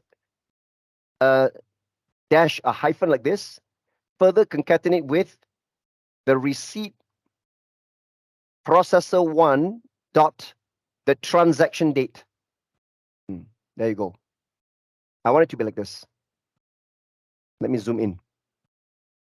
This is what I want you to key in. I read the merchant name, concatenate with a space, hyphen, space, further concatenate with the transaction date, whatever they detected from the receipt processor. So these are the few information that the receipt processor can extract. So I want this to be concatenated and displayed on the name, right? So I think better still, right? I copy the whole formula and paste it into the meeting chat. Okay. That's on the name box. So we will repeat the same process again for the next card. Expense merchant. Please unlock first. You have to unlock the expense merchant card also. Select the text box again. Click the text box in the merchant and change the default again. This time I want to just set to receipt processor one dot merchant name. Because it's called merchant name, I only display merchant name. That's it. This is for the second box. Copy this and paste it again also. Merchant name. For expense amount, okay, I select again, I unlock the properties. I click the text box for the expense amount. Again, I change it to receipt processor one dot the total, right? The expense amount is under total. They got total and subtotal. I just display total, right? So this is what I want it for the expense amount. Receipt processor one dot total. I put all this formula into the meeting chat. And also the receipt, the expense date, even though it's a date and time picker, I want you to unlock it, right? And then now I want you to change, right? Okay, for the date time picker, the expense date, right? I want you to choose the default there. See, default is put under this item dot expense date. I want you to change this to again receipt processor one dot transaction date. Okay, just the date.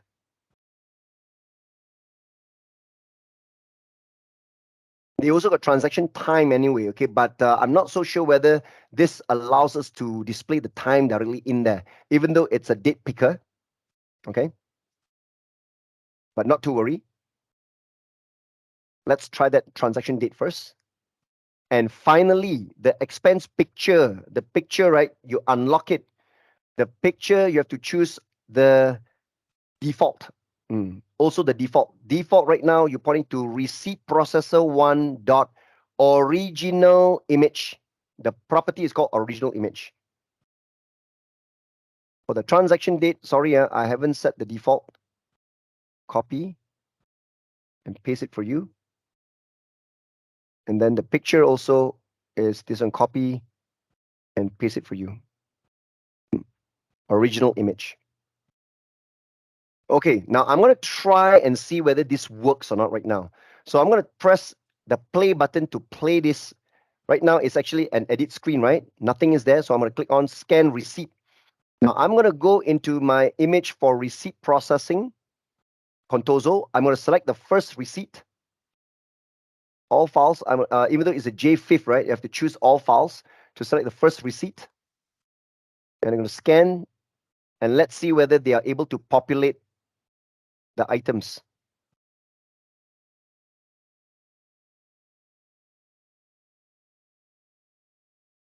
Nothing. What? Hey, that's odd. Oh, okay. I haven't clicked the top right, the top side.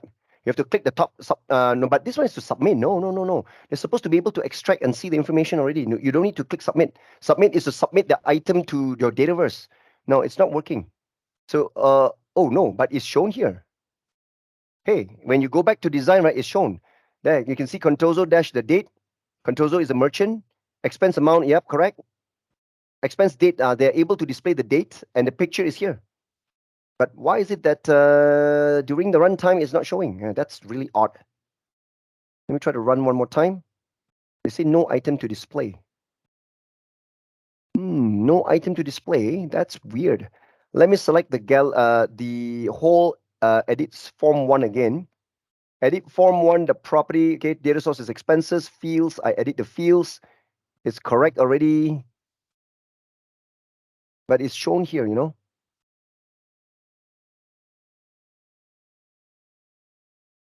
Okay, maybe, okay, now since it's shown here, right, let me try to actually go and click submit, click the tick sign here, right, to submit item. So when I click submit item, there's a problem saving data source may be invalid. Whoa, what is wrong right now? Okay, something is really, really wrong. My expenses table is there. So let me just try it right now from here. I click this. It's not submitting. Let me try to use the app checker.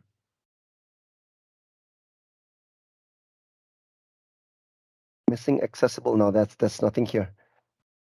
Let me go back to my browse screen, and you see my browse screen is not also showing anything here. Connected to expenses, the views. I think we need to, okay, let me try to play this first. I click play from here. There's nothing here. Now I click the plus sign to bring myself here. Now I can see it. I think I have to start from the browse screen. Okay. Sorry, you don't play directly from the edit screen. Can you guys just go to the browse screen? Start from browse screen. You play from the browse screen. There's no record, right? Never mind. You click the plus sign to go to your edit screen. That's where now I can see it. Finally, yes. So then I'll click the tick sign here to submit the item. Now it's supposed to be able to submit. Once they submit, they will be back to the browse screen and you should see a record already submitted to your Dataverse. There you go. See? So in your gallery, they can show the picture of the receipt. All right. The title is showing the name, right? And that's the date creation. Okay. And then that's also the price. Okay. The transaction price. So when I click this, right, okay, they're supposed to show, they show the name and created on. Okay. But we haven't really designed and edited the information, okay, for all that. So I think we have to change the information as well. So let us go into our edit screen is fine. Now let's go to the browse screen. Once you submitted one record, right? In the browse screen here, I want you to click the gallery and edit the gallery. Let me zoom in. So the first title, right, is pointing to the name. That's correct. The second subtitle, right, is showing created on. I don't want to show created on. Let's show the merchant name. This item dot merchant itself, expense merchant. So that at least they show merchant. This one is showing the price, expense amount. I guess it's okay. I think I want to reverse that. The subtitle at bottom, I want to show this item dot name. Okay. Name is shown there. The title, on the other hand, I want to show expense amount. Expense, this item dot, what is it called? Dot expense amount. There you go.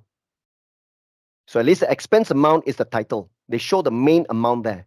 Then the merchant, expense merchant is here. The body is showing the name.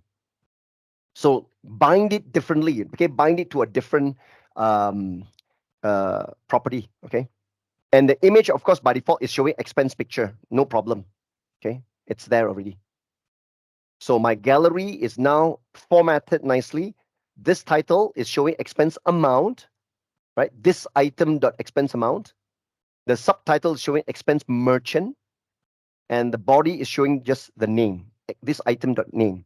So you can see they use the expense merchant, concatenate with the dash, and then concatenate with the date. So the time is not important in this case. Okay.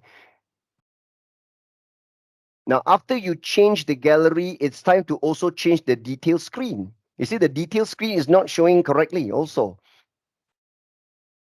So the detail screen, right, you have to show the detail form. Select the detail form, you have to edit the fields as well.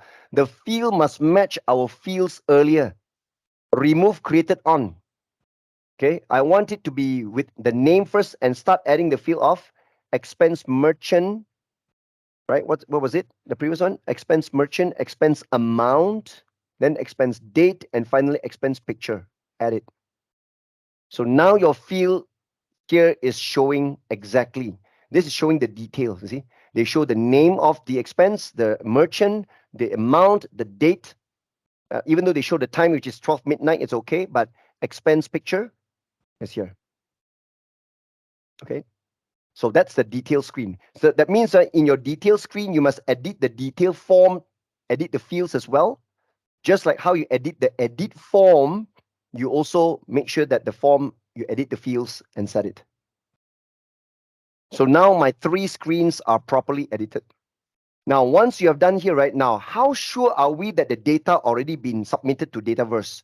Because now when we go into browse screen one, okay, when we play, we can see the data. So let us try to add another one. I click plus again. Okay, this time I'm going to upload another receipt. Let me go and choose another receipt. Sample 2. They analyze, and there you go. Name Contoso Cafe there. Different date, expense amount differently. Then that's the expense picture. Okay. So once you are satisfied, you click on submit. And now they submitted and show the second record here. There you go, Contoso Cafe. But apparently, right, okay, that the item, right, okay, they are missing a dollar sign because I guess it's crumpled a bit. They miss out the dollar sign. So I can click this to edit I click the pencil to edit. I add on the dollar sign myself. I add the dollar and submit again. Why that the submit part for receipt I can only add in PDF? Not really though. Remember, you see again, I go back, okay. When I go and click plus sign here, when I go and upload, I also can't see anything. You must change this to all files. When you're all files, you can see all the files inside the folder, right? By default, right, they only can look at custom files. You see, they can only detect JPG, all that. But JFIF is not there, so you have to choose all files, lah. Filter all files, you can see the JFIF, right? So now I'm going to select the third one. Okay, because it's a file type, man. So you just choose the all files so you see everything. Okay, there you go. So this one, this one, I think they detected the expense amount with the underscore. I removed the underscore. Okay, the rest I think is okay, and I submit again. So a third record has been submitted, and the gallery is showing the third record. There you go. So now, you know what? These three records are created, right? I want to prove, okay, that the data really stored in my Dataverse, right? So what I'm going to do, right, is I'm going to close this. And finally, I go to settings to change my app icon. I want to really save and publish this already. I choose one icon. I put a smiley sign and a different color. Okay. And I'm going to give the name, I call it expenses app. And then I'm going to go to file and save the expenses app. Okay, after I save it, it's already published. I can click back and back to leave the whole studio. Go to your apps. Make sure sometimes they may not immediately show here, but you can refresh the page. Let's see whether your expenses app will be shown. If it's not immediately there, no worries. It will soon show up. Most importantly, I want to check my database. I expand Dataverse, go to tables, right? Open up your expenses table and view the data. Let's see your data is in there or not. Okay. So right now, you see, here the view show you created on only. Okay, but actually you can do this, you can practically click the drop down here, right? You do not want to show created on. I want to show name. I want to show expenses amount, expenses date, expense merchant, expense picture, and click save. So now you see, look at the view. The records are really stored inside this database, right? In your Dataverse table.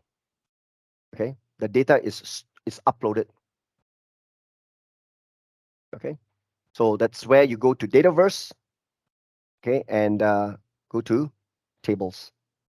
You cannot what is it? You cannot view the image at the bottom. What do you mean by that? You mean your app? Let me go back to my app. My app isn't showing out yet. Let me refresh. See, my expenses app is not appearing. Um, Control F5 refresh again. I think it's very slow, lah. It's not out yet. It's showing characters. Usually the expense picture can actually process your JFIF, right? Hang on, I cannot get my app out to show yet, so I cannot edit my app. Now it shows out. Okay, so let me edit the app again. Expenses app. Usually by default, right, the picture it's auto detect. Okay, the column expense picture. I didn't even change, the expenses picture because by default it's pointing to expense picture. Okay, hang on, Now in the edit form, you're talking about edit form, right? Let me go to edit screen. I select edit form one. In the edit form one, right, you scroll down, you click the expense picture, right? Right. So you see in my expense picture, right, I did not select anything here. I just select the whole card. The whole card, right? I choose default and I set it to original image. That's it. Okay. You don't select the add picture one or image or whatever. Even in image two, you see, in image two, right, they will show you the image as in if blank or whatever. You see, but actually, I do not select any of the card. I did not select any of the thing. I select the whole card. Expense picture data card. Then I set the default to this. Except for the other fields here, right? You have to select the text box in there, the data card value. But the picture, right, is different. The picture is select the whole thing, the whole card that will do, and then set the default to original image. No need to go inside the card and select the image or whatsoever. By default, they will know how to map it.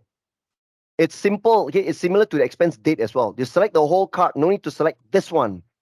Okay, you see this one, the default date is still set to parent.default.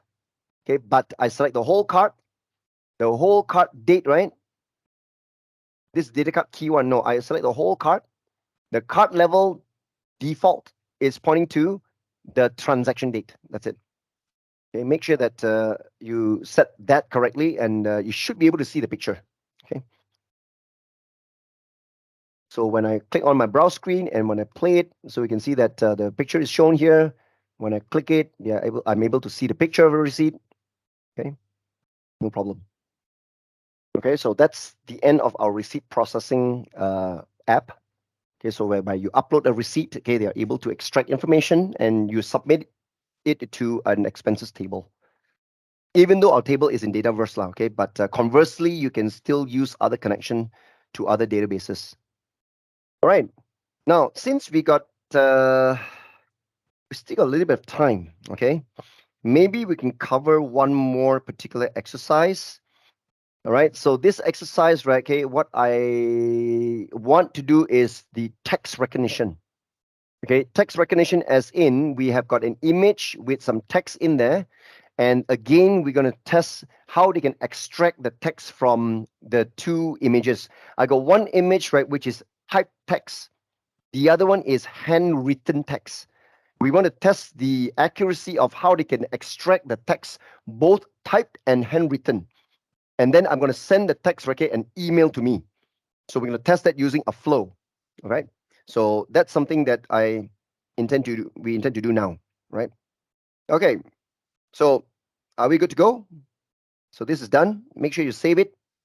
All right. So I'm going to close this. I'm going to click back here and yeah, just save.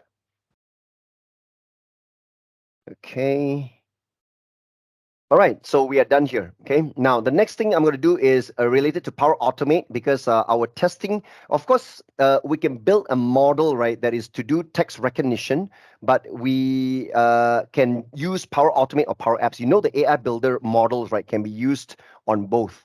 Okay, so okay, Eric, congratulations. Now you're able to view the picture, right? That's good. Okay. Because like I said that in order for you to view the picture, right, you don't select any of the values inside the card. You select the whole card, right, and set the default. That's it. Okay. Except for the text property, you have to select the text box to set the default property. But for a picture and the date, right, you select just the card level and you set the default. Okay, let's move on because we still got a little bit more time here. So I just want to utilize the time to go into text recognition. So I want us to directly go to Power Automate. Okay, let me just bring myself to Power Automate. I'll leave Power Apps here because from Power Automate, we can still access our AI Builder. So we're going to try the sampling of text recognition. In Power Automate, I'm going to click Expand AI Builder and Explore. Okay, so in our explore here, I intend to make use of text recognition. So let's wait for it to come out. So I select the category of text, and I want you to go and look for text recognition. Hang on, text recognition. Oh, where is that? Hang on, text recognition is not here. I think it's under images. It's under images because text recognition is to recognize text from an image. So under category of images, you can see the first one, text recognition. It's not a custom model, yeah? You see, there's no label for custom model. These two are custom model. This text recognition make use of the OCR technology, right, to extract and detect text from pictures, right? Optical character recognition. So select that, and you can see these are all samples, that you can use. So you see there is no way to train the app, the model. You can either say use in a flow or use in an app. You directly use it. So I say use in a flow. I click use in a flow so that I'm going to build a flow in my Power Automate to make use of this. So you see the default template they have chosen for us, right, is a manually is a manually triggered flow. It's not going to be based on an event. Okay, so button here, when you run the flow manually, they are going to read a picture, extract the text, and maybe send an email to me. So this is able to extract text from images or PDF documents using AI Builder text recognition. So again, make sure that all three are checked. Dataverse check, Office 365 users check, and Outlook also check. So what it will do, right, is that we supply an image, a picture, right? We've got two pictures to test. We can upload a typed text picture. The other one is a handwritten note. And based on the AI Builder text recognition, they're going to extract all the text and they're going to email us the text. That's it, right? So I'm going to click continue here. So the template is going to load out, as you can see there, manually triggered flow. So based on the file, they ask us, please select a file supported, okay, like PDF, PNG, or JPEG. Then they're going to call the text recognizer by passing in the image from the file. And then they initialize a variable called extracted text, which is string.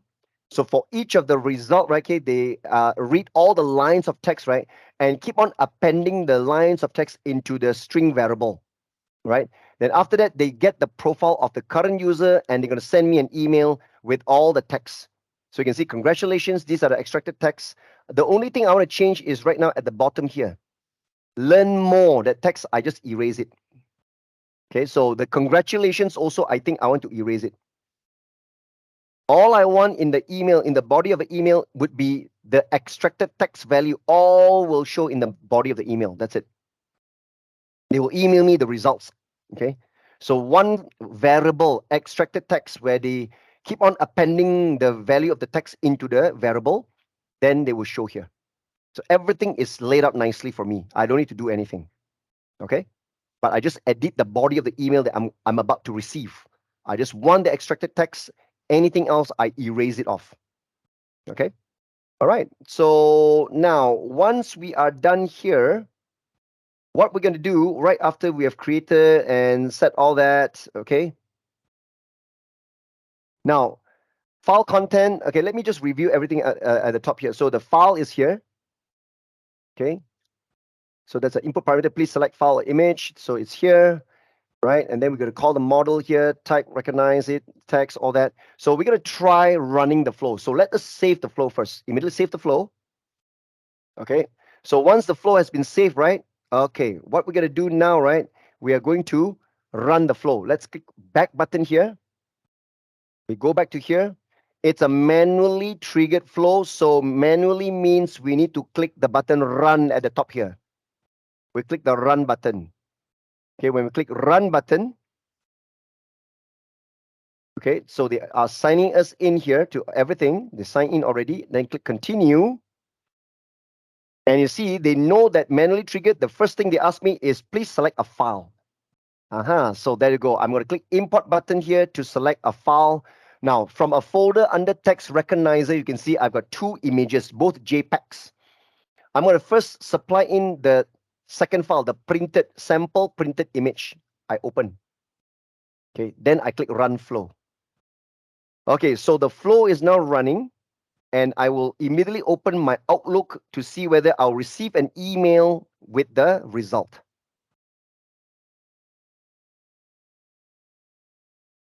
Not yet. Finally, I got it. There you go. See, now I read the email. Check this out. So they also attach, okay, the sample image that I supplied to them, and then they will show me all the text they're able to extract. See, nutrition facts, amount per serving, blah blah blah blah blah blah, everything they have detected.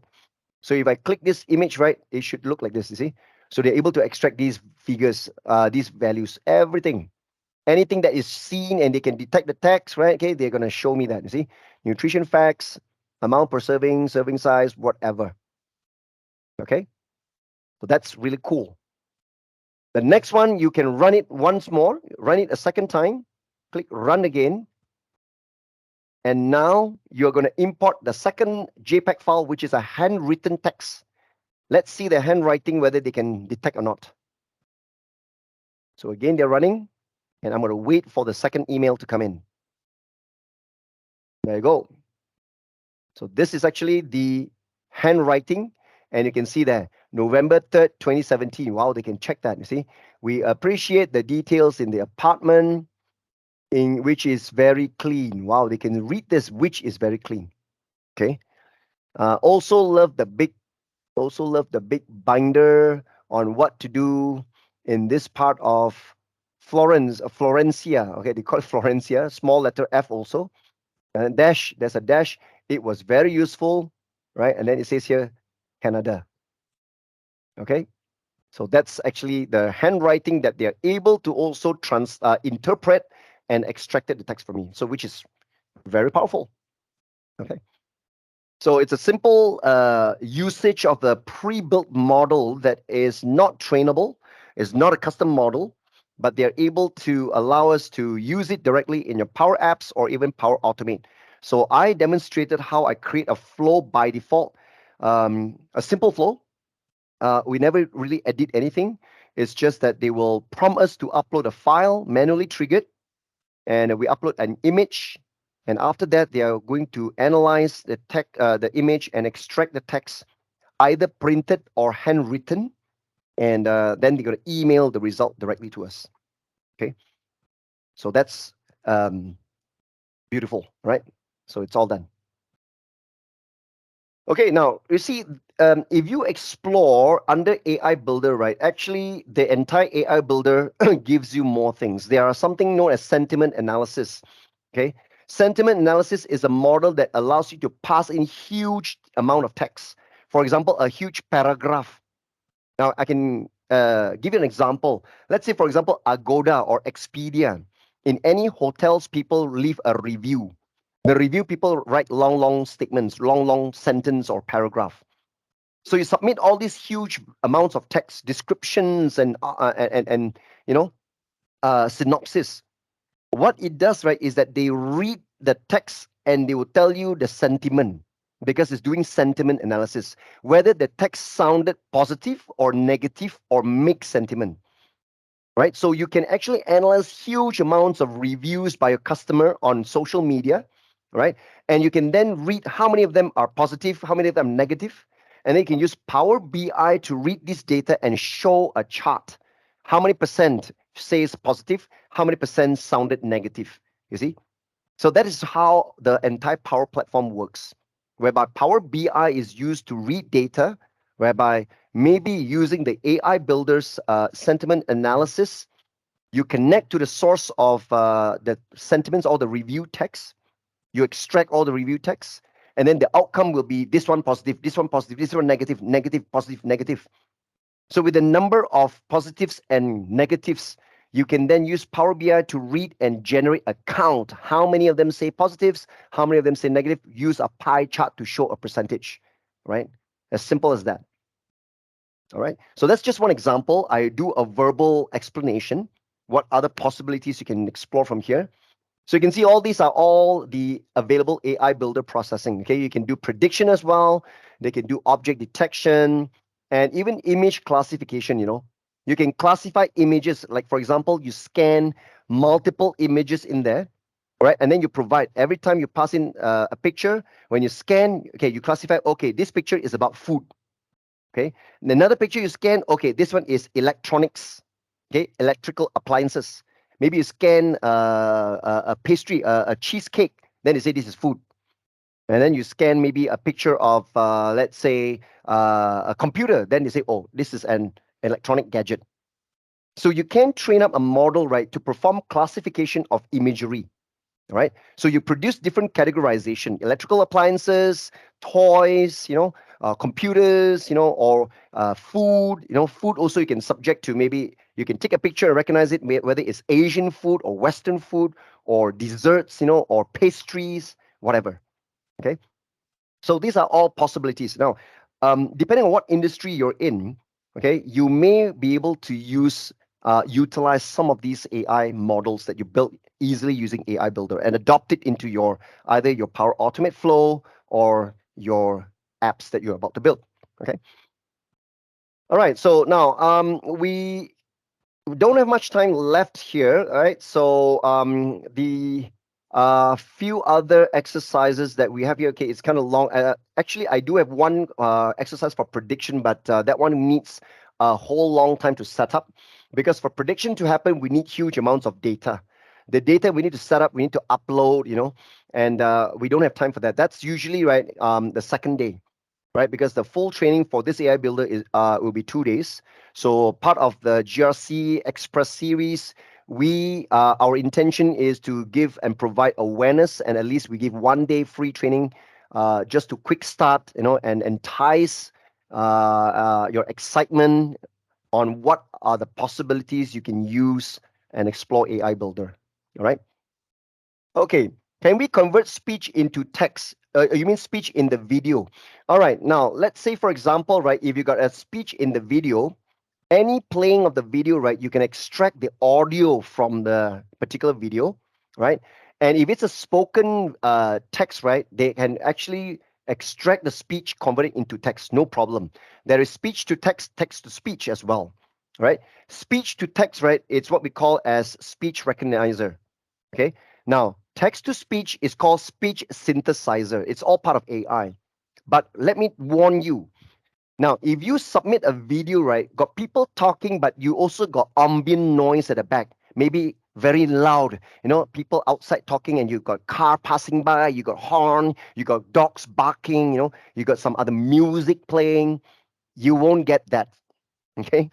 So that is the reason why, right, the speech to text, the speech recognizer accepts audio files by default. Okay, they do not allow you to submit, okay, MP4s or AVI files. No, speech to text or speech recognizer only look at WAV files. All the audio files. So any audio related files, right? MP3s, yes. So that's the only thing. So the only way you can do that, right, is you need to make sure that you prepare an audio file. Use a video editor or whatever that you can extract out the audio part from the video, right? Save it as an audio file and then submit it into the speech recognizer. Okay. So that's the only thing, because speech recognizer by default right now, they do not know how to split speech from the video.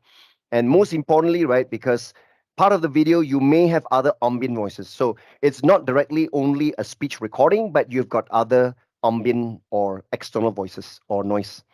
So they don't have that part of a way where they can try to extract only people talking and then remove or suppress other noise, other ambient noises. So they don't have that built in yet to the speech recognizer. All right. So you need to do a lot of work, okay, to take out the audio part from a video using a video editing tool or whatsoever. But the AI builder, the AI model does not do that. So they require a clean audio file, right, with speech in there. Then they are able to recognize. And even text translation, yes, you can actually use the text translation that supports up to more than 90 supported languages. So you pass in a text which is in English, you can translate to, let's say, Thai or Vietnamese or Chinese, Japanese, Arabic, whatever. Okay, so it is actually this part here called text translation. All right. So there are quite a number of readily built-in models here. And what Microsoft promised, right, is that the AI builder models, right, will be slowly increasing depending on what is available on the Azure cognitive services. Because majorly the entire AI builder from Power Platform, the backend is always Azure AI, okay, which is Azure cognitive. So whatever that is readily supported by Azure Cognitive, right, then slowly AI Builder will adopt that, right? So what we see from here, right, for example, we've got object detection, okay? We got text recognition and all that. Now, one thing that we don't see here first as yet is the facial recognition. But Azure Cognitive already has the face API that allows you to detect faces. You pass in a picture, you can detect a face, whether that's a lady, a female, or a male, and they can also guess roughly how old, the age of that particular person.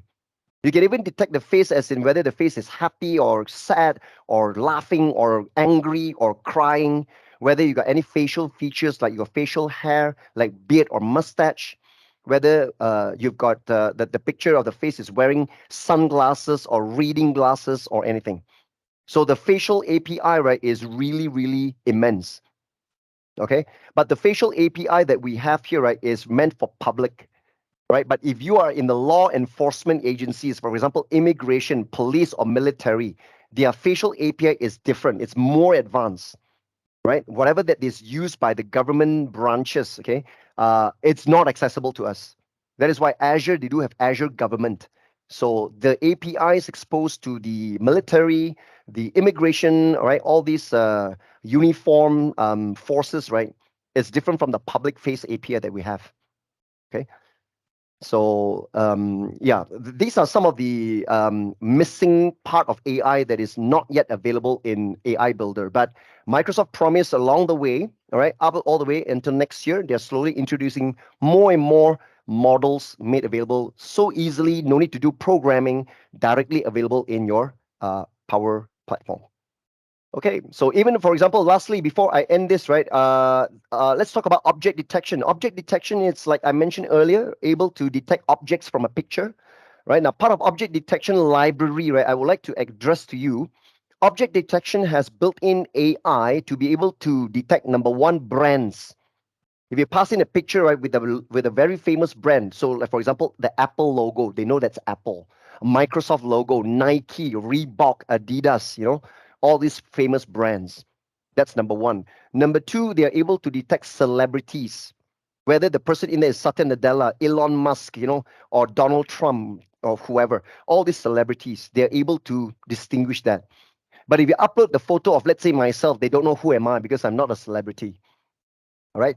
Then number three, they can detect landmarks. Landmarks, as in you upload a picture, they can detect whether there's Eiffel Tower in there. Is there Great Wall of China in there? Is there, let's say, any very prominent places? Okay, landmarks like maybe the U.S. Capitol Hill, the White House. So these are all object detection uh, AI that is built into that, right? And can we safely delete the training data once the model was built? Okay. You see, when we talk about you safely delete the training data once the model was built. Now, usually we don't delete the training data. Okay.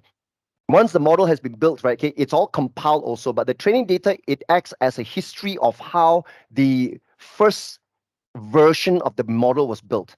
When you want to improve the model and when you want to retrain, right? You upload new training data because the previous training data is missing, right? They do not know what's there to improve. They don't know what to gauge, what is there. So we do not delete training data. Remember that. Because if you miss the previous version, now you come up with a new one, they thought that is a new training again. You're not improving. They got no history, they got no tracking capabilities. So how you improve, right, is because you made mistakes, right? So it's just like you go through exam. Why you go through exam? Because you want to test whether you have improved in any way. But after you fail the first exam, can I say that I ask you, please forget about your failure and now you take another exam. You must remember what you did wrong in the previous, then you do it right now. That is how you say you can improve, you have improved, right? So it's actually the same concept of machine learning. right? Historical data that you have trained, they are very critical. It's needed, right? So that you can retrain and then they can see where are the differences, what's different with the training data before and after. And from there, they can calculate the accuracy and the scoring as well. So don't delete that. Okay, if you delete that, you have actually asked the machine learning, hey, unlearn the previous thing, now relearn a new thing. So there's no tracking there. Okay, so never delete training data. Okay. Okay, so yes, yeah, it's time for Q&A anyway. We still got 10 minutes left. Okay, there's another question I want to ask. Does the AI Builder object detection can be connected to Microsoft Custom Vision because it's possible to do by Canvas? All right. AI Builder, right? Actually, there are a few models which in the background are already using custom vision. Okay. Certain object detection or whatsoever, right? When they say it's custom model means it's custom vision. Right? Those built-in ones, those built-in models that you cannot train and all that, that's using computer vision. Because there are two vision services out there, computer vision and custom vision. So actually, without realizing, right, some of the AI models which are custom model referring to OCR technology, they are using custom vision. You don't need to connect to custom vision. Okay. Now the thing is that sometimes maybe your question is asking, I know custom vision. I went to customvision.ai and I built my custom vision there. Okay. So how can I get my power platform right to make use of the custom vision there? Now the only way to do that, right, from custom vision that you build your model, right? So you publish the custom vision, right? They expose an API, a REST API URL, something like that, right? But you cannot consume directly from Power Apps or Power Automate. You have to make a call to your custom AI, I mean, your custom vision, the URL, right? Simply like a web request. You have to do a web API call to your custom vision, right? So I believe that that's the question that you wanted to know. Okay, whether that I'm doing Power Apps and Power Automate, but I don't want to use AI Builder. I already created my custom vision hosted on Azure. How can I make use of my custom vision, right, from Power Apps and Power Automate, connect to it? So it's only through Web API, okay? Because there is no talking between your own custom vision model with your AI Builder model, right? Because Builder itself in the background, behind the scene, they themselves are using custom vision, okay? So you have to go through the interface of AI Builder to build the model there. But with your existing custom vision model already there, you have to go through Web API. Okay, so there's no direct connection between AI Builder with your custom vision. Okay, does that answer your question? Okay, cool. Okay, so please take note, okay, about the two courses, okay, that will be related to this. Actually, this, like I say, is a 2 days course. It's actually developing custom AI models using AI Builder. That's our code GRC 116. Okay, and this is also, we do have a bundle before with a GRC 114 where you learn RPA and AI Builder all in one. Okay, because I do have an RPA flow, Power Automate desktop flow, that make use of AI Builder. So in that training, okay, we teach you how to create a whole scenario whereby we receive invoices and then into the RPA, we fire the RPA flow, which the robot will automatically key in information, right? And then invoke the AI Builder to detect and send an invoice and blah, blah, blah. Okay. So usually I recommend my attendees, right, to not just attend AI Builder alone, but combine it with RPA. Because that's the reason why Power Automate now they have got something called document automation, right? Because they want you to learn how to make use of the Power Automate desktop flow, the RPA, combined with AI, right? So these two are kind of like very closely knitted. Okay. So please do inquire for GRC 114, which is the combination of RPA flows and AI Builder. So that would be one of our top supported, I mean, the top recommended class for both RPA and AI Builder. Okay, you are most welcome, Kwan. Okay, I hope that you all enjoyed this 1 day free training. All right, so I've done my best, okay, to entice you guys, to excite you guys with the possibilities.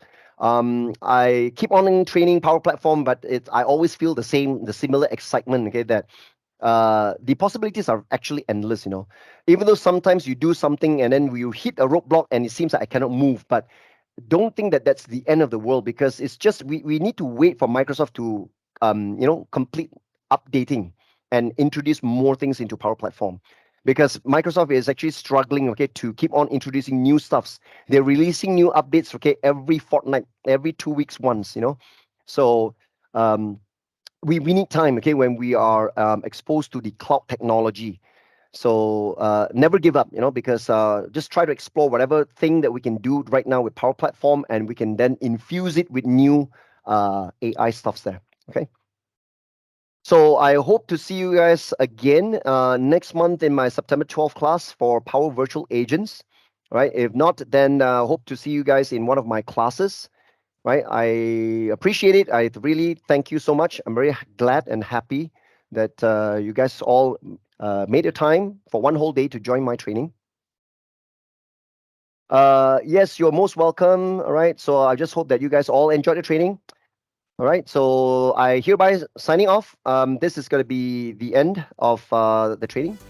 Thank you so much. Thank you for the clap. The virtual clap, of course.